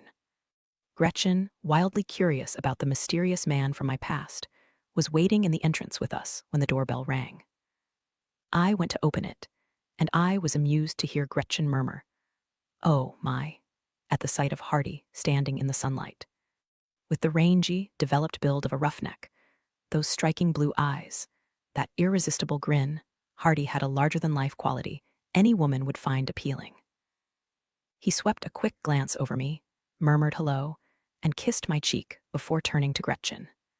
I introduced them, and Hardy took Gretchen's hand with obvious care, as if he were afraid of crushing it. She fluttered, smiled, and played the part of gracious Southern hostess to the hilt. As soon as Hardy's attention was diverted, Gretchen gave me a significant glance as if to ask, "Where have you been hiding him?" Hardy, meanwhile, had lowered to his haunches in front of my sister. "Carrington, you're even prettier than your mama was. You probably don't remember me. You drove us to the hospital when I was born," Carrington volunteered shyly. "That's right, in an old blue pickup, through a storm that flooded half of Welcome." "That's where Miss Marva lives," Carrington exclaimed. "Do you know her?" "Do I know Miss Marva?" Hardy grinned. "Yes, ma'am, I do. I had more than a few helpings of red velvet cake at Miss Marva's kitchen counter." Thoroughly charmed, Carrington took Hardy's hand when he stood. "Liberty, you didn't say he knew Miss Marva." The sight of them hand in hand caused a tremor of deep emotion inside me. "I never talked about you much," I said to Hardy. My voice sounded odd to my own ears. Hardy stared into my eyes and nodded, understanding that some things mean too much to be expressed easily. "Well," Gretchen said brightly, "you all go on and have a good time. You be careful around the horses, Carrington. Remember what I told you about not going near the back hooves." "I will." We went to the Silver Bridle Equestrian Center, where the horses lived better than most people. They were kept in a barn that featured a digital mosquito and fly control system, and piped-in classical music, and the stalls had individual faucets and light fixtures. Outside, there was a covered arena, a jumping course, pastures, ponds, paddocks, and 50 acres of land to ride on. Hardy had arranged for us to ride horses that belonged to a friend. Since the cost of stabling a horse at Silver Bridle rivaled some college tuitions, it was clear Hardy's friend had money to burn. We were brought a palomino and a blue roan, both shining and sleek and well-behaved. The quarter horse is a big, muscular breed, known for its calmness and good cow sense. Before we rode out, Hardy sat Carrington on a sturdy black pony and took her around the corral on a lead. As I expected, he charmed my sister completely, praising her, teasing until she giggled. It was a gorgeous day to ride, cold but sunny. The air carrying the whiff of pastures and animals, and the light, earthy fragrance you can never isolate, but is really the smell of Texas itself.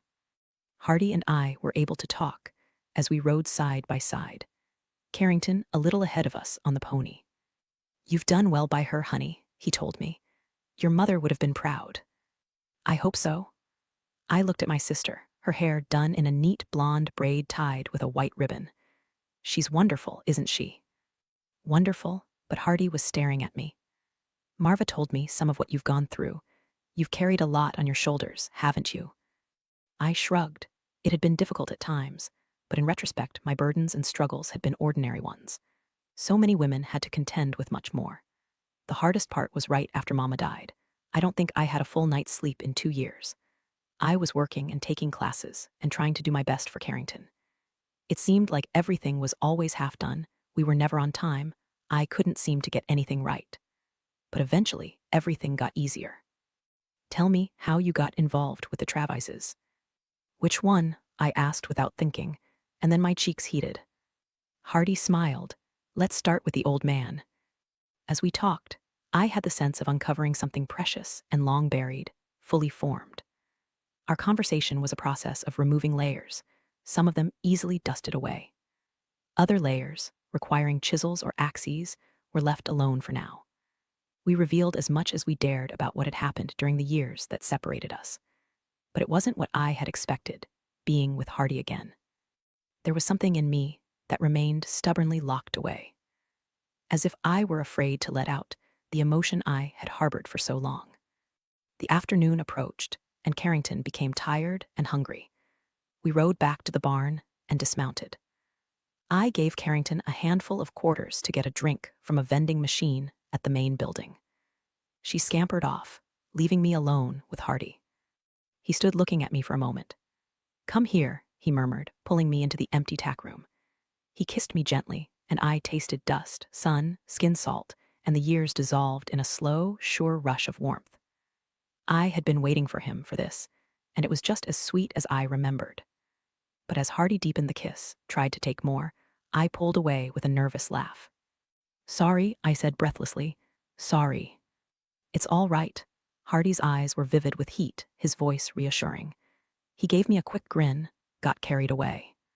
Despite the pleasure I took in Hardy's company, I was relieved when he took us back to River Oaks. I needed to retreat, to think, to let all this settle. Carrington was chattering happily in the back seat about wanting to ride again, having her own horse someday, speculating on the best horse names. "You've launched us into a whole new phase," I told Hardy. "Now we've gone from Barbie to horses." Hardy grinned and spoke to Carrington. "You tell your big sister to call me whenever you want to ride, honey. I want to do it again tomorrow." "You have school tomorrow," I said, which made Carrington scowl until she remembered she could tell all her friends about the pony she'd ridden. Hardy pulled up to the front of the house and helped us out. Glancing at the garage, I saw Gage's car. He was almost never there on Sunday afternoons. My stomach did one of those funny flips that happens when you're on a roller coaster ride, heading into the first big drop. "Gage is here," I said. Hardy appeared unruffled. "Of course he is."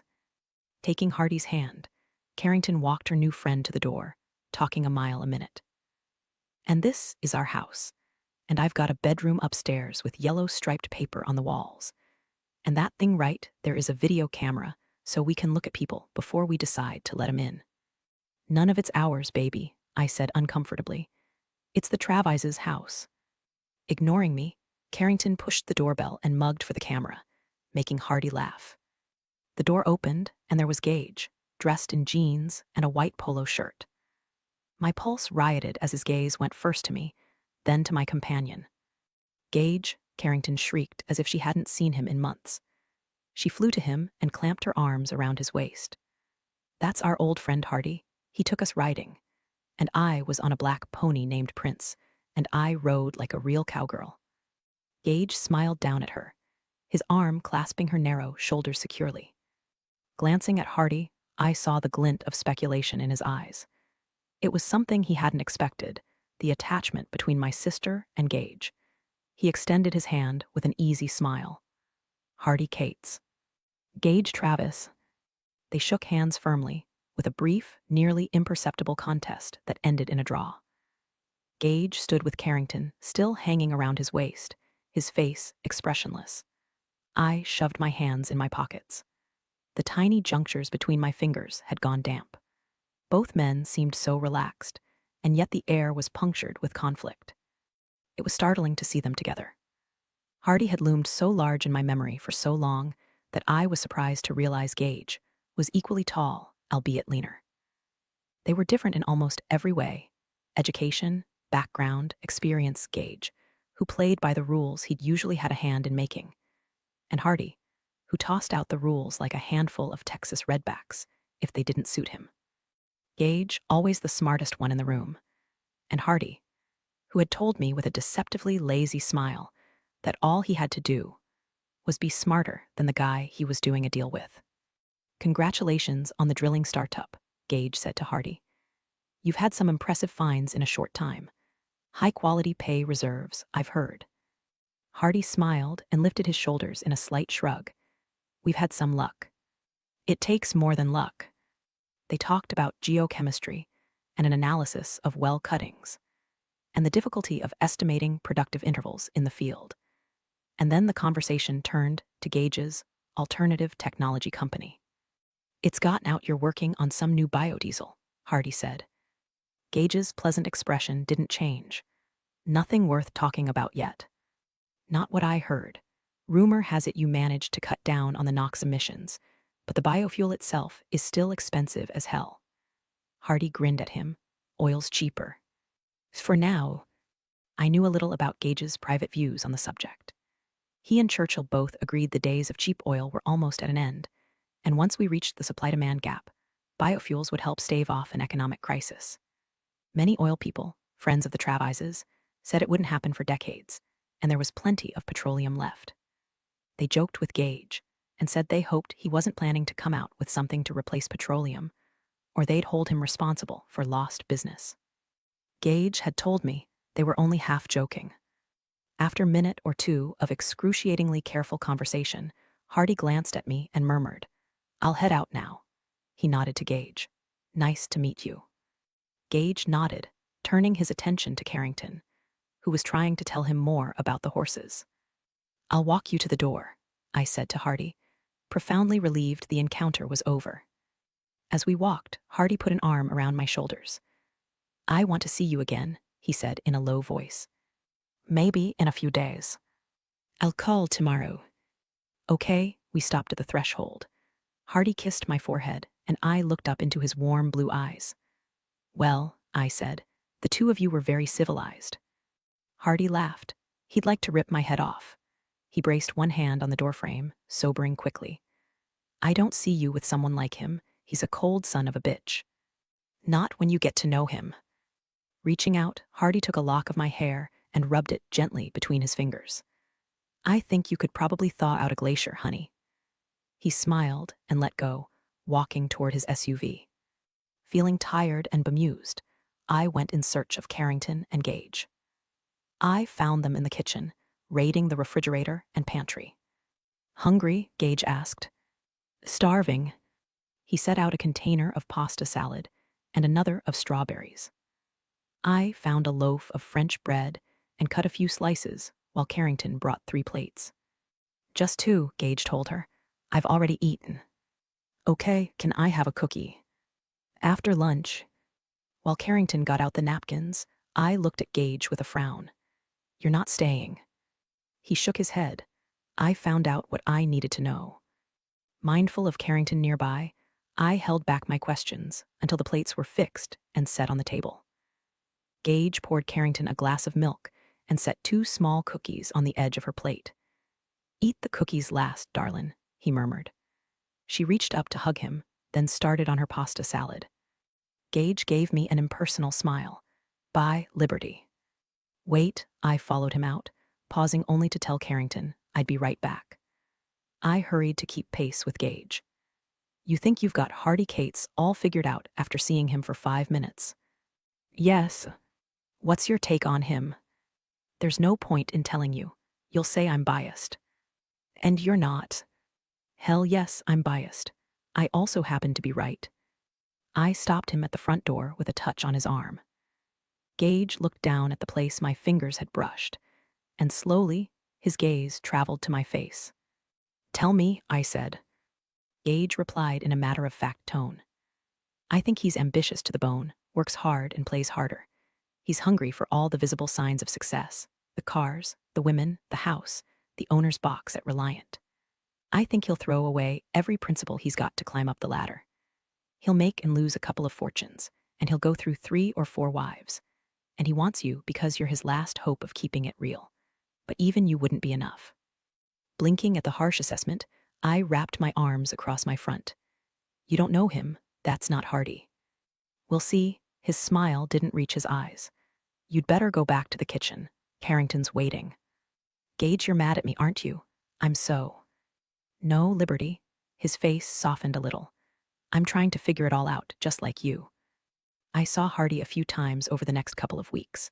A lunch, a dinner, a long walk. Beneath the conversations and silences and reconnecting intimacy, I tried to reconcile the adult Hardy had become with the boy I had known and longed for. It troubled me to realize they weren't the same. But of course, I wasn't the same either. It seemed important to figure out how much of the attraction I felt for Hardy came from now, as opposed to the past. If we had met now, for the first time, as strangers, would I have felt the same about him? I couldn't have said for certain. But Lord, he was charming. He had a way about him, he always had. He made me feel so comfortable we could talk about anything. Even Gage. "Tell me what he's like," Hardy said, holding my hand, playing with my fingers. "How much of what they say is true?" Knowing Gage's reputation, I shrugged and smiled. Gage is accomplished, but he can be intimidating. The problem with Gage is he always seems to do everything perfectly. People think he's invulnerable, and he's very private. It's not easy to get close to a man like that. But you have, apparently. I shrugged and smiled.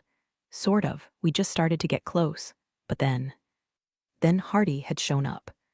"What do you know about his company?" he asked casually.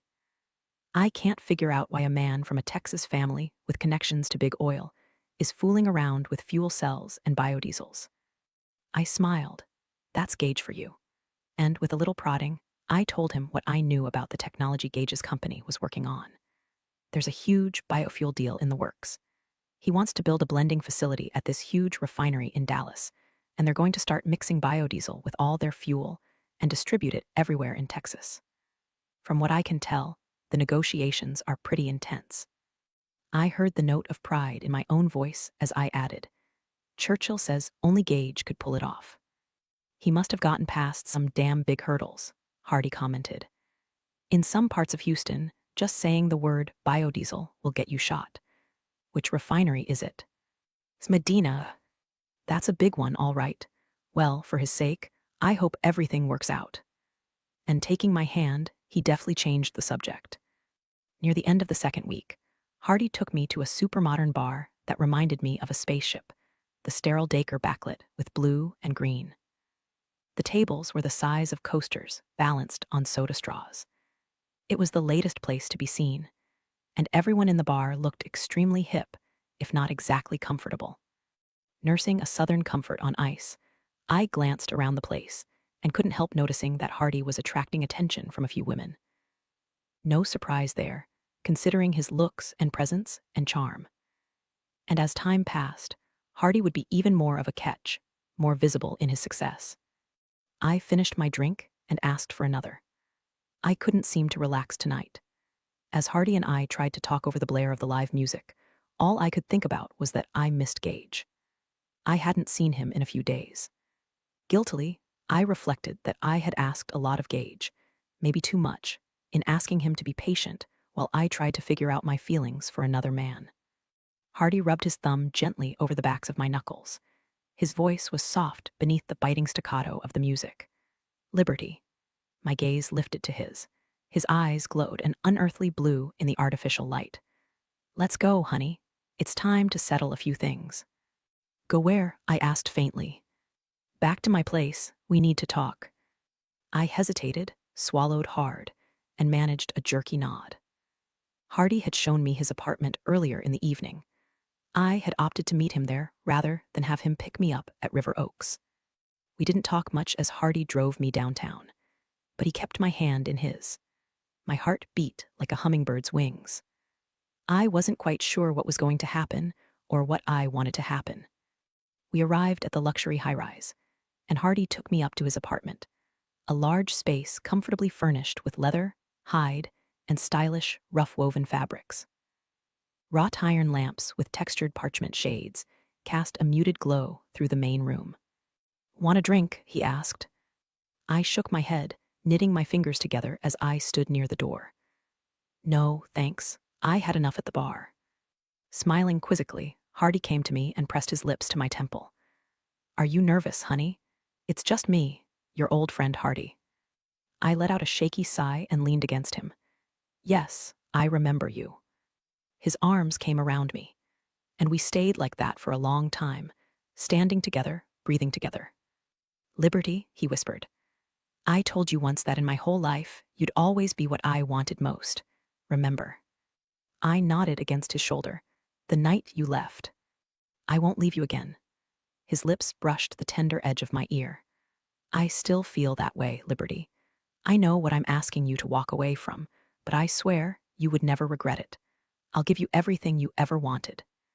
He touched my jaw with his fingertips, angling my face upward, and his mouth came to mine. My balance disintegrated, and I held on to him. His body was hard from years of brutal physical labor, his arms strong and secure. He kissed differently than Gage, more direct, aggressive, without Gage's erotic stealth and playfulness. He parted my lips and explored slowly, and I kissed him back with mingled guilt and pleasure. His warm hand moved to my breast, fingers lightly following the round contours, pausing at the sensitive tip. I tore my mouth from his with an agitated sound. "Hardy, no," I managed to say, desire forming a hot weight in my stomach. "I can't." His mouth searched the quivering skin of my throat. "Why not?" "I promised Gage, he and I agreed, I wouldn't do this with you. Not until." "What?" Hardy drew his head back, eyes narrowing. "You don't owe him that. He doesn't own you." "It's not that. It has nothing to do with ownership. It's just like hell." "I can't break a promise," I insisted. "Gage trusts me." Hardy said nothing, only gave me a peculiar look. Something about his silence drew shivers up from beneath my skin. Dragging his hand through his hair, Hardy went to one of the picture windows and stared at the city spread below us. "You sure about that?" he asked finally. "What do you mean?" He turned to face me, leaning back and crossing his legs at the ankles. "The last couple of times I've seen you, I noticed a silver Crown Victoria tailing us. So I got the license plate number and had it checked out. It belongs to a guy who works for a surveillance company." A chill rushed over me. "You think Gage is having me followed?" "The car is parked at the end of the street right now." He gestured for me to come to the window. "See for yourself." I didn't move. He wouldn't do that. "Liberty," he said quietly. "You haven't known the bastard long enough to be sure of what he would or wouldn't do." I rubbed my prickling upper arms with my hands in a futile attempt to warm myself. I was too stunned to speak. "I know you think of the Travises as friends," I heard Hardy continue in a level tone. "But they're not, Liberty. You think they've done you a favor, taking you and Carrington in? It was no fucking favor. They owe you a hell of a lot more than that." "Why do you say that?" He crossed the room to me, took me by the shoulders, and stared into my bewildered eyes. "You really don't know, do you? I thought you might at least suspect something." "What are you talking about?" His mouth was grim. He pulled me to the sofa, and we sat while he gripped my nerveless hands in his. "Your mother had an affair with Churchill Travis. It lasted for years." I tried to swallow. The saliva would hardly go down. "That's not true," I whispered. "Marva told me. You can ask her yourself. Your mother told her all about it." "Why didn't Marva say anything to me?" "She was afraid for you to know. Afraid for you to get tangled up with the Travises. For all she knew, they might have decided to take Carrington away from you, and you couldn't have done a damn thing to stop them. Later, when she found out you were working for Churchill, she figured he was trying to make it up to you. She thought it best not to interfere." "You're not making sense. Why would they have wanted to take Carrington away from me?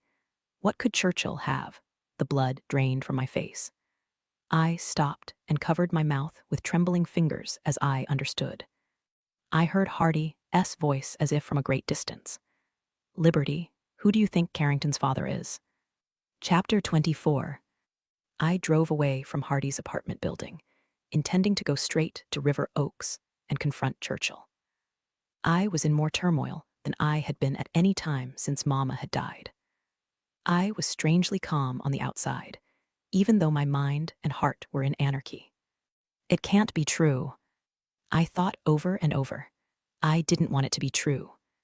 If Churchill was Carrington's father, I thought about the times we'd been hungry, the hardships, the times she'd asked why she didn't have a daddy when her friends did.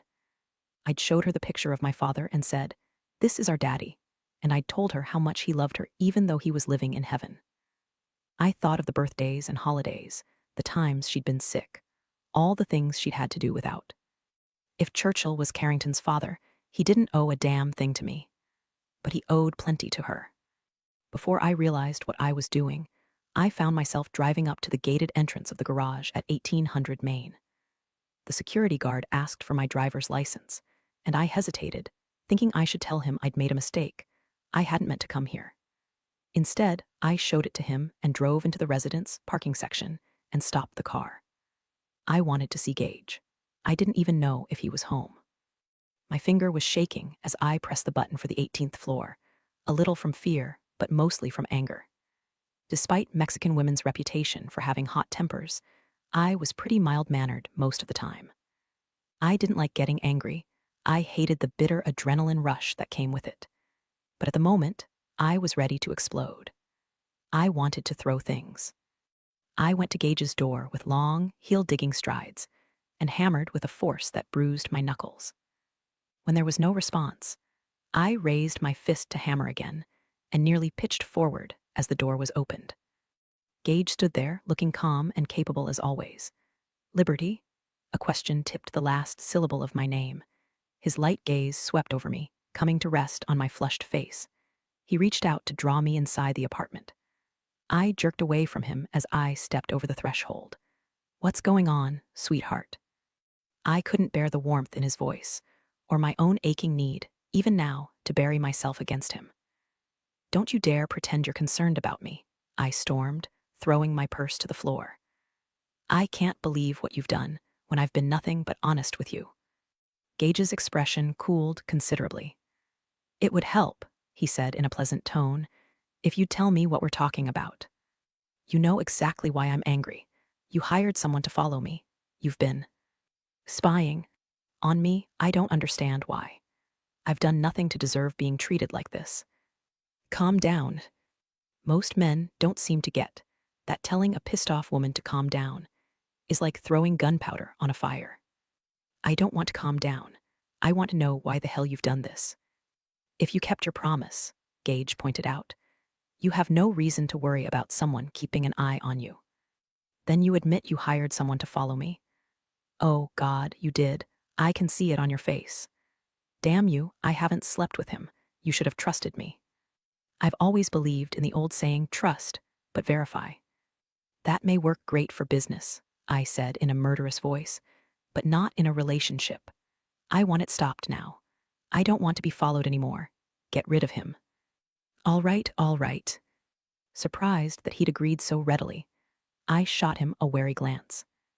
Gage was staring at me oddly now, and I realized I was trembling visibly. My rage had fled, leaving me with a sense of sick despair. I wasn't at all certain how I'd got to be in the middle of a tug-of-war between two ruthless men, not to mention Churchill. I was tired of it, tired of everything, especially the swarm of unanswered questions.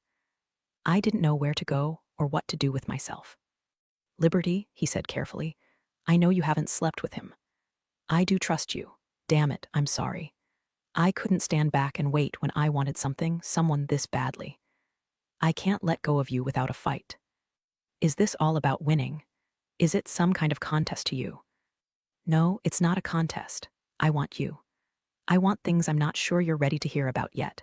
Most of all, I want to hold you until you stop shaking." His voice turned hoarse. "Let me hold you, Liberty." I was still wondering if I could trust him wishing I could think straight.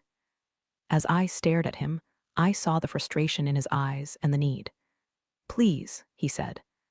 I went forward, and he caught me tightly against him. "There's my girl," came his low murmur.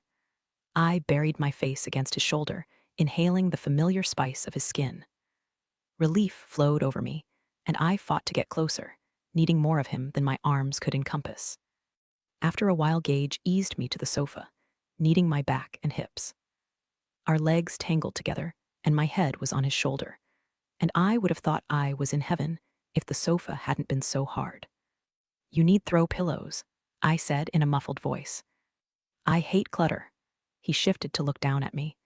"Something else is bothering you. Tell me what it is, and I'll fix it."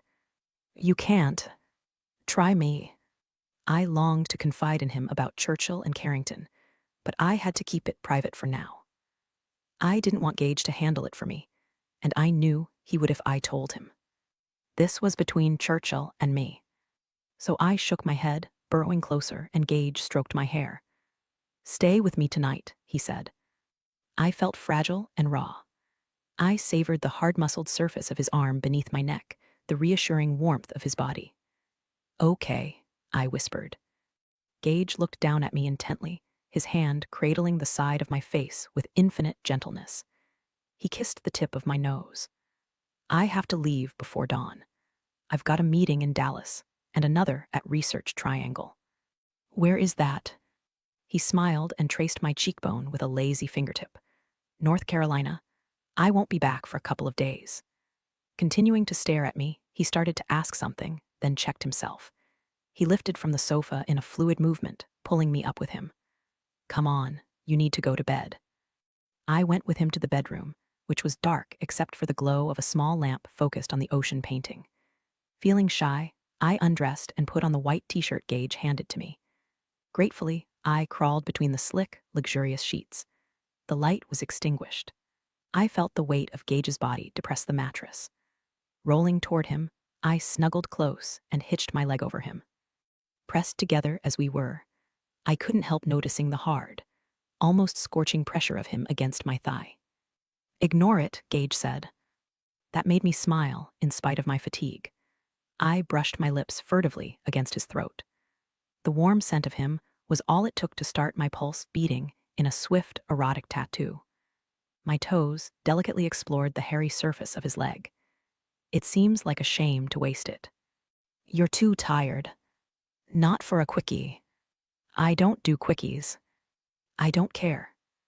I crawled over him with ardent determination, gasping at little at the flexing power of his body beneath mine.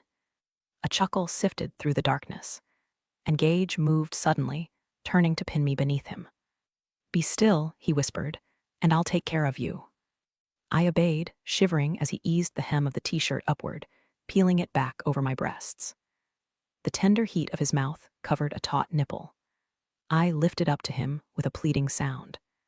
His lips crossed my chest in a sojourn of half-open kisses, while he crouched over me like a cat. He nibbled on the wing of my collarbone, finding the shallow depressions where my pulse stung, soothing it with his tongue. Lower, where the banded muscles of my midriff quivered at his touch. Lower, where every lazy exploring kiss turned to fire, and I twisted to escape the indecent pleasure. And he held me there, still and tight, while sensation rushed and shattered all through me. I woke up alone, swathed in sheets that held the incense of sex and skin. Huddling deeper beneath the covers, I watched the first rays of morning creep through the window. The night with Gage had left me feeling steadier, able to handle whatever lay ahead. I had slept against him all night, not hiding, just taking shelter. I had always managed to find strength in myself, but it had been a revelation to draw strength from someone else. Getting out of bed, I went through the empty condo to the kitchen and picked up the phone to dial the Travis mansion. Carrington picked up on the second ring. "Hello." "Baby, it's me. I had a sleepover at Gage's last night. I'm sorry I didn't call you. By the time I remembered, it was too late." "Oh, that's okay," my sister said. Aunt Gretchen made popcorn, and she and Churchill and I watched the silliest old movie with lots of singing and dancing. It was great. "Are you getting ready for school?" "Yes, the driver, going to take me in the Bentley." I shook my head ruefully, as I heard her casual tone. You sound just like a River Oaks kid. I have to finish my breakfast. My cereal's getting soggy. All right, Carrington, would you do something for me? Tell Churchill I'll be there in about half an hour, and I need to talk to him about something important. About what? Grown-up stuff. I love you. Love you too. Bye. Churchill was waiting for me near the family room fireplace. So familiar, and yet a stranger. Of all the men in my life, I had known Churchill the longest and depended on him the most. There was no getting around the fact that he was the closest thing to a father I had ever known. I loved him, and he was going to let loose with a few secrets now, or I would kill him. Morning, he said, his gaze searching. Morning, how are you feeling? Fair enough, and you? I'm not sure, I said truthfully. Nervous, I guess, a little angry, a lot confused. With Churchill, you never had to lead gracefully into a touchy subject. You could blurt out just about anything, and he would handle it with no problem. Knowing that made it easier for me to walk across the room, stop in front of him, and let it roll. You knew my mother, I said. The fire in the hearth sounded like a flag whipping and flapping on a windy day. Churchill answered with astonishing self-possession. I loved your mother. He let me absorb that for a moment and then gave a decisive nod. Help me move to the sofa, Liberty. The chair seat digging into the backs of my legs. We both took temporary refuge in the logistics of transferring him from the wheelchair to the sofa, more a matter of balance than strength. I fetched an ottoman, propped it beneath the cast, gave Churchill a couple of small pillows to wedge against his side. When he was comfortably settled, I sat next to him and waited with my arms wrapped tight around my middle. Churchill fished out a slim wallet from his shirt pocket, searched through its contents, handed me a tiny ancient black and white photo with tattered edges. It was my mother as a very young woman, beautiful as a movie goddess, and there were words written in her own hand. To my darling, see love, Diana. Her father, your grandfather, worked for me, Churchill said, taking back the photo, holding it in the palm of his hand like a religious artifact. I was already a widower when I met Diana at a company picnic. Gage was barely out of diapers. He needed a mother, and I needed a wife. It was obvious from the start Diana was wrong in just about every way. Too young, too pretty, too fiery. None of that mattered. He shook his head, remembering. Gruffly, my God, I loved that woman. I watched him without blinking. I couldn't believe Churchill was opening a window to my mother's life, the past she had never talked about. I went after her with everything I had, Churchill said, whatever I thought would tempt her. I told her right off I wanted to marry her. She got pressure from all sides, especially her family. The Troots were middle class, and they knew if Diana married me, there was no limit to what I'd give them. Without shame, he added, I made sure Diana knew that too. I tried to think of Churchill as a young man, pursuing a woman with every weapon at his disposal. Jesus, what a circus it must have been. I bullied, bribed, and talked her into loving me. I got an engagement ring on her finger. He gave a sneaky laugh that I found sort of endearing. Give me long enough and I grow on a person. Did Mama really love you, or was it an act? I asked, not meaning to be hurtful, just needing to know. Being Churchill, he didn't take it the wrong way. There were moments I think she did, but in the end, it wasn't enough. What happened was at Gage. She didn't want to be a mother so soon. No, it had nothing to do with that. She seemed to like the boy well enough, and I promised her we'd hire nannies and housemaids, all the help she'd ever need. Then what? I can't imagine why. So, my father had gotten in the way. I felt instant sympathy for Churchill, and at the same time, a jab of pride in the father I had never known, who had managed to steal my mother away from a rich and powerful older man. That's right, Churchill said, as if he could read my thoughts. Your daddy was everything I was. Young, handsome, and as my daughter Haven would say, disenfranchised. Also Mexican. Churchill nodded. That didn't go over big with your grandfather. In those days, marriage between brown and white was frowned upon. That's a nice way of putting it, I said dryly, aware that it had probably been an outright disgrace. Knowing my mother, the Romeo and Juliet scenario probably made the whole thing even more attractive. She was a romantic, Churchill agreed, tucking the photo back in his wallet with extreme care. And she had a passion for your daddy. Her father warned if she ran off with him, not to bother coming back. She knew the family would never forgive her. Because she fell in love with a poor guy, I demanded in outrage. It wasn't right, Churchill admitted, but times were hard. That's no excuse. Diana came to me the night she ran off to get married. Your father waited out in the car while she came in and said goodbye and gave back the ring. I wouldn't take it. I told her to trade it for a wedding present, and I begged her to come to me if she ever needed anything. I understood what those words must have cost him, a man of such enormous pride. And by the time my father died, I said, you'd already married Ava. That's right. I was quiet then, sifting through memories. Poor Mama, struggling to make it on her own. No family to go to, no one to help. But those mysterious disappearances, when she would be gone for a day, and then there would be food in the refrigerator, and the bill collectors stopped calling. She came to you, I said, even though you were married. She visited you and you gave her money. You helped her for years. Churchill didn't need to say anything.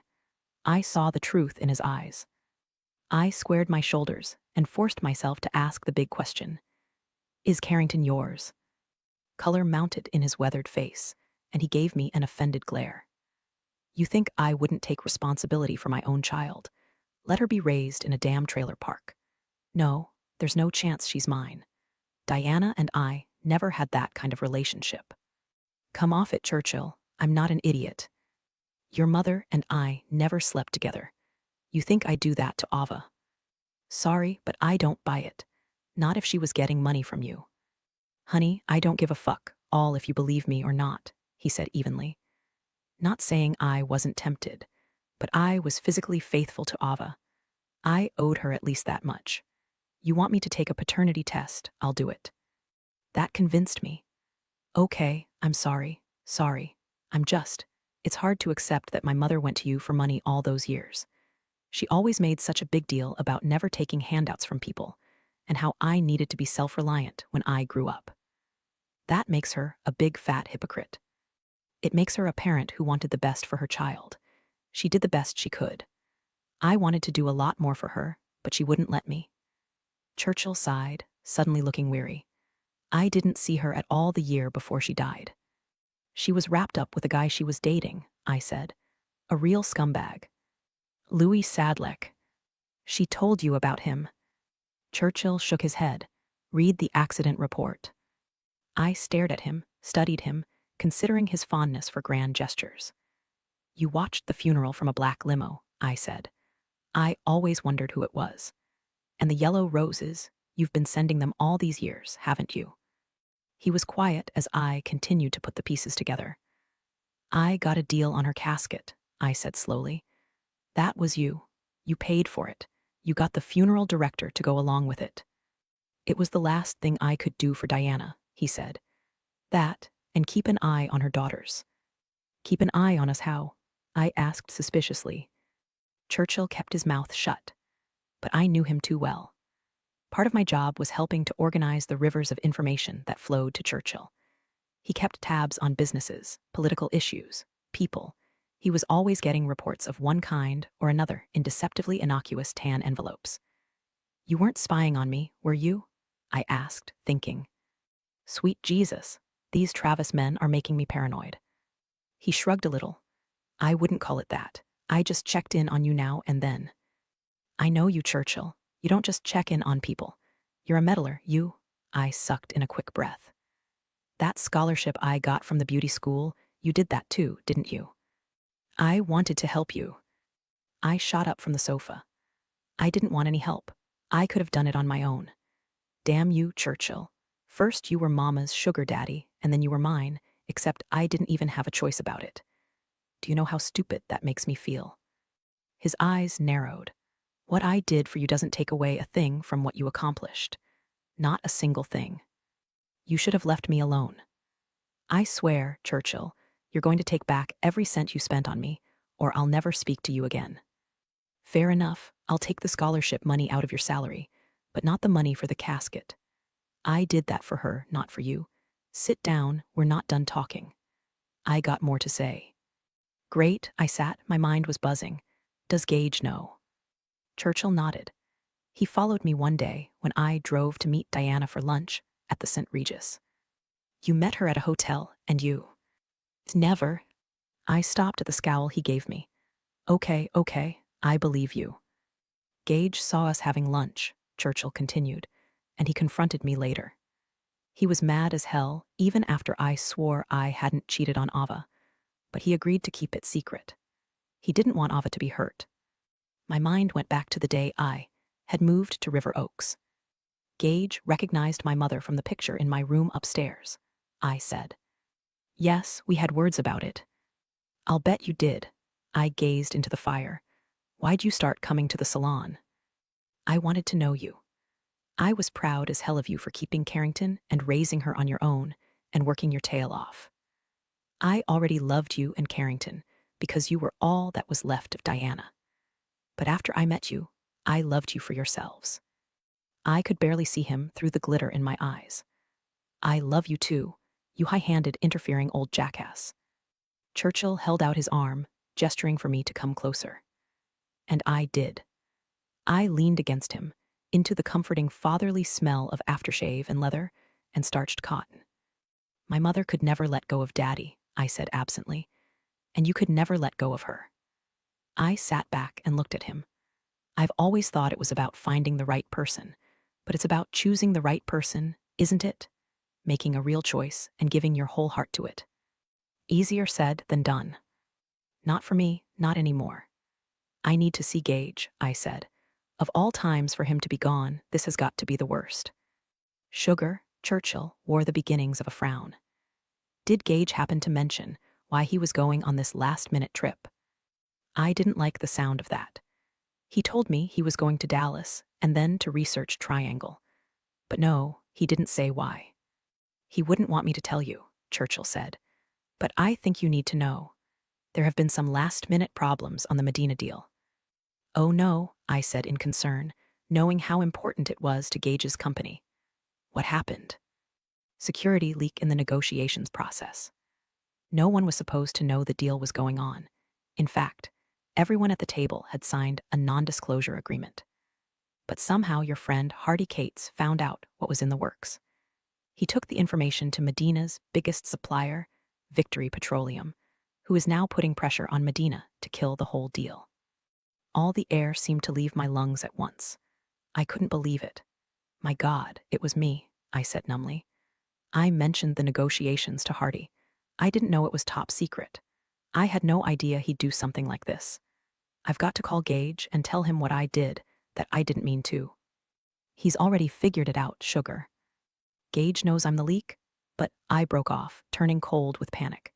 Gage must have known last night, and yet he hadn't said anything. I felt nauseous.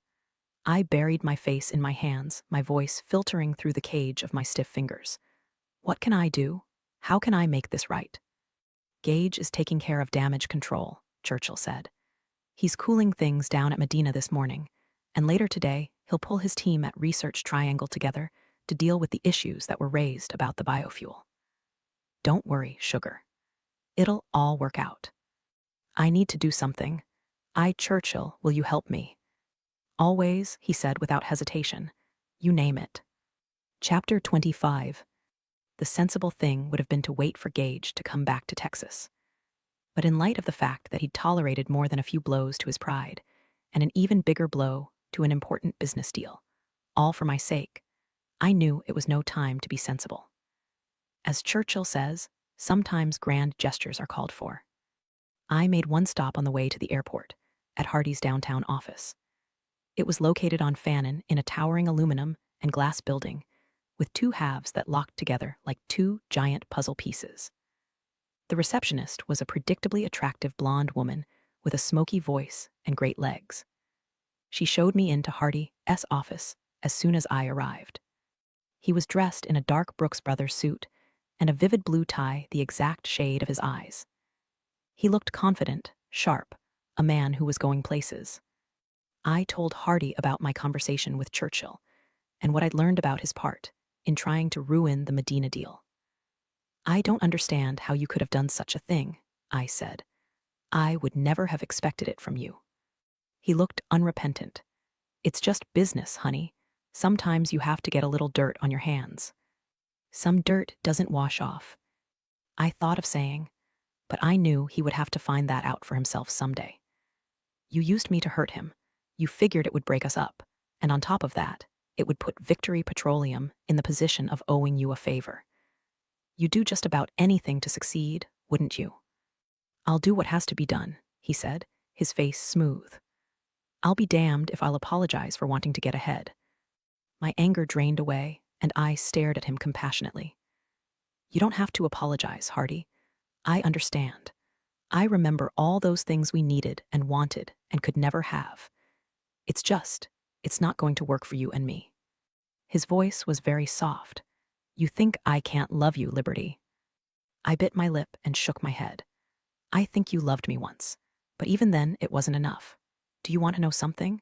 Gage didn't tell me about what you'd done, even though he had the perfect opportunity, because he wasn't going to let you drive a wedge between us. He forgave me without being asked, without even letting me know I'd betrayed him. That's love, Hardy. Ah, honey, Hardy took my hand, lifted it, and kissed the inside of my wrist at the tiny whisk of blue veins beneath the skin. One lost deal doesn't mean shit to him. He's had it all since the day he was born. If he'd been in my shoes, he'd have done the same thing. No, he wouldn't have. I pulled away from him. Gage wouldn't use me for any price. Everyone has a price. Our gazes met. It seemed an entire conversation took place in that one glance. Each of us saw what we needed to know. I have to say goodbye now, Hardy. He stared at me with bitter understanding.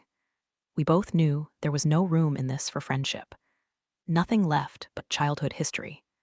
Hell, Hardy caught my face in his hands, kissing my forehead, my closed eyelids, stopping just short of my mouth. And then I was wrapped in one of those hard, secure hugs I remembered so well. Still holding me, Hardy whispered in my ear, "Be happy, honey. No one deserves it more. But don't forget I'm keeping one little piece of your heart for myself. And if you ever want it back, you know where to find it." Having never been airborne before, I white-knuckled it all the way to Raleigh-Durham. I sat in first class next to a very nice guy in a business suit, who talked me through the takeoff and landing, and ordered me a whiskey sour during the flight. As we deboarded, he asked if he could have my number, and I shook my head. Sorry, I'm taken. I hoped I was right. I'd planned to take a cab to my next stop, a small public airport about 7 miles away, but a limo driver was waiting for me in baggage claim. He held up a sign with the handwritten letters. Jones. I approached him tentatively. Are you by chance looking for Liberty Jones? Yes, ma'am.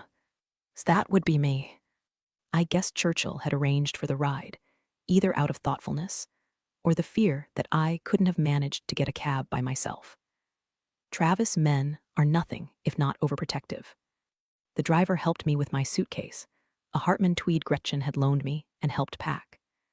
It was stuffed with light wool pants and a skirt, some white shirts, my silk scarf, and 2 cashmere sweaters she swore she had no use for. Optimistically, I had also packed an evening dress and heels. There was a brand new passport in my purse, along with Gage S., which his secretary had provided. It was nearly dusk by the time I was dropped off at the small airport, which had 2 runways, a snack bar, and nothing remotely resembling a control tower. I noticed how different the air smelled in North Carolina, salty and soft and green. There were 7 aircraft on the ground, 2 small and 5 mid-sized, one of them the Travise's Gulfstream. Next to a yacht, the most blatant exhibition of extreme wealth is a private jet. The super-rich have planes with showers, private bedrooms, and wood-paneled workstations, along with fancy stuff like gold-plated cup holders. But the Travises, mindful of maintenance costs, had been conservative by Texan standards. That's sort of a joke if you've ever seen their Gulfstream, a luxury long-range aircraft fitted with fiddleback mahogany and soft wool carpeting. Also leather swivel seats, a plasma TV, and a curtained-off divan that folds out into a queen-sized bed. I boarded the plane and met the pilot and co-pilot. While they sat in the cockpit, I had a soda and waited nervously for Gage. I practiced a speech, 100 versions, searching for the right words to make Gage understand how I felt. I heard someone boarding the plane, and my pulse went crazy, and the speech flew right out of my head. Gage didn't see me at first. He looked grim and tired, dropping a shiny black briefcase into the nearest seat, rubbing the back of his neck as if it were sore. "Hey," I said softly. His head turned, and his face went blank as he saw me. "Liberty, what are you doing here?" I felt an overwhelming rush of love for him, more love than I could contain, rising off me like heat. God, he was beautiful. I groped for words. I decided on Paris. A long silence passed. Paris. Yes, you asked me if I called the pilot yesterday. I told him I wanted to surprise you. You did. He's worked everything out so we can leave straight from here. Right now, if you want. I offered him a hopeful smile. I've got your passport. Gage removed his jacket, taking his time about it. I was reassured by the way he seemed to fumble a little as he laid the garment over a seat back. So now you're ready to go somewhere with me. My voice was thick with emotion. I'm ready to go anywhere with you. He looked at me with brilliant gray eyes, and I caught my breath as a slow smile curved his lips. Loosening his tie, he began to approach me. Wait, I choked out. I have to tell you something. Gage stopped. Yes. Churchill told me about the Medina deal. It was my fault. I'm the one who tipped Hardy off about it. I had no idea that he would. I'm sorry. My voice broke. I'm so sorry. Gage reached me in 2 strides. It's all right. No, damn it, don't start crying. I would never do anything to hurt you. I know you wouldn't. Hush, hush. He hauled me close, wiping at my tears with his fingers. I was so stupid. I didn't realize. Why didn't you say anything to me about it? I didn't want you to worry. I knew it wasn't your fault. I should have made certain you understood it was confidential. I was stunned by his belief in me. How could you be so sure I didn't do it on purpose? He cradled my face in his hands and smiled into my streaming eyes. Because I know you, Liberty Jones. Don't cry, sweetheart, you're killing me. I'll make it up to you, I swear. Shut up, Gage said tenderly, and kissed me with a blistering heat that made my knees buckle. I wrapped my arms around his neck, forgetting the reason for tears, forgetting everything but him. He kissed me over and over deeper, until we both staggered in the aisle, and he was forced to brace a hand on one of the seats to keep us from falling over. And the plane wasn't even moving. His breath rushed fast and hot against my cheek as he drew back enough to whisper, "What about the other guy?" My eyes half closed as I felt the heel of his hand brush the side of my breast. "He's the past," I managed to say. "You're the future." Damn right I am. Another deeply uncivilized kiss, full of fire and tenderness, promising more than I could begin to take in. All I could think was that a lifetime with this man wouldn't be nearly enough. He pulled away with an unsteady laugh and said, "There's no getting away from me now, Liberty. This is it." "I know," I would have said, but before I could answer, he was kissing me again, and he didn't stop for quite a while. "I love you." I don't remember who said it first, only that we both ended up saying it quite a lot during the 7-hour and 25-minute flight across the Atlantic. And it turned out Gage had some interesting ideas about how to pass the time at 50,000 feet. Let's just say flying is a lot more tolerable when you've got distractions. Epilogue. I'm not sure if the ranch is an engagement present or an early wedding present.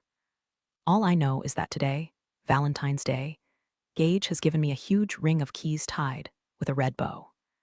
He says we'll need a getaway place when the city feels too crowded, and Carrington will need a place to ride. It takes a few minutes of explaining on his part before I understand it's an outright gift. I'm now the owner of a 5,000-acre ranch.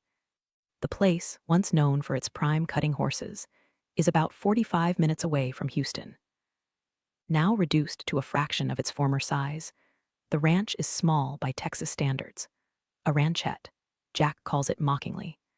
until a glance from Gage causes him to cringe in pretend fear.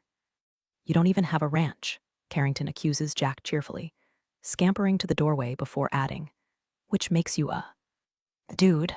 Eh? Who you callin' a dude? Jack asks with feigned outrage and chases after her, while her screams of delight echo through the hallways. On the weekend, we pack overnight bags and go to see the place, which Gage has renamed Rancho Armadillo. You shouldn't have done this, I tell him for the dozenth time as he drives us north of Houston. You've given me enough already. Keeping his gaze on the road, Gage brings our entwined fingers to his lips and kisses my knuckles. Why does it always make you so damn uncomfortable when I give you something? I realize there is an art to accepting gifts gracefully, and so far I haven't acquired it. I'm not used to getting presents, I admit, especially when it's not a holiday or a birthday and there's no reason for them. And even before this ranch, yes, even before that, you'd already done more for me than I could ever repay. His tone is patient, but at the same time I hear the uncompromising edge in it. You're going to have to work on erasing that invisible balance sheet you carry around in your head. Relax. Let me have the pleasure of giving you something without having to talk it half to death afterward. He glances over his shoulder to make sure Carrington has her headphones on. Next time I give you a present, all you need to do is say a simple thank you and have sex with me. That's all the repayment I need. I bite back a smile. Okay. We drive through a pair of massive rock pillars supporting a 20-foot iron arch and continue along a paved road that I come to realize is our driveway. We pass winter wheat fields dappled with the wing shadows of geese overhead. Dense growths of mesquite, cedar, and prickly pear crouch in the distance. The drive leads to a big old rockhandwood Victorian, shaded by oak and pecan trees. My dumbfounded gaze takes in a stone barn, a paddock, an empty chicken yard, all of it surrounded by a fieldstone fence. The house is big and sturdy and charming.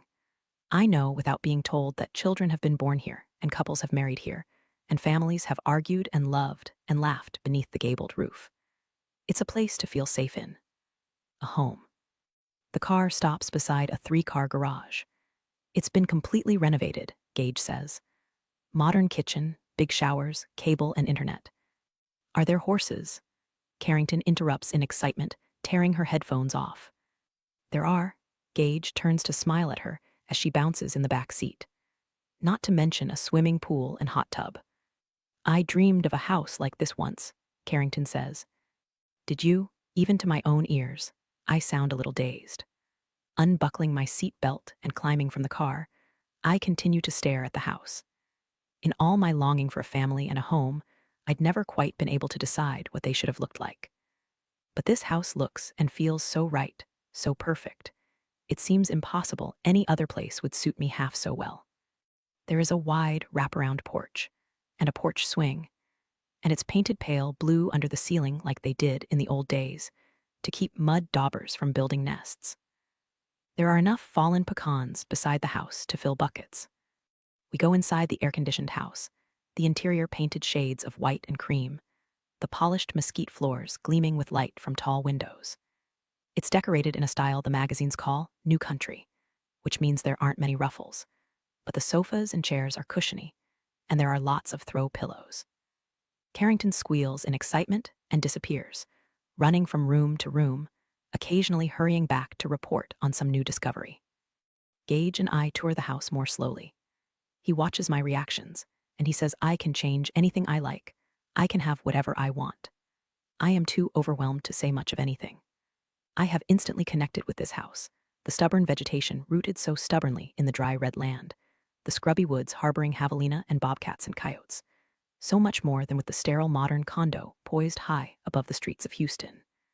And I wonder how Gage knew this is what my soul has craved. He turns me to face him, his eyes searching. It occurs to me that no one in my life has ever concerned himself so thoroughly with my happiness. What are you thinking? He asks. I know Gage hates it when I cry. He is completely undone by the sight of tears, so I blink hard against the sting. I'm thinking how thankful I am for everything, I say, even the bad stuff. Every sleepless night, every second of being lonely, every time the car broke down, every wad of gum on my shoe. every late bill, and losing lottery ticket and bruise and broken dish and piece of burnt toast. His voice is soft. Why, darlin'? Because it all led me here to you. Gage makes a low sound and kisses me, trying to be gentle. But soon he is gripping me closer and murmuring love words, sex words, making his way down the curve of my neck, until I remind him breathlessly that Carrington is somewhere nearby.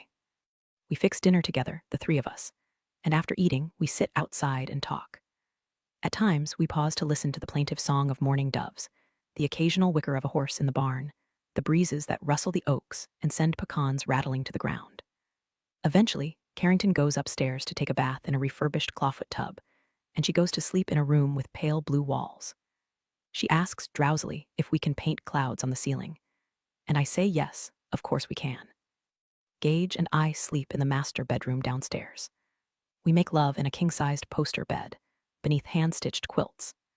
Sensitive to my mood, Gage takes it easy and slow in the way that never fails to drive me crazy, drawing out every sensation until my heartbeat is hammering in my throat. He is strong and hard and deliberate, every gentle movement an assertion of something beyond words, something deeper and sweeter than mere passion. I go rigid in his arms, muffling a cry against his shoulder, while he coaxes long, delicious shudders from my body. Then it's my turn to hold him. I put my arms and legs around him, wrapping him tightly in myself, and he gasps out my name as he surges and quickens. We both wake up at daybreak as the wintering snow geese honk and flap across the fields on their way to breakfast. I lie snuggled against Gage's chest, listening to the mockingbirds serenading us from the oak tree by the window. They are relentless. "Where's the gun?" I hear Gage mutter. I hide my grin against his chest. "Easy, cowboy, it's my ranch. Those birds can sing all they want to." "Just for that," Gage replies. He's going to make me go with him on an early morning ride to check out my property. That causes the smile to fade. There's something I've wanted to tell him, but I haven't been sure how or when to do it. I am quiet, playing nervously with the hair on his chest. "Gage, I don't think I'm up for riding today." He lifts up on one elbow and looks down at me with a frown. "Why not? You feeling okay?" "No, I mean yes, I feel fine." I take an uneven breath. But I have to ask the doctor if it's all right before I do anything that strenuous. "Doctor?" Gage rises over me, taking my shoulders in his hands. "What doctor? Why the hell would you?" His voice fades as it dawns on him. "My God, Liberty, sweetheart, are you?" He immediately moderates his grip, as if he's afraid of crushing me. "You're sure?" I nod, and he gives a delighted laugh. I can't believe it. A flush of color has made his eyes startlingly light by contrast.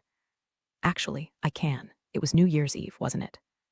"Your fault," I remind him, and his grin widens. "Yes, I'll take full credit for that one. My sweet girl, let me see you." I am immediately subjected to an inspection, his hands sweeping over my body. Gage kisses my stomach a dozen times, then levers upward to pull me into his arms again. His mouth descends to mine repeatedly. "My God, I love you. How do you feel? Do you have morning sickness? Do you need crackers, pickles, Dr. Pepper?" I shake my head and try to talk to him in between kisses. "I love you, Gage. Love you." The words catch sweetly between our lips. And I finally understand why so many Texans refer to kisses as sugar bites. "I'm going to take such good care of you." Gage lays his head gently on my chest, his ear pressed to the rhythm of my heart. "You, Carrington, and the baby, my little family, a miracle." "Sort of an ordinary miracle," I point out. "I mean, women have babies every day." "Not my woman, not my baby." His head lifts. The look in his eyes takes my breath away. "What can I do for you?" he whispers. "Just say a simple thank you," I tell him, "and have sex with me." And he does. I know without a doubt this man loves me for exactly who I am. No conditions, no limits. That's a miracle too. In fact, every day is filled with ordinary miracles. You don't have to look far to find them.